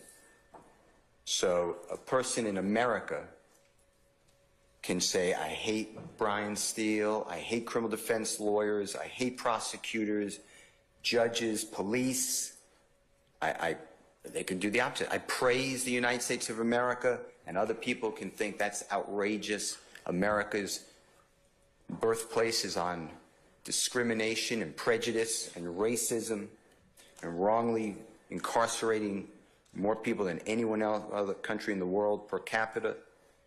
But all those statements, all those beliefs are what binds us together, because we believe that we flourish when we can share ideas, even when they're repugnant, even when you don't agree with them. And what this hearing is about, the reason that all these people are still here, is because if you allow this evidence in, as evidence, as competent evidence, you allow these words in, it's going to have a chilling effect if it's admitted wrongly. So that's why you have to go, you can't do what the state's saying, oh, we'll just put up a few, and by the way, it's conditionally admissible, and then we'll show you others. You have to reason through each of the lyric. And what the state did not do, and it's their burden, They're the ones who are trying to get in the evidence. Who wrote the lyric? Now, I heard what Mr. That's all, it's a foundation. I mean, that's all. They need to do that. That's part of foundation, assuming that they can lay the foundation. Well, they're not on the witness list. It's not in discovery. It's not in their proffer. How about there are other people involved? There are people who change lyrics. There are producers. There are people who are experts in changing around beats. They can move words from one way to another. AI is used in the recording. Yeah, you told me this like 10 months ago, Mr. Steele. I still remember that. So, well, the state hasn't done that. Okay, but that's part of foundation. So, but all right, we're here. They can't even get to the actual substance. They can't prove that Jeffrey Williams uttered those words. They don't know what the lyrics are. These aren't like the old days where you have lyrics written on the label. This is just the listener. This is also not question and answer. When you say, hey, these are admissions, these are co-conspirator statements, these are statement against interest, this is not question and answer. This is somehow just different utterances that come together. It is not a fluid conversation. This is not like words that come because you say to me, answer this question, and I answer the question. Those words you can say, I meant what I said based upon this moment in time. We're talking about this topic. What the state is doing is what Mr. Weinstein said. They are just assuming things. And that is why they are targeting the lyric. It is not proof in and of itself. They are targeting the right to free speech, and that's wrong. Then they are hiding it in, well, it's really going to an element. They prosecute your clients because of the songs they wrote. I mean, they're using some of the songs, or at least attempting to prove other things that your clients may have been involved in, or their criminal for different elements that they're authorized to do. So I don't think that it's an attack on free speech. How do you take something that is said to the whole world, goes around the world on the internet, and then say, well, it only means this, and we're going to use it, and then you say, this honorable court, they tell you this honorable court, that is not an attack on free speech. Well, I guess they have to tie it. Yeah, they have to tie it. Okay, and I guess when the gang expert testifies, or that we get some more elucidation in terms of the jury, in terms of those particular things, that's something that the jury will consider. Well, let me tell you something, and it came up the other day with Mr. Matthews and myself, and I just happen to have it.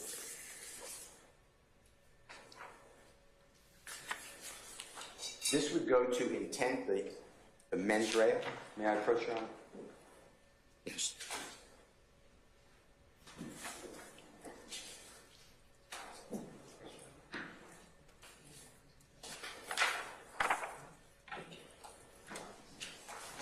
And Mr. Matthews and I objected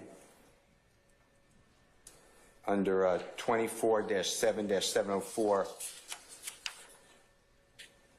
A and B when Investigator Viverito was talking about intent. And what the court just said is the expert can talk about what the lyrics mean. That's intent.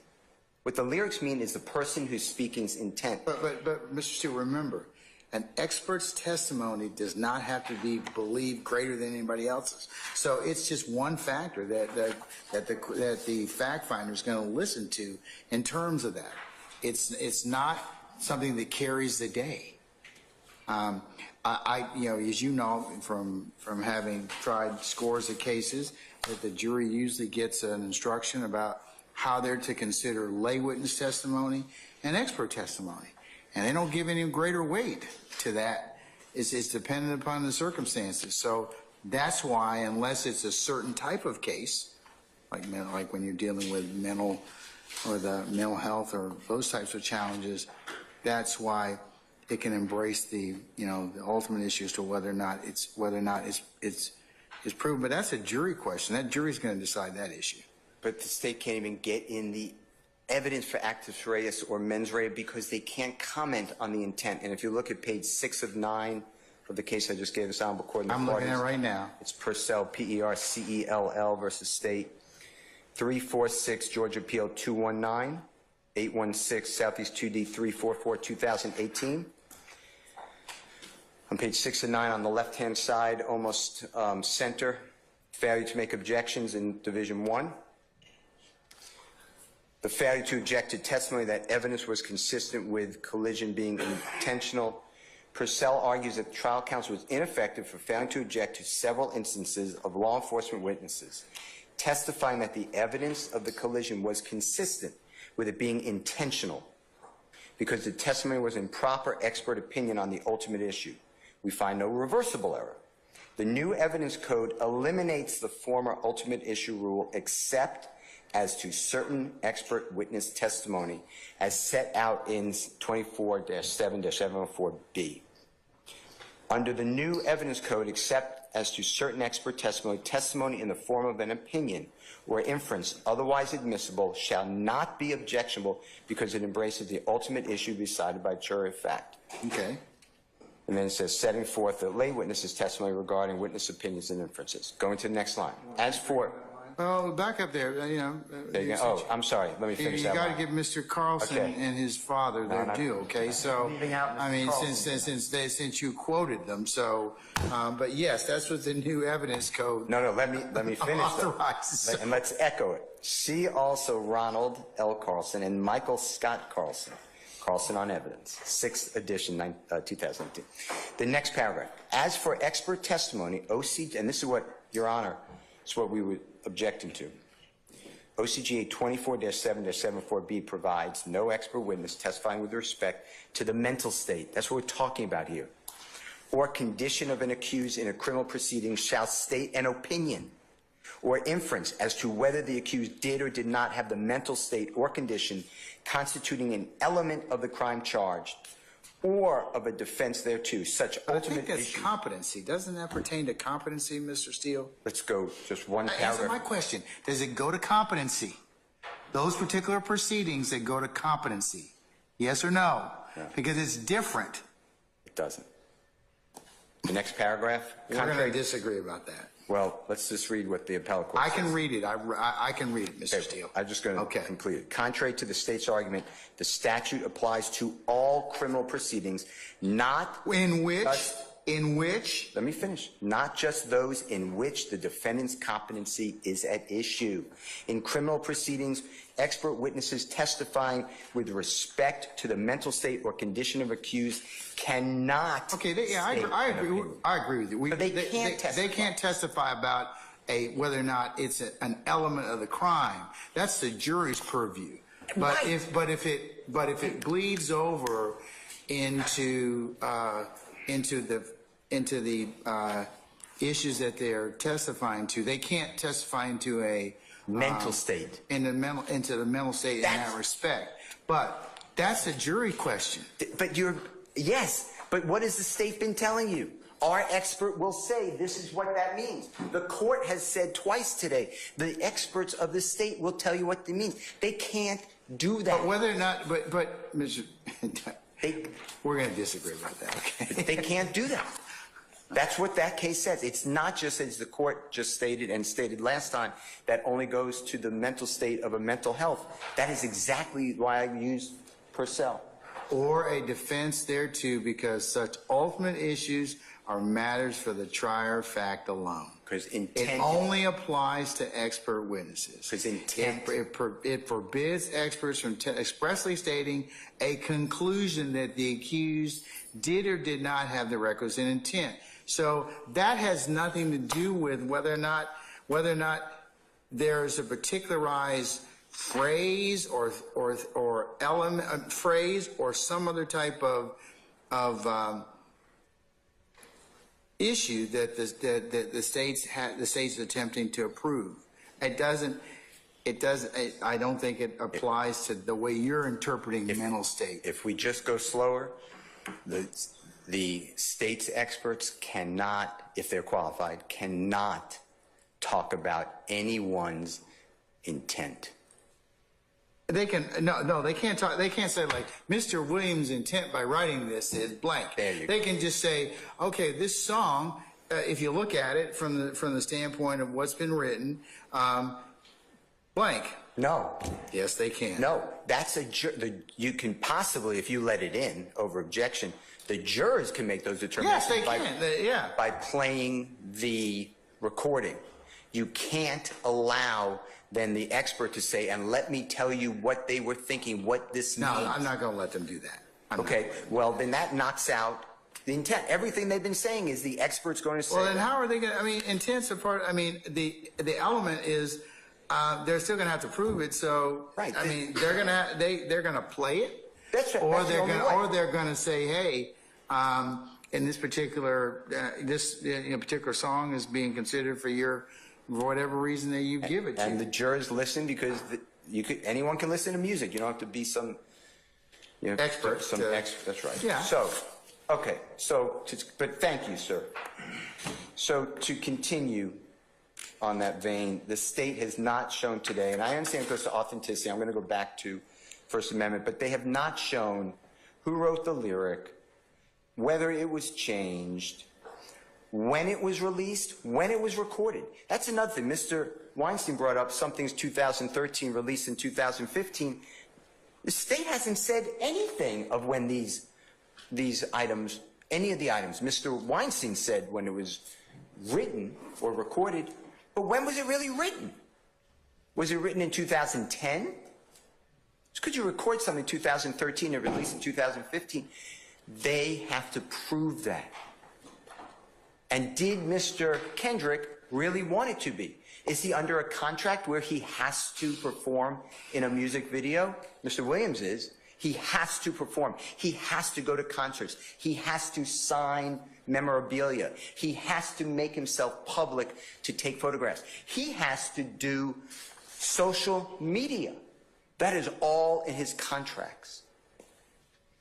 So for the court to get from the state that, hey, we just have this gang expert, who I know you said they're not going to be able to say it, but the state thought it until a moment ago, to say what this means, and we'll just determine when it was released, and then we'll just link it up to any crime we Remember, believe. they can't state an opinion or an inference as to whether or not the accused did or did not have a mental state. No, they can't get into the. I'm not like somebody telling me why I said something. The jury can determine that. They don't need help. All right. So, anyway, Your Honor, as the court probably knows, if it doesn't know, I will give this to you. I'll mark it as Mr. Do you have Exhibit 2 stickers? You have this one. Oh. You want another copy? I put this on. Thanks. May I approach, Your Honor? You may. I'll do whatever you tell me. So this would be D2. And Your Honor, again, we recognize rules of evidence don't apply here. We're just not stipulating the authenticity or veracity of the content of anything yet. All right. Your Honor, I'll mark Mr. Williams D2. It is it's a book. It's fascinating, actually. Race, Lyrics, and Guilt in America: Rap on Trial. It's written by the Honorable Eric E-R-I-K Nielsen N-E-I-L-S-O-N and Andrea A-N-D-R-E-A Dennis D-E-N-N-I-S. May I approach? You can.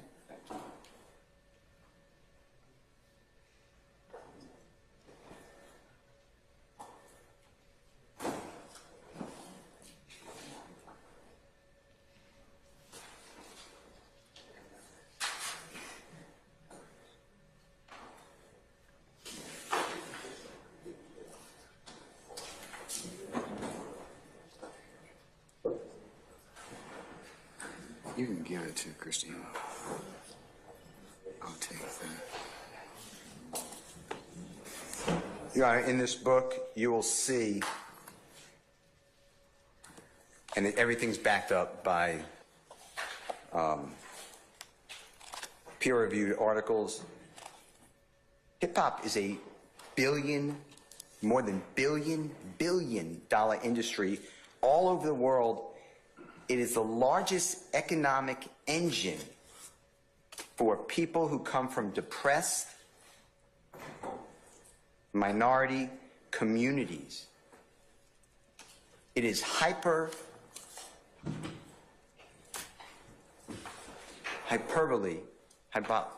It is filled with untruths. And it changed our world for the better. We now speak differently. We use words all the time like slime and slat.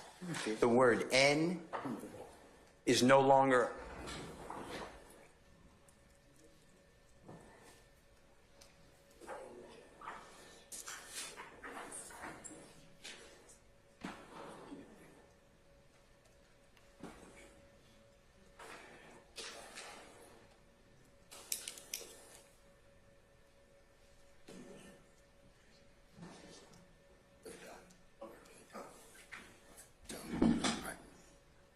All right, go ahead, Mr. Steele. okay.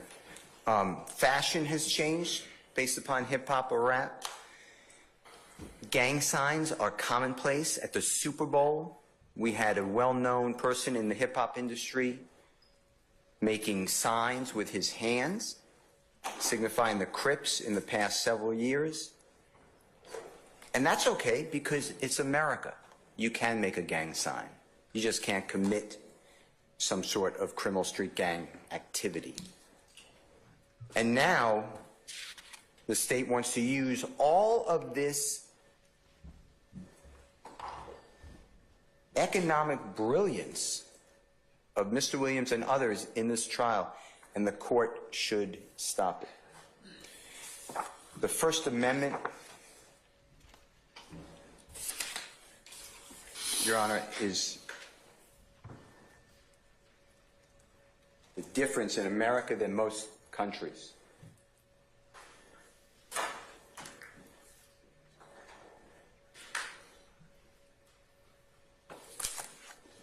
It's really what separates us. The religious freedom. I heard you say it when we started this process on January 4th. You told the jurors they have every right for redress, to say what they want to do. You took it on yourself. You said, be mad at you. Don't hold against anyone else. But you said, but right now, this is what we're doing. We all come here because we have a duty. And there's other people you talked about. It was beautiful. I mean, everybody paid attention. Who gives us that opportunity to be free. Your Honor, there's a number of cases.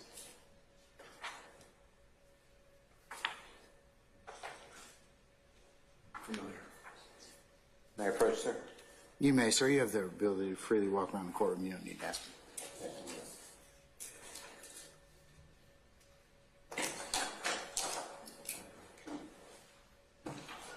Your Honor, the case I just handed to the parties in this honorable court is Rodriguez. I mentioned it earlier. It's R-O-D-R-I-G-U-E-Z versus State. We've heard Rodriguez a bunch, so Yeah, what is Rodriguez. it you want to tell me about It's a Rodriguez? big case. 284 Georgia 803.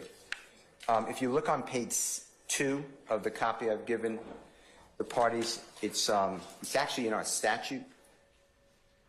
It's in Division 1. Our highest court wrote, it's in Division 1, which on the left-hand side. It's the 8th line down on the right. Consistent with this principle is the following explicit statement by the legislature regarding its intent.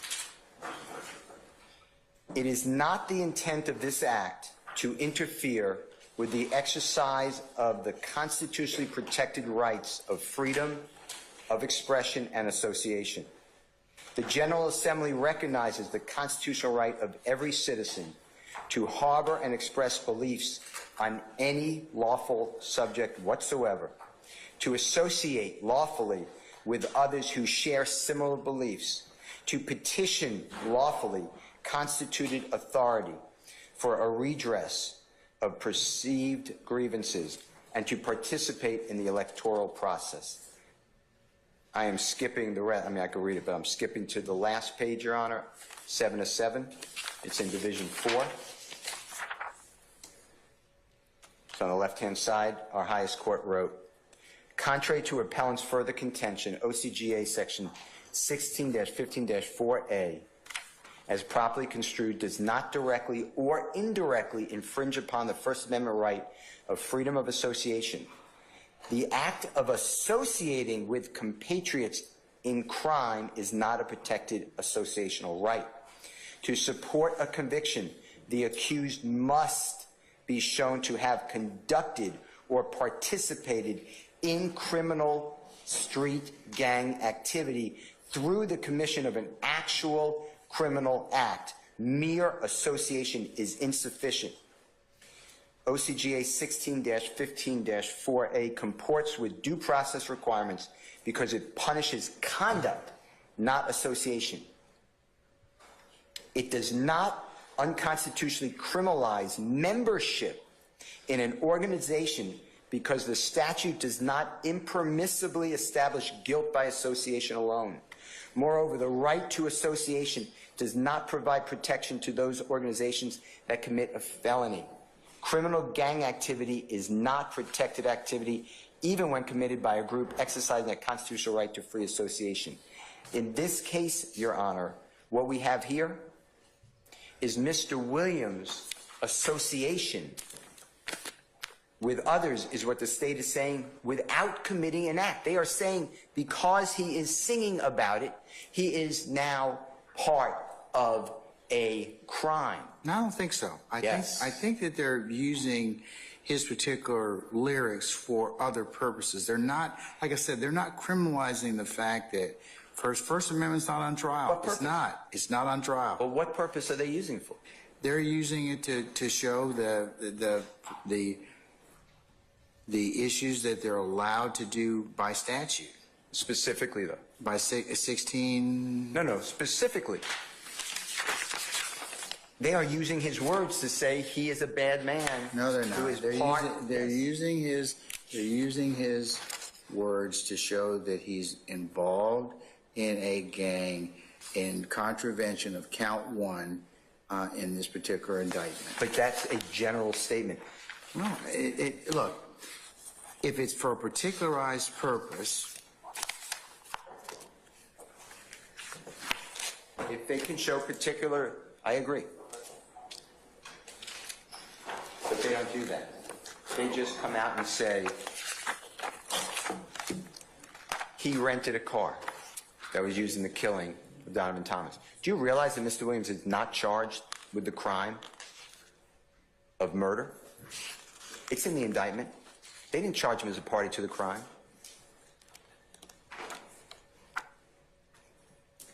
They separated that. They didn't even allege it as a predicate offense. remember, Mr. Steele, evidence can be used for different purposes. It's not that they're using this. You're absolutely right. I can't show, you can't show guilt by association. You can be a member of a gang, and certainly, you can certainly say things, have opinions, be, prolific in written, speech, acting, dance, and other things without, because they are protected by the First Amendment, but you can't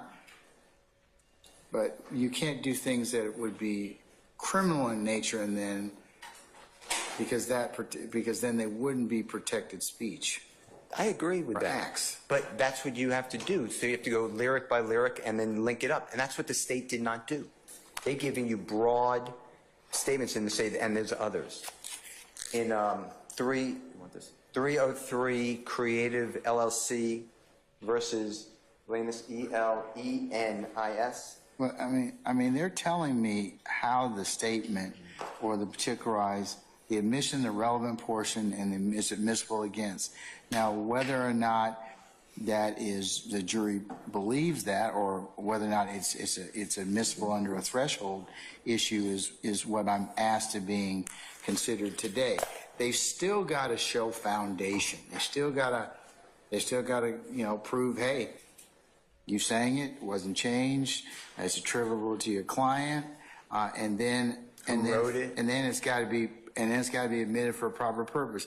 Well, he doesn't necessarily have to write it. He may adopt it. It may be a tacit admission. So it just really depends on the circumstance. So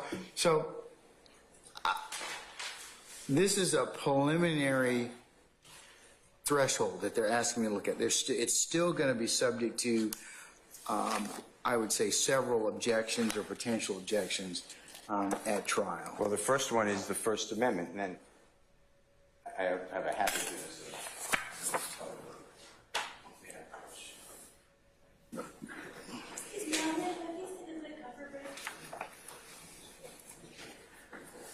Just you.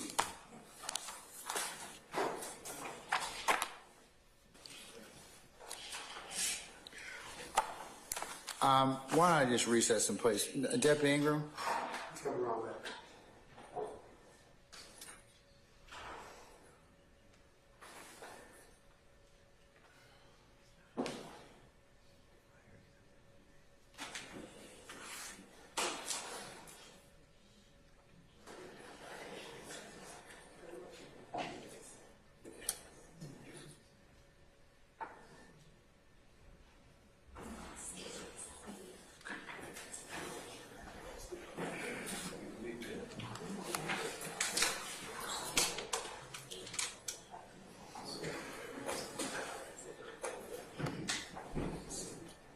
If they eat here, how long will it take?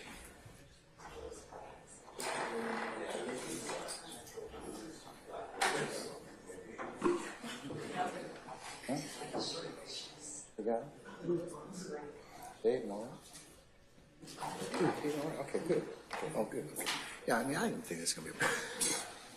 Okay, all right. All right. We're waiting on Miss. Do you want us to come back?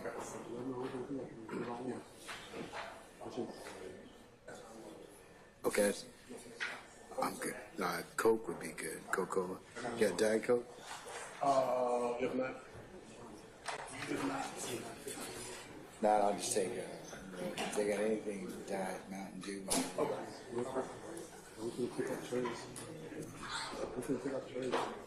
That's fine, yeah.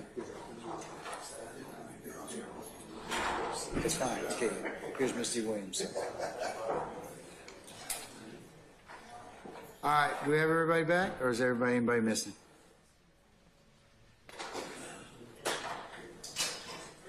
All right, Ms. D. Williams, you good? Yes, sir. Okay, all right.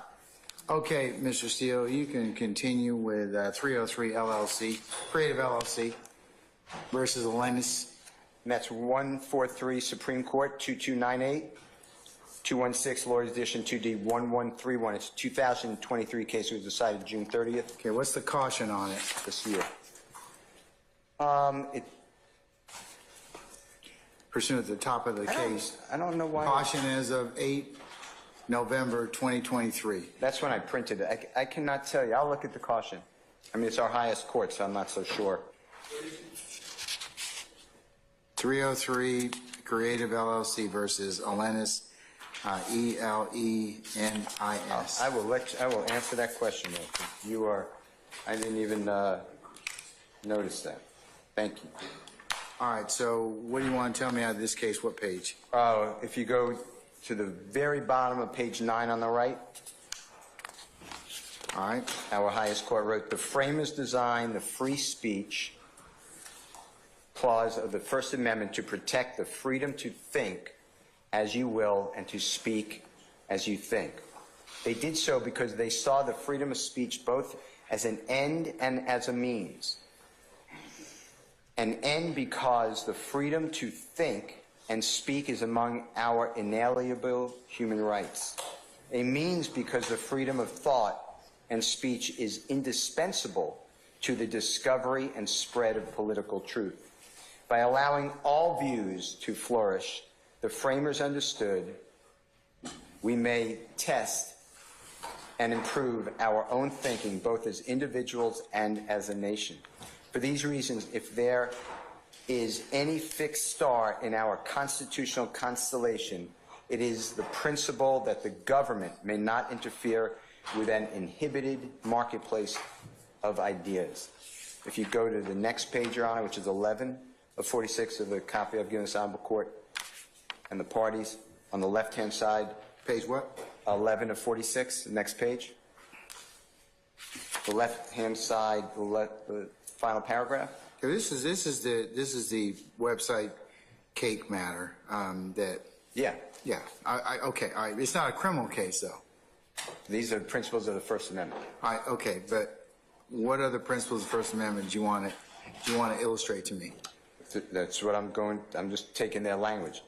As these cases illustrate, the First Amendment protects an individual's right to speak his mind, regardless of whether the government considers his speech sensible, as well as intended or deeply misguided. Okay, but this is criminal, okay? This is not civil. No. This is the First Amendment regarding, it transcends criminal and civil case. No, well, you can't just do anything. You can't just say anything and have the First Amendment protect you. Well, of course. So what specifically, I mean, because I don't need an education on the First Amendment, Mr. Steele. I went to law school like you. I've read the First Amendment. I have interpreted the First Amendment. So what specifically do you want to invite my attention to? Well, this case specifically tells us how important it is what you're doing when you're talking about music. On the next page, which is 12 of 16. 12 of 46, you mean? I meant, yes.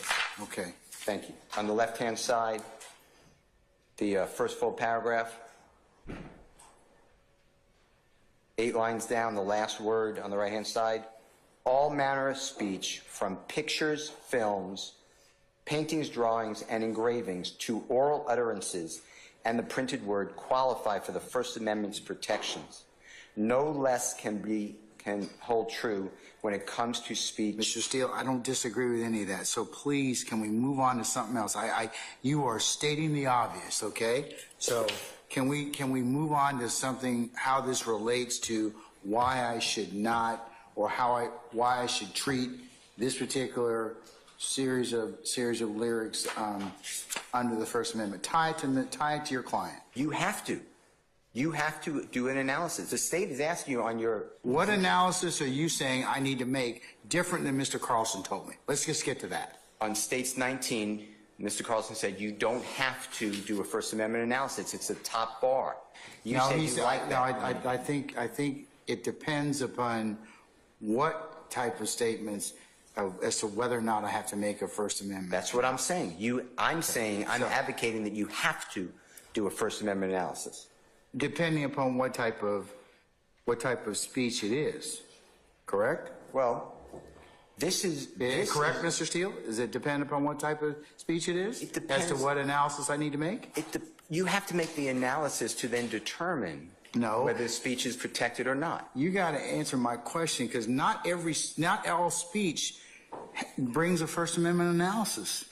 It just doesn't work that way. Well, tell me why, or tell me how you think that it's different in this particular circumstance. I'm not disagreeing with you, but tell me how you think I need to apply this First Amendment analysis. You have to do it because we're talking about songs, art, and that's on page 20 of 46, what the court wrote. And that's why I'm saying this honorable court needs to go very slowly under the First Amendment first before you can get to any other statutory issues. Because if this is speech that is protected,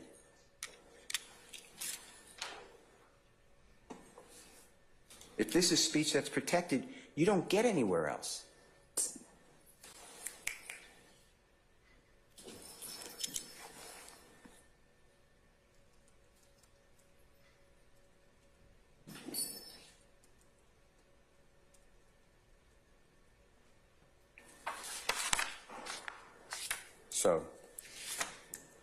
My point is that I disagree with States 19 that there's 2 lines. It's 1 line, but it goes through the First Amendment.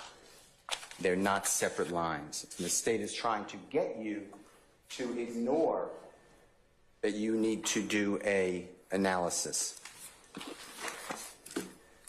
under the First Amendment. And I'm advocating that you need to go lyric by lyric, video by video to determine, and the state shouldn't be doing, oh, we'll just tell you some and we'll do others, because we're going to have to do this during trial. Because these are protected until you say they're not. No, they may not be protected, period. But who makes that that's the thing, Mr. Steele. I mean, so. But how would you know? You make that determination.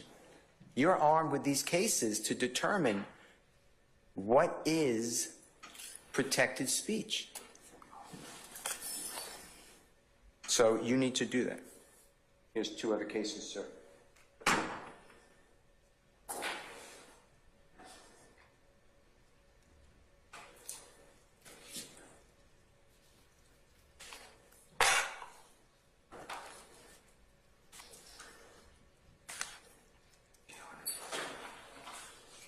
This is Counterman, C-O-U-N-T-E-R-M-A-N versus Colorado. This was decided 3 days before the last case that we just talked about. 143 Supreme Court, 2106. 216 Lawyers Edition 2D 775, 2023 case. Okay, and what's Counterman going to tell me? That wasn't already cited in 303 Creative LLC. What different proposition do you want to tell me? And again, we have another caution on it. Yeah. As of 7 November 2023. Yeah. Well, no, that's when I printed it, but there's a caution there. I don't know why there's a caution. It's the highest court, and it was decided 4 months ago, 5 months ago. 4 months. So what is it you want to tell me about this? So this is a criminal case, to answer your last question, which I don't think it's a difference without a distinction. But this is a criminal case. This is a stalking case, and this broke new law. Because now the U.S. Supreme Court, in a 5-justice majority opinion, said you need a mental state of the speaker. For the first time, and what page does that show up on? If you turn to page 4 of 42. 4 of 42? Yeah. Okay, all right. The very top of the page, the last word on the first line, on the left-hand side. The question presented is whether the First Amendment still requires proof that the defendant had some subjective understanding of the threatening nature of his statements. We hold that it does, but that a mental state of recklessness is sufficient. The state must show that the defendant consciously disregarded a substantial risk that his communications would be viewed as threatening violence. The state need not prove any more demanding form of subjective intent to threaten another. And that's a stalking case. So what you have here is now you have to go in the rubric, and you need all this information, which the state did not give you. What is going on at the time of the release of all these videos, of all of these songs? Because I'm saying that they're... Okay, but wouldn't that be a jury? Wouldn't that be an issue that the jury's got to decide whether or not there's whether or not the remember mens rea and actus rea. So is it? Did they? You know, there's always intent that has to be proven with anything, and it can be proved by the state by direct or circumstantial evidence or both. So why wouldn't? I mean, it states the obvious, Mr. Steele, in terms of Steele requires that you have some, you know, it says right here, do what you just read. So I don't have any disagreement with that. But it's immune. It's immunized. It may not be the right word, but it's immunized. It can't come in. It's protected speech. It can't go to a jury until your court says this is not a true threat. And the state is using it for a true threat. They said to you today, these are threats by YSL.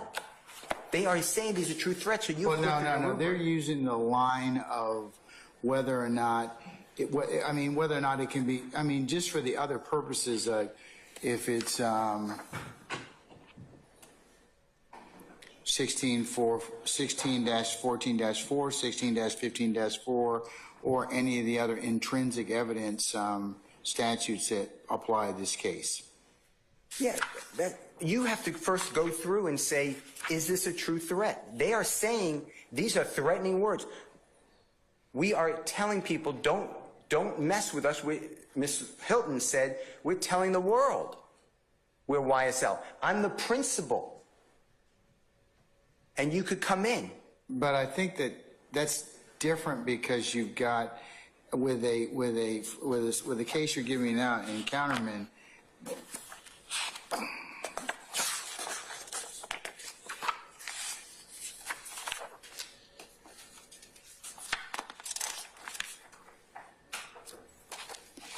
You got a stalking statute, right? It's a stalking case. It's a stalking statute. So the statements that that are here, they're saying that related to show his statements were objectively threatening. Also, he was aware of their threatening character. So that's a little different than what the state's trying to do or solicit, whether or not these lyrics are admissible for other purposes. But they have to state why it's not a true threat. I mean, excuse me, I said that wrong. Why it is a true threat. And I'm saying it is not a true threat case. None of these lyrics are true threats. Therefore, it's protected speech. And if you turn to page 17 of 42 of Counterman,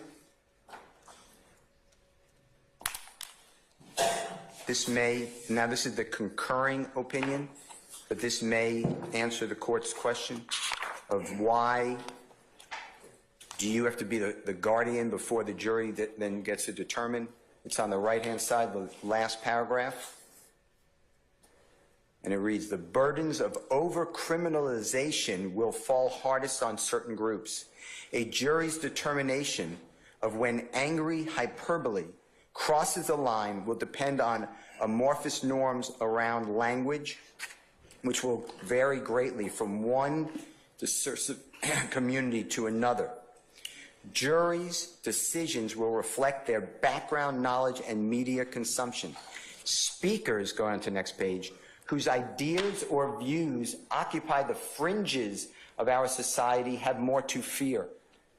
For their violent and extreme rhetoric, even if intended simply to convey an idea or express displeasure, is more likely to strike a reasonable person as threatening.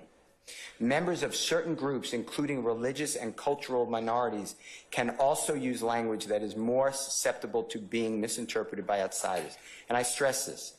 And unfortunately, yet predictably, racial and cultural stereotypes can also influence whether speech is perceived as dangerous. And they cite Dr. Adam Dunbar and Dr. Kubin.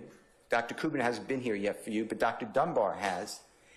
Threatening nature of rap music. So my point, to answer your court's question directly, like why can't the jurors just do it? The court is telling you why they can't do it. That's what they're saying, a jury's determination of it. I mean, crosses the line, but they still get that privilege of deciding that. No, the point here is it protected speech? That's what the case. That's what I just read to you. You need to decide whether a jury gets to hear that evidence, and you only do that if it's not protected speech, if it is a true threat, if it is something that the state is saying, or is it just simply Mr. Steele, music? I think it's two tracks. I don't understand your argument, okay? I really don't. It's two tracks. It's either First Amendment or it's not. And you make that decision. Okay. All right. That's what we do. All right. Okay. But you have to make that decision. Okay. I hope I've answered that. I mean, your question just was right there. And what is a true threat? That's the next case, United States versus Bagdasarian, Bagdasarian. It's 652 F3rd 1113, comes from the Ninth Circuit, 2011. And this is horrible. President Obama, the Honorable President Obama, was elected president. It's on page 3 of 22. It's on the background on the left-hand side. On October 22, 2008, when Barack Obama's election was looking more and more likely, Bagdasarian, under the username California Radio, joined Yahoo Finance, American International Group message board, on which members of the public posted messages concerning financial matters, AIG, and other topics. At 1:15 a.m. on that day, on the day he joined, Bagdasarian posted the following statement on the message board, quote, regarding Obama, FK, the N, he will have a .50 caliber in his head soon, end quote. About 20 minutes later, he posted another statement on the same message board, quote, shoot the N, country FKD, for another 4 years plus. What N has done anything right? Question mark, question mark, question mark, question mark, long term, 4 question marks. Never in history except Sambos, S-A-M-B-O-S. This was found to be protected speech. Under the state's theory, they would say, well, that goes to mens rea. But it's not, it wasn't prosecutable. They prosecuted him. Did they prosecute him? Of course. He was convicted.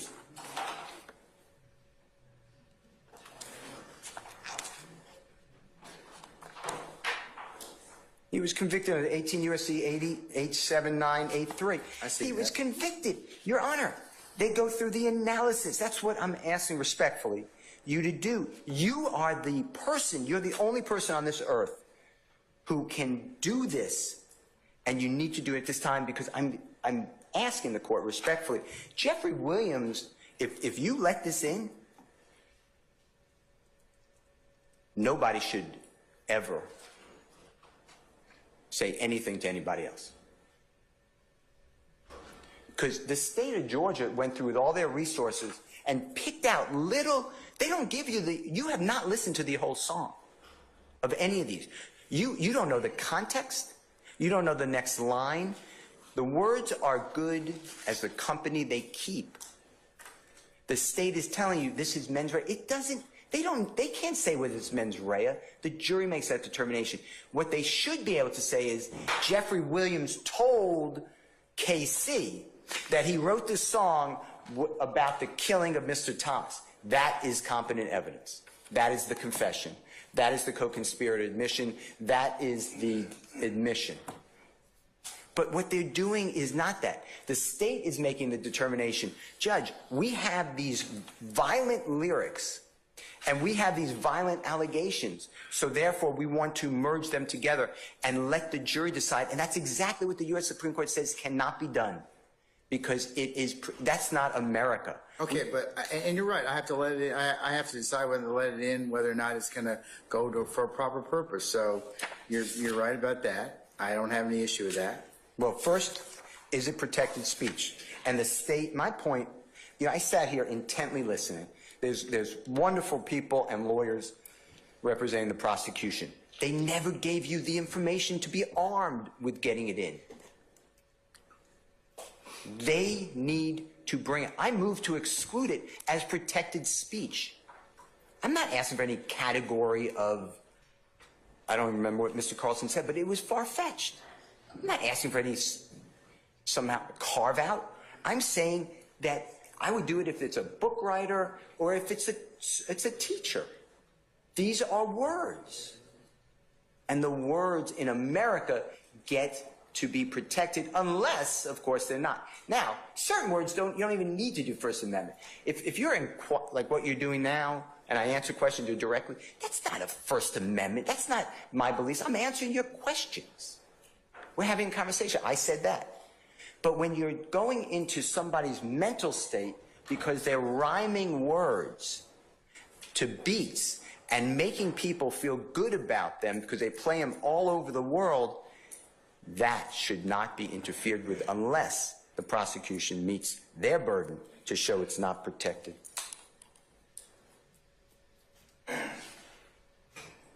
So this is a great case about, is it a threat that Ms. Hilton talked about. The last case I gave you, Your Honor, which was the Counterman case, they have great about incitement. You know, when you're inciting people to do things, go out, I'm going to tell you this, go out and go to January 6th and go to the Capitol. Those are not protected speech. If it's to incite somebody to do a crime, I agree with that. I'm not trying to say that criminality somehow gets immunity because you said it in a rap lyric or you say it in any setting. I'm saying in this setting, in this case, without a connection, I think you called it nexus earlier, maybe not today, but earlier, unless there's some sort of direct connection to show, hey, this is the confession, that's the state's theory. So it should not be used. Your Honor, moving on, there is a trend here.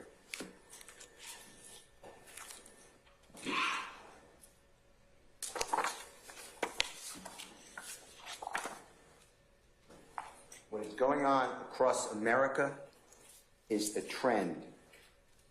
It is not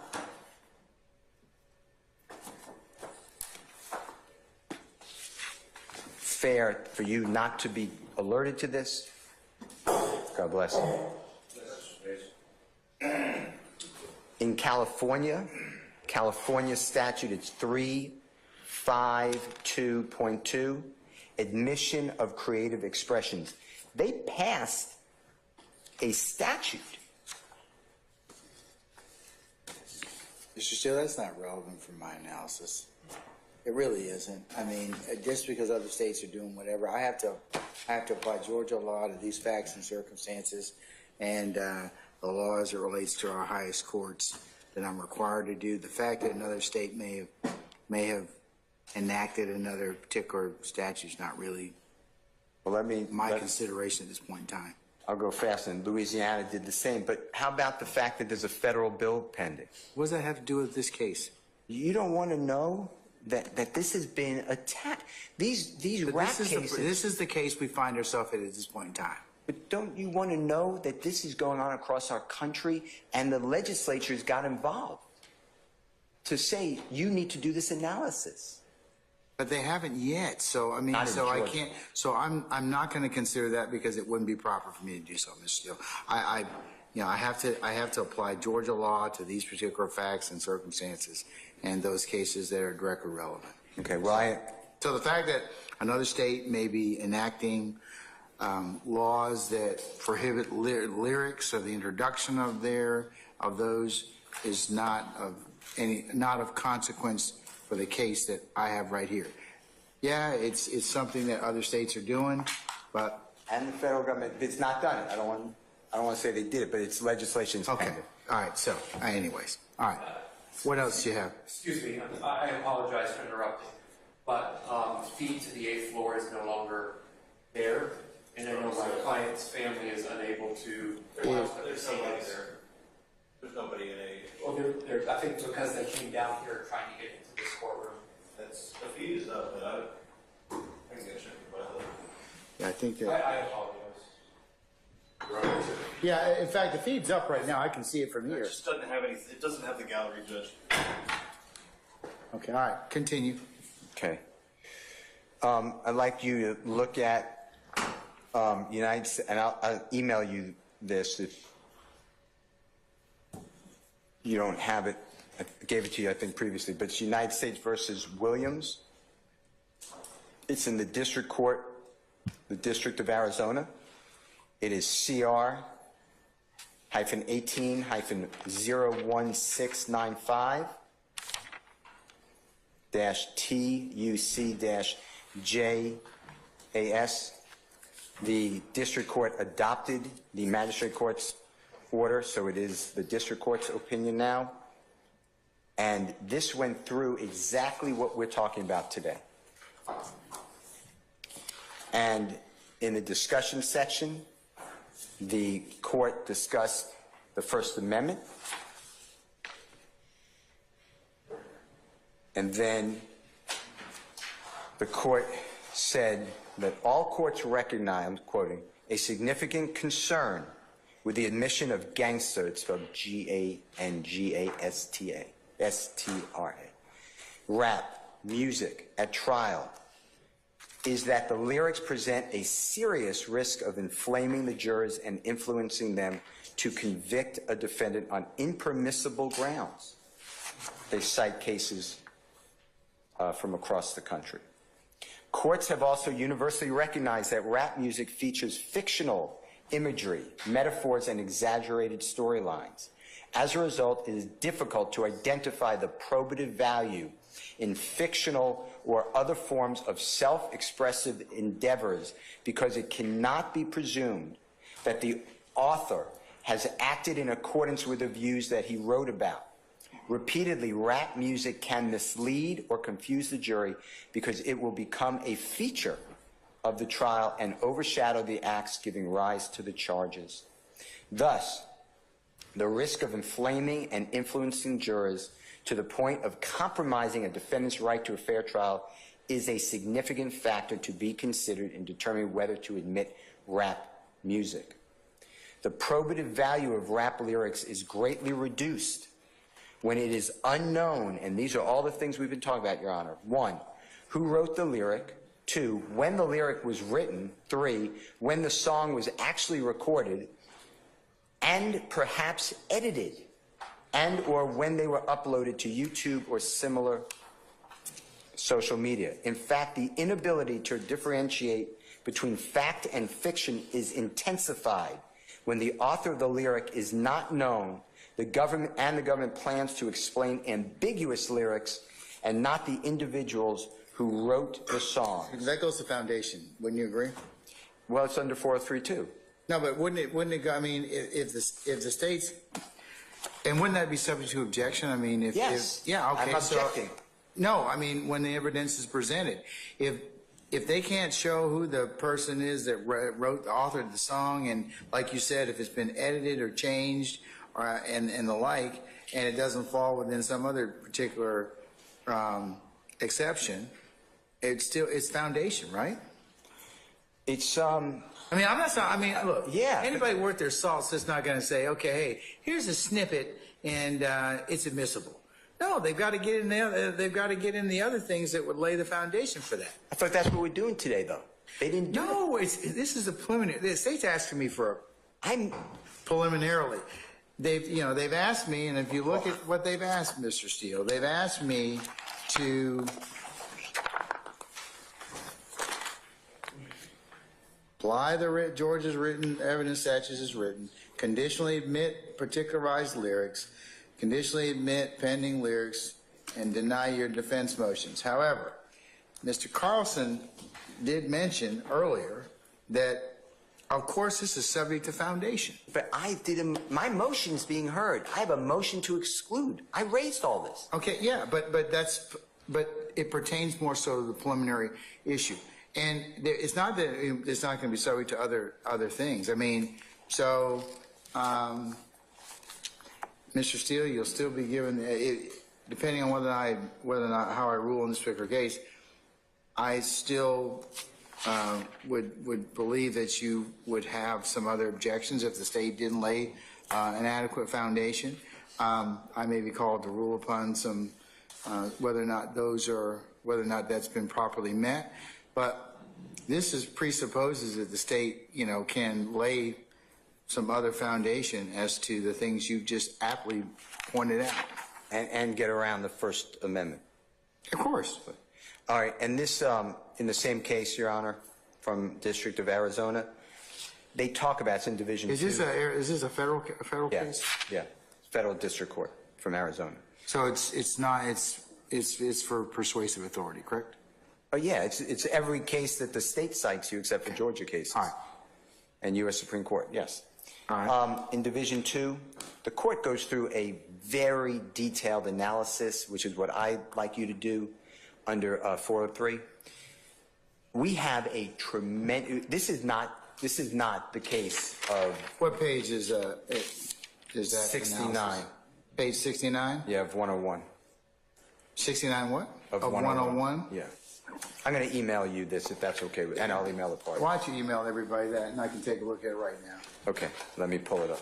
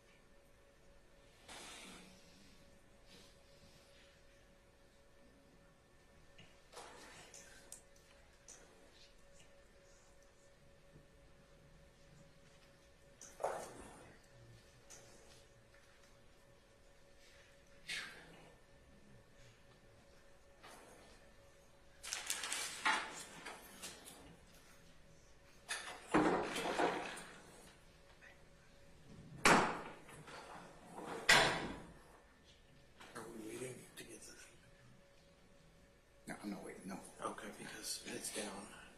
Has to be manually restarted from here by IT. Once here. Goes in around 7:20. Who lives upstairs? Iletta's upstairs. No, who's upstairs in the courtroom? Oh, nobody. Ingram pulled it up these first. And tell Ingram they can just sit in the back of the courtroom on that side. Just let them, if they want like 2 or 3 people or whatever, we got space for them.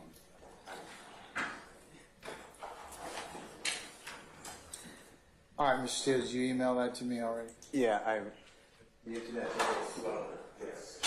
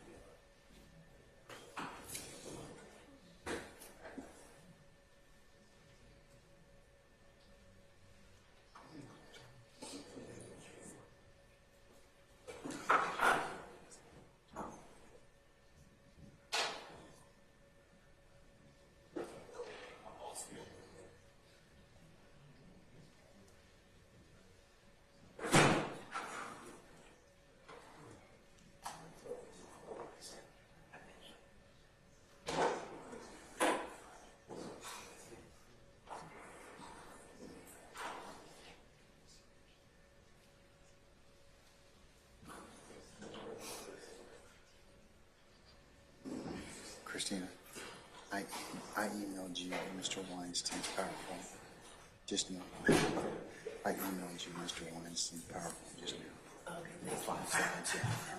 Okay.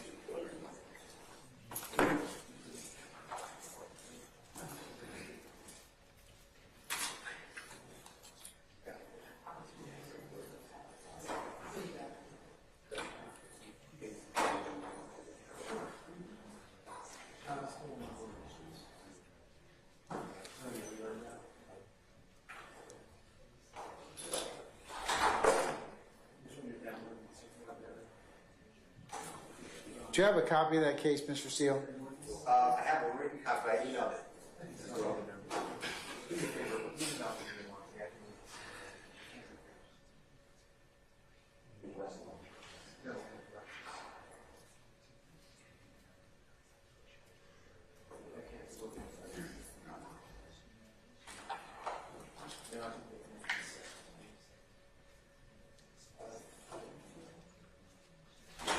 Mr. Steele, I'm not getting it right now, but do you have a Westlaw site? No, I have the original site. You can get it from. Oh, I have the site. Yeah, I have the site. What am I talking about? It's you want Westlaw? Yeah. I don't see Westlaw on here, but it's 120. Hold on, that's wrong. It's 2002. Well, I have a Lexus site. Is that okay? I don't have. You don't have Lexus? I don't have a Lexus. Okay. But the email should come through. And I sent it to Mr. Kern separately because I left him out in the first one. Did you get yours? I found. What is the? Okay. Is that 543? Just give me the Yeah. citation, Mr. Steele. You said 5 what? 5. No, he was talking about something else. It is,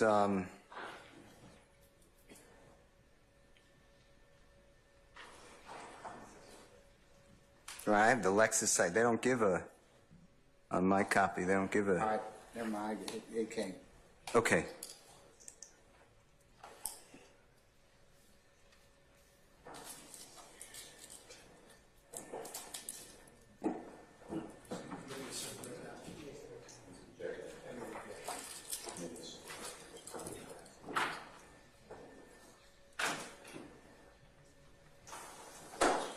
What page, sir? What page is this analysis you're telling me that I need to apply? What page of 62 does it apply on? Let me see, because it's a different format, but hold on one second. Your Honor, there are two cases from a similar time period there under Williams from that same federal magistrate. I just want to make sure that the state is aware of which date case. The one, yeah, there's. It's the one you have. The one that's on decided on December 9th, 2022, filed CR-18-01695-TUC-JAS parens EJM closed parens.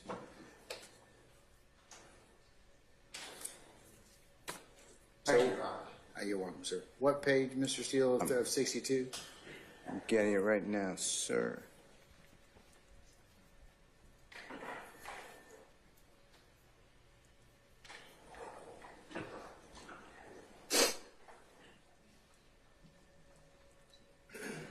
Mr. Steele, I think you cited this when one of your experts was testifying. So I did. I think I gave you the case, you actually. did give me the case. So yeah, I seem to recall it now. It's on page, if you want to know, it's on page 37 of 62 All right. on the right-hand side. Let's go on to that now.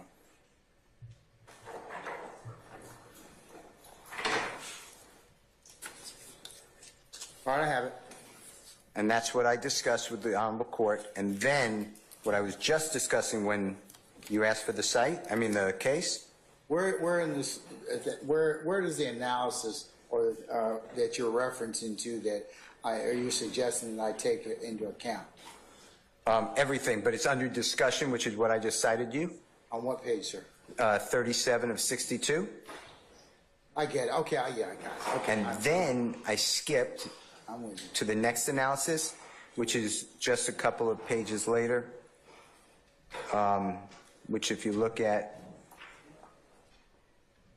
I discussed this on page 39 of 62, the very bottom right, Okay. the danger of unfair prejudice. And then what I was just discussing when we stopped is on page 43 of 62, and that's exactly where you wanted to hear about what I said, that I'd like you to specifically look at this, and that's when you said, show me the case. Yeah, I've taken a look at Williams before, because when your expert testified, you gave this to me already. And I think that the issue in Williams was whether or not you had some different facts, and your expert,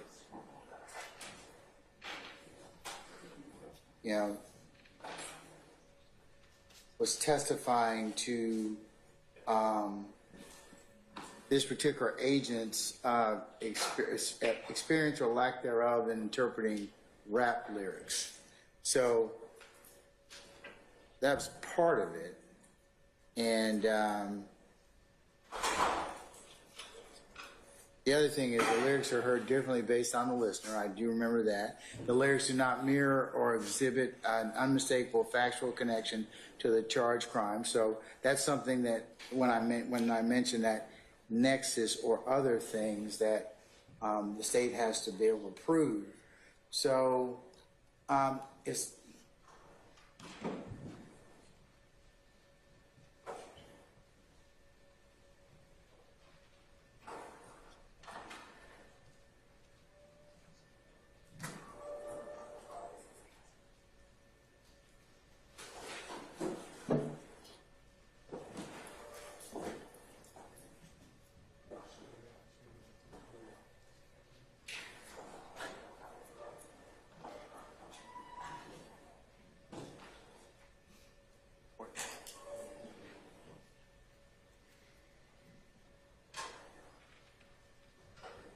email it to everyone else.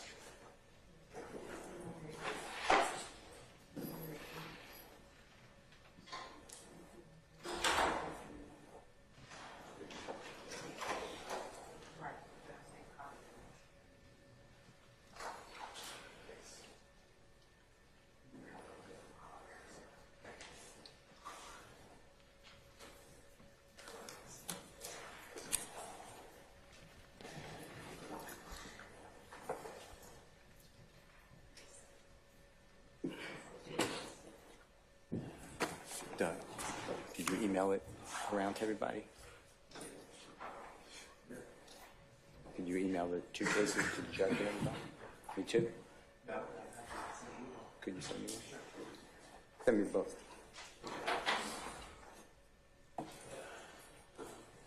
Thank you.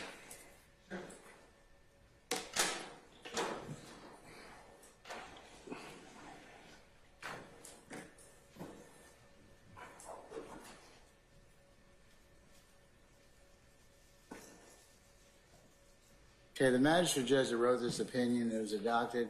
I think part of the challenge was that the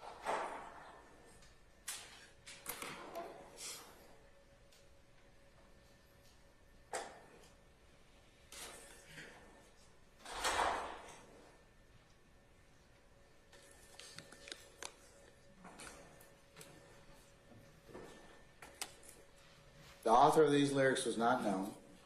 Government wanted to use the lyrics as the defendant's confessions of the charged crime. Lyrics were so highly inflammatory that there's great risk that a jury would convict the defendants for impermissible reasons, and thoroughly admissible rap songs and videos. And then they used Agent Parkinson and Professor Nielsen. Had the potential to become a feature of the trial and overshadow the acts and give rise to the charges. And so they didn't think that this particular testimony was helpful to the jury. They thought it was going to be misleading. The judge wrote confusing and or misleading to the jury. That's 403. That's what I'm saying. And what the state said in their proffer, Your Honor, if you think it through, and it's in Division 2 of the page I just gave us on recording the parties, they said that they have they have recordings where Mr. Eppinger is calling people to ask whether Mr. Williams approves the killing of Mr. Bennett. They have recordings of Mr., and I forget his name right now, about killing Mr. Bennett. Mr. Myrick about killing Mr. Bennett and asking Mr. Williams for permission.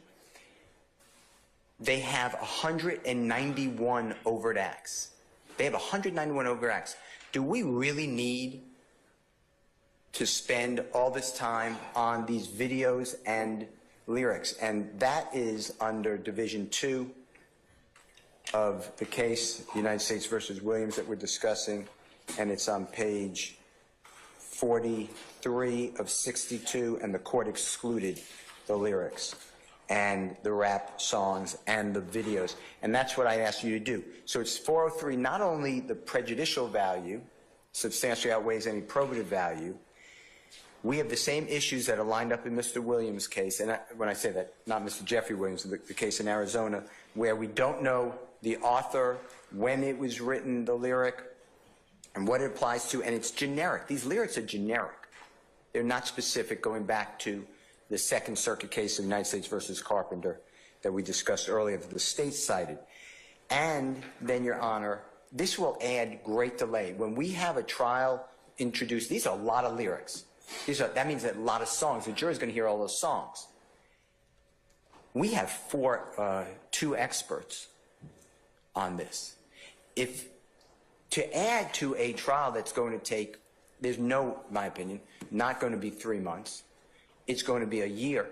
That is going to be a substantial part of the year. So I ask you to evaluate it. If it even comes in, if it even gets through First Amendment protection, please look at it under 403 for that analysis as well. And that's what they did in the Williams case. That's why I gave it to you. And that was decided, as you said, December 9th, 2022, and then adopted by the district court. The next one, Your Honor, and it was emailed to you, I believe, by the Honorable Doug Weinstein. I asked him to, and I thank him. And that's Commonwealth of Massachusetts versus Gary, or Gray, G-R-A-Y, I apologize. And that is 978 Northeast 2D, 543, 2012 case from the Supreme Judicial Court of Massachusetts. And what the court held in that case, and you should have it on your email, is... I do. Okay. And this is in Division...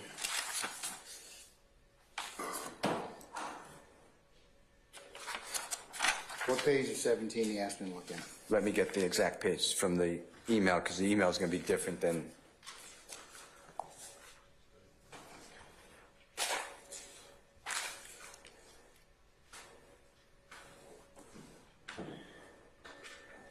Okay. This will be, it's Division 3, and that should be on page, let's see. Is that the rap video? Exactly. On page 14, bottom of the page. Thank you, sir.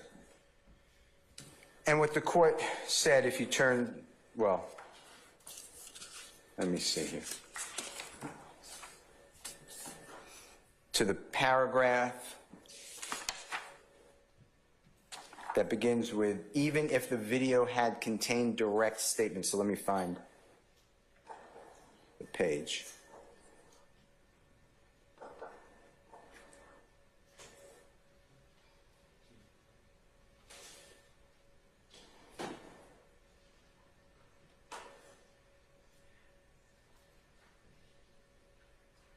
Okay, it should be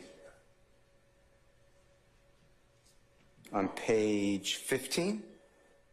Yeah, I think in this case, there was no issue as to gang affiliation. In fact, the defendant was willing to stipulate to it. Well, what they wrote... Willing to stipulate to it, and the court, said, it shouldn't have been admitted because it was minimally, if at all, probative and highly prejudicial. And basically it said here that evidence that posed a risk of unfair prejudice need not always be admitted simply because the defendant has opened the door as to his admission. The judge still needs to weigh the probative value and risk of unfair prejudice in terms of balance favors admission. So that's consistent with our law. Okay, and then on page 16, with the state saying about their gang expert, it is... That's a police officer. Yep. Who's qualified as the expert without more. Yep. Okay, cannot without more be deemed an expert qualified to interpret the meaning of rap music lyrics. So that's why, again, I don't believe that the state's proffer is well-founded. And then the last case for now I'd like you to see, and this is also recent, this was decided October 20th, 2023. It was emailed to you. I ask the Honorable Doug Weinstein here. God bless you. It's United States versus Donald, D-O-N-A-L-D. And that is, I have it, sir. 2023 Westlaw 6958797. And this is the Western District of Connecticut. It was just decided. And I have to find out where in the email. But it's in Division 6, Rap, Music, Lyrics, and Video. And let me just find that.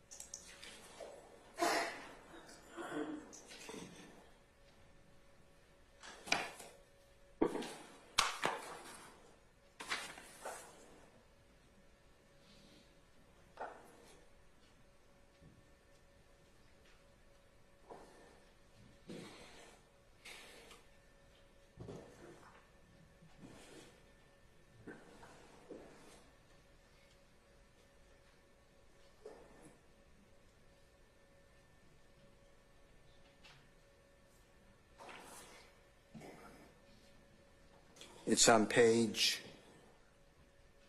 20 of 32.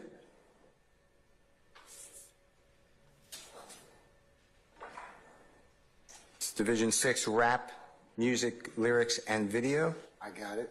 And then on the 1, 2, 3, 4, 5, 6, 7th, it's actually on the next page. 7th, it's on the next page, the third paragraph. So it's on page 21 of 32. It starts with the issue of prejudice. It doesn't tell me anything that Georgia doesn't tell me. Well, I think it answered your question earlier. You said, what's the prejudice? The issue of prejudice with respect to the... No, I didn't say that, Mr. Steele. So you said that... I did not say that. Okay? then I understand what I need to do in terms of the prejudice prong. Okay? Under 403. I get it. Okay. I don't need any other cases from any other jurisdictions. We have plenty in the state of Georgia which give me a lot of information on how I'm to interpret that in terms of legal relevance. Okay. I just like to highlight this one part. Mr. Steele, please, let's move on to something else, okay? I don't need to cover 403, all right? But I think but under 403, that's what I'm trying to say. It is so prejudicial. It's just so, You told me that at least 10 times already, okay? I get it. Okay. That, so tell me something else that I can use in order to determine whether or not it's a threshold issue, I'm going to allow this. All right. So next, if you don't mind, and it was emailed to you as well, you should see, and it was emailed to the state earlier today, you should see,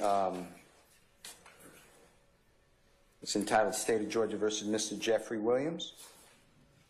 And what I did was go through what the state gave me. So I took the indictment and their motion. And what they said was the relevant information.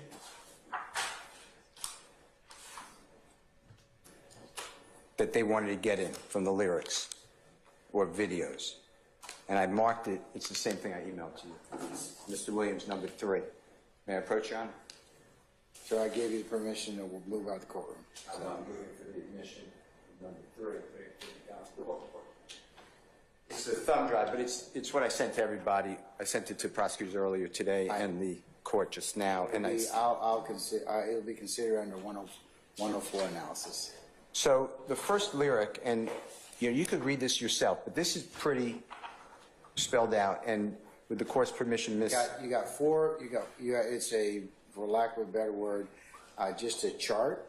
It's got the lyrics and the reference, a song and an album, the artist, and the video clip YouTube timestamp on it, and a link to thereof, going from references from capo to big dog assist to wed rings and red bottoms to snitches, kill you, shoot up, clean kills, switches on our Glocks, smoke you like a blunt, hose setup, drug reference, bodies on bodies, murderous wet blood, pistol gun, red bandana, head honcho, FN's Choppas, and that's Charlie Hotel, Oscar Papa, Alpha Sierra, King Cobra, I'm the principal, boss, perfect leader, Sir Codeine, shoot you, anti-police, mixed red and green, syrup reference, not gang reference, run from police, killing cops, mob ties, red like Elmo, wipe a nigga nose, never killed anybody, but I got something to do with that body. I'm a general, shoot 100 rounds, shot his mommy, give the lawyer $2 million, throw your setup. Okay. So these are the lyrics that are at issue. So I spelled them out for you and the parties. I took them from the state's motion and indictment. And the first one is from the motion, and it's number 1. And the lyric is, I was a capo in the hood way before a plaque or a mention. And we gave you, as you said, you could just click on it, the YouTube site for the video so you could see it yourself. But then I gave you how common these words are, this theme is. And if, with Miss Edwards' permission, if she can share the screen, Your Honor? Okay, the Zoom link ended. But, Your Honor, if you just take some time and look at it, which I know you do, but the next one, underneath where I have the first one of Jeffrey Williams, and I quoted the lyric that the state wants, is Capo. It's El Capo album, Jim Jones. And if you click on it, you will see that other artist says similar things. The next one I quoted, feeling like Jim Jones, and I'm Capo. Money Man did that. Next one, my other Capo is in big A blank S conglomerate called Death Row Snoop Mother blank Dog. That's Toss It by Tupac. The next one is Capo Head Honcho on the song and the album Phoenix by A$AP Rocky. Okay, but what does that have to do with, the state's not going to show me all these, or is not going to hopefully show the jury, and hopefully you're not, these other particular songs, because they're not really relevant for the matter in question. Aren't they? Say again? Aren't they, though? They're not. The state is saying, Your Honor, these words are so particularized that they go to this crime. No, they don't. You have to look at them in context, and they're also looking at it from the sense of whether or not Jeffrey Williams authored this, or and the other circumstances that go along with it. Don't you think it's relevant that calling yourself a capo, that the state stood up here earlier today and said, I was a capo in the hood way before plaque or a mention, and that means that it's organized crime. You heard all that. Well, capo common meaning, they could, certainly can mean the head or leader. And that depends on what a jury decides to give it in terms of meaning. But if it's so prevalent in this industry, that's what I'm showing you. I'm showing you that it's sung about the same type of topic. But the state's trying to say that it may go to Mr. Williams either being a leader of this particular entity. And if he's singing or rapping that I a capo in a hood, that might be something that a jury might find relevant to show whether or not he's actually the leader or not. They don't have to, but it's relevant for that particular purpose. Well, then I'm going to show that every single other person who sings about that is commonplace. But they're not charged with in the indictment, so it wouldn't be relevant for They're that. not particular. These are not like, oh my gosh, you nailed the, I'm just using Donovan Thomas. You nailed the shooting. He was shot from a drive-by on Saturday, the 10th day of January 2015, near Northside Drive in Atlanta. That's particular. Okay, but capo may be a word that if Mr. Williams is artist, okay, that he uses in this particular song. I mean, so, and whether or not it has the meaning that would be relevant for admissible purposes in this case is a separate issue. But doesn't it mean something under the First Amendment analysis that a lot of people sing about that topic? In the same... No, he's using a word. I mean, all these people are using the word. He's using a word. All these people that I told you are using the same word. But they're not charged in indictment in count one. Exactly. That's the point. But that's not that's not the point. The point is whether or not it's useful to show membership or leadership. It's useful to show. And you're taking it out of context. You're taking it out of context. How's that? Because you're pulling one word in a particular sentence that has 1, 2, 3, 4, 5, 6, 7, 8, 9, 10, 11, 12, 13 words in that sentence. But the state did. They put the word. They're putting the sentence in terms of context. You're pulling out the word capo, and you're saying, well, everybody else is rapping about capo or singing about capo, so that's protected speech. None of those other words matter. Okay.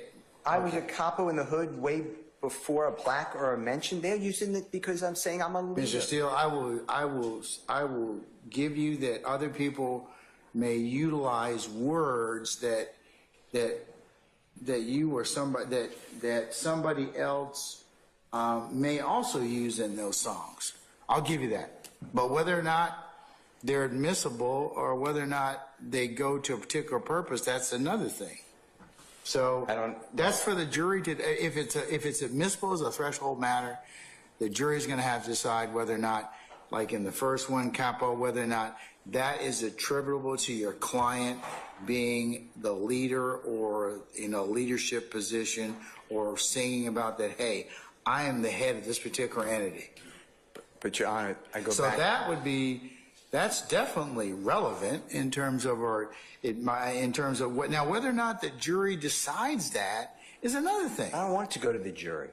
Well, I know you don't want it to, but it might. I want you to exclude it because... I'm probably not going to exclude that one. I'm just going to tell you that. Because that goes to, for a number of reasons, it can go to show whether or not, as Ms. Hilton pointed out earlier about 4 hours ago, whether or not your client actually is the leader of this particular gang. Now, that's assuming also that we have attribution, authorship, and a foundation can be laid. How about the First Amendment, though? I don't believe the First Amendment is going to cover that one. It's so unparticularized, and that's the whole point. Okay, Mr. Steele, again, they got to be able to lay the foundation. If they lay the foundation, I'm telling you that particular one would be admissible. Well, I don't know how it gets through the First Amendment when all these other people are singing about it, but I respect this honorable court. But that's what all this is. All of this, Your Honor, and D3 is for my consideration. But but in each one of those categories that the court read off, and that you have listed other songs about that or other references. Like I said, I'm not saying that other people haven't rapped or sang or written about those particular lyrics. And and those particular individuals, they're not charged or referenced in this particular indictment. But their lyrics shouldn't be used against them. Well, it depends on the purpose. Again, you just have a lyric. a common everyday hearing. Again, they're not punishing or seeking to punish or seeking to introduce and criminalize your client's, if it is your client's, artistic product under the First Amendment. They're not trying to do that. I think they are. And that has been the assertion by several folks that's what's going on. I'll admit or exclude this particular evidence based on the rules of evidence, not because it's going to be, First Amendment's on trial. If it does fall within the First Amendment, then I'll apply a particular analysis. If it doesn't, then I will look at whether or not it falls under the actus reus, mens reus, logical relevance, other offenses, 402, any of the 24-8, 801D2A, 801D2B, 801D2E, 24-8-804B3, and the intrinsic, and the other statutes under 1615.3, 1615.9. And the last thing I will do is determine under 24-4-403 the legal relevance. And if it meets all those gates or the gates that are applicable to that particular statement, I will admit it. If it fails, I will exclude it. All right. Well, I'm just going to then stop in place because I hear you clearly. I'd like you to look at one note, if you don't mind, on that same email. If you could just turn to page. What page of D3, sir? Should be 18. It's number 21, boss. All right, hold on. 18 of 23, page 18? It says 18 on the bottom of my copy. Yes, sir. And it's the 21st reference to boss. And the lyric that the prosecution wants to put in is, quote, "I'm a boss, I call the shots." If you allow that in, Rick Ross on the song Boss said, "I'm the biggest boss that you've seen thus far." Meek Mill on "I'm a Boss" said, "I'm a boss." Bodak Yellow, Cardi B, the artist, said, "I'm a boss, you a worker." This goes on and on. What I'm trying to... Okay, but again, they're not charged with anything in this particular indictment. So is it that the First Amendment steps aside when a person's charged? No, but it's contextual and it's fact specific, and it depends upon what they're trying to link it to. We're not bringing Rick Ross, Cardi B, Young M.A., Meek Mill, formerly Drake, or Post Malone in here to talk about any of those things, or they're not charged in this particular indictment. They sang about being a boss. If the state is trying to assert the reference, "I'm a boss, I call the shots," goes to a leadership issue, or "I'm the leader of the gang," well, then that might be relevant. But whether or not the jury decides to take that for the assertion and argument that they're making, that the state is making, is another thing. I am sure that you will probably examine or also make reference to these other particular artists, and whether or not they being the jury, finds that this is relevant for that particular purpose. Remember, we're not just saying, hey, Jeffery Williams wrote about being a boss. That's not what the state's doing. They're saying that they're introducing this particular lyric for the assertion that Jeffery Williams is the leader of this particular entity. Now, whether or not they being the fact finder, the jury decides that they wish to make that conclusion, they'll make that conclusion only after, if I admit the testimony and then I give them an instruction on how they're to contend the facts and the evidence they determine them to be, and they decide that, yeah, based on that, as part of the totality of everything that they've heard, beyond a reasonable doubt, then certainly they can come to that conclusion. They may decide, hey, no, he's not the boss. Just wrote a song about it. But the state's going to present other evidence, and whether or not that individual collectively shows that your client is the potential leader of this particular entity? That's for the jury to decide. Well, under that analysis, then if Rick Ross is charged with being a leader of a criminal street gang, then his lyric comes in. Well, no, not necessarily. Only if it's for a particularized purpose. If the prosecution said he's the leader of the gang and that's what he said, then it's Well, coming if in. he says also, it might be an admission saying, hey, I'm the boss of this gang. They can consider it in terms of, they could consider it in terms of that. I mean, so. But if you think that through what you just said, and I respect it, Your Honor, but then everybody who in this realm is performing music and saying those words can be used in a criminal case. I don't think, I mean, you're going to have your opinion on that, Mr. Steele. I'm bound by what's been presented in this case. I certainly can't give you my personal opinions on it, but but in terms of the states, I'm laughing because we're being timed out on a lot of stuff that my computer just decided to want to restart. So, so what I'm saying is that as much as you think that they're trying to criminalize or they're trying to admit statements that would be otherwise that may be classified as free speech, the analysis has to be one or the other. So if assuming that that's it, then the jury will consider that for whatever reason that it's introduced. I'm just not going to let them introduce something just for shucks and giggles on that, just because your client wrote a song about that particular issue. It has to go to a particular purpose. My gatekeeping function is I'm required to do this. They're going to have to present the foundation as to it, and it has to go to an issue that they issue a proof that they have to at trial. They're not. I don't believe they're trying to say that because your clients wrote this song that he's a bad person or anything like that. I wouldn't allow them to introduce that evidence if that were the case. But sometimes, as you know, being an advocate, I do have to balance the 403 and legal relevance over prejudice, and that's one of the the harder things I end up having to do as a jurist, but I got to do it. So,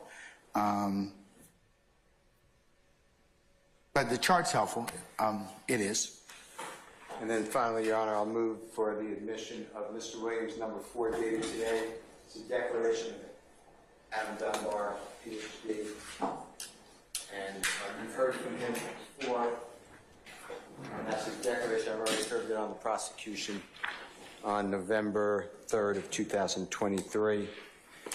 Your Honor, if I did not move for the admission for purposes of this hearing of any of my exhibits, it should be... I've already considered D1, I should say D1, which is Mr. Weinstein's, and you have D2 and this is D. Yeah, D2 is the book, and D3 is the chart on the thumb drive. This would be D4. Your Honor, I have more, but I hear the tenor. I understand the court's statements, and I believe you understand my issues. So I will be objecting, and I don't believe the state met any of its burden that it did have to introduce these lyrics. I asked them all to be excluded. All right. Mr. Carlson? Mr. Is it fair to assume that Mr. Steele's arguments regarding 403, we kind of segmented this. Are they adopted by Mr. Steele? Unless you want to be excluded, I'm going to include them for everybody who they may be applicable to. All right, Mr. Carlson or Mr. Floyd? It'll be strictly Mr. Carlson, Your Honor. All right, Mr. Carlson, while you wrap your thoughts around this, I want you to kind of address a couple of different issues. So if you want to write these down for me, just so that you encapsulate them in your argument. These are things that Mr. Steele brought up. In terms of the YSL and the protected speech issue, the chart that you gave me in states 19, that the First Amendment cases, do they apply that he's cited to me? Do I have to first consider them under a First Amendment analysis? Second is if you could readdress Carpenter, case Carpenter specifically. And thirdly is the propensity argument that Mr. Steele made. And four is the protected, is related to one in terms of protected speech, in terms of proof of who authored these songs or the song lyrics you're going to seek to admit. And then I got two more things, not too much. Under 24/704B with expert testimony and the ultimate issue, mental state, could you distinguish that for me or for us? And then if you wanted, the last thing would be Mr. Steele's under D3, the chart and the commonality of some of the words that he has mentioned to me. Related to, in terms of these lyrics, whether or not they've been changed or edited. May I start with the final one, Your Honor? The commonality issue. Yes, you can, sir. And if I miss any of them, I'll run through at the end, and I know the hour's late, and I'll... Take your time. Anyway, it's important. Any way you all want to address it. In terms of the commonality argument, Your Honor,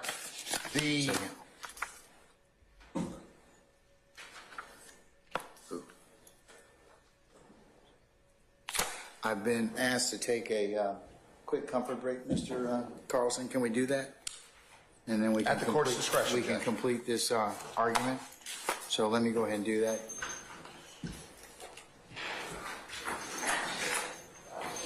You really be a pain in the ass.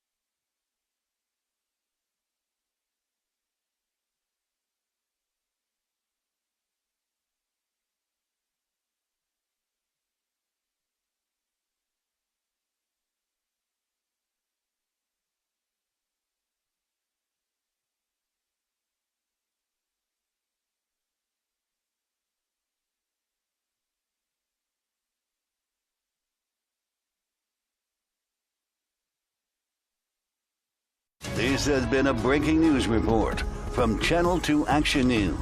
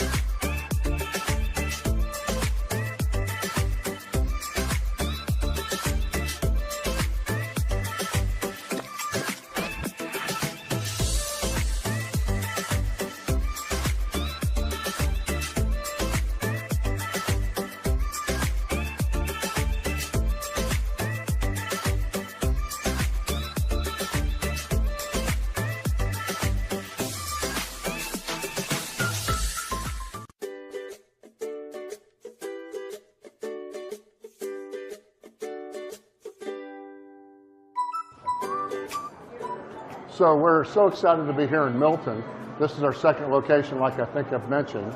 I've had restaurants here in the Milton area in my past, and I love the community. I love the support that you get from the neighbors, the schools, and the surrounding businesses. So Community Burger is a unique brand to us. As you see in our kitchen, we're a scratch kitchen. So I would call it 99% scratch. We are chef-driven. We're all about using fresh local ingredients. We are about the My Community Matters program, and that's about supporting the community in which every Community Burger is located. For example, in Milton, the opening philanthropies that we're working with are the school systems that are right down the street, which is Milton High School, Northwestern Middle School, and also the elementary school. We also are working with the first responders, which is obviously very important to our community. It protects our community in which we live. The other philanthropy that we're working with is the North Fulton Family Charities, which is very important to me from a standpoint of working with philanthropies that have real need, and this is about the food bank. I feel like being food deprived in the United States is a crying shame. That should not be happening where we live.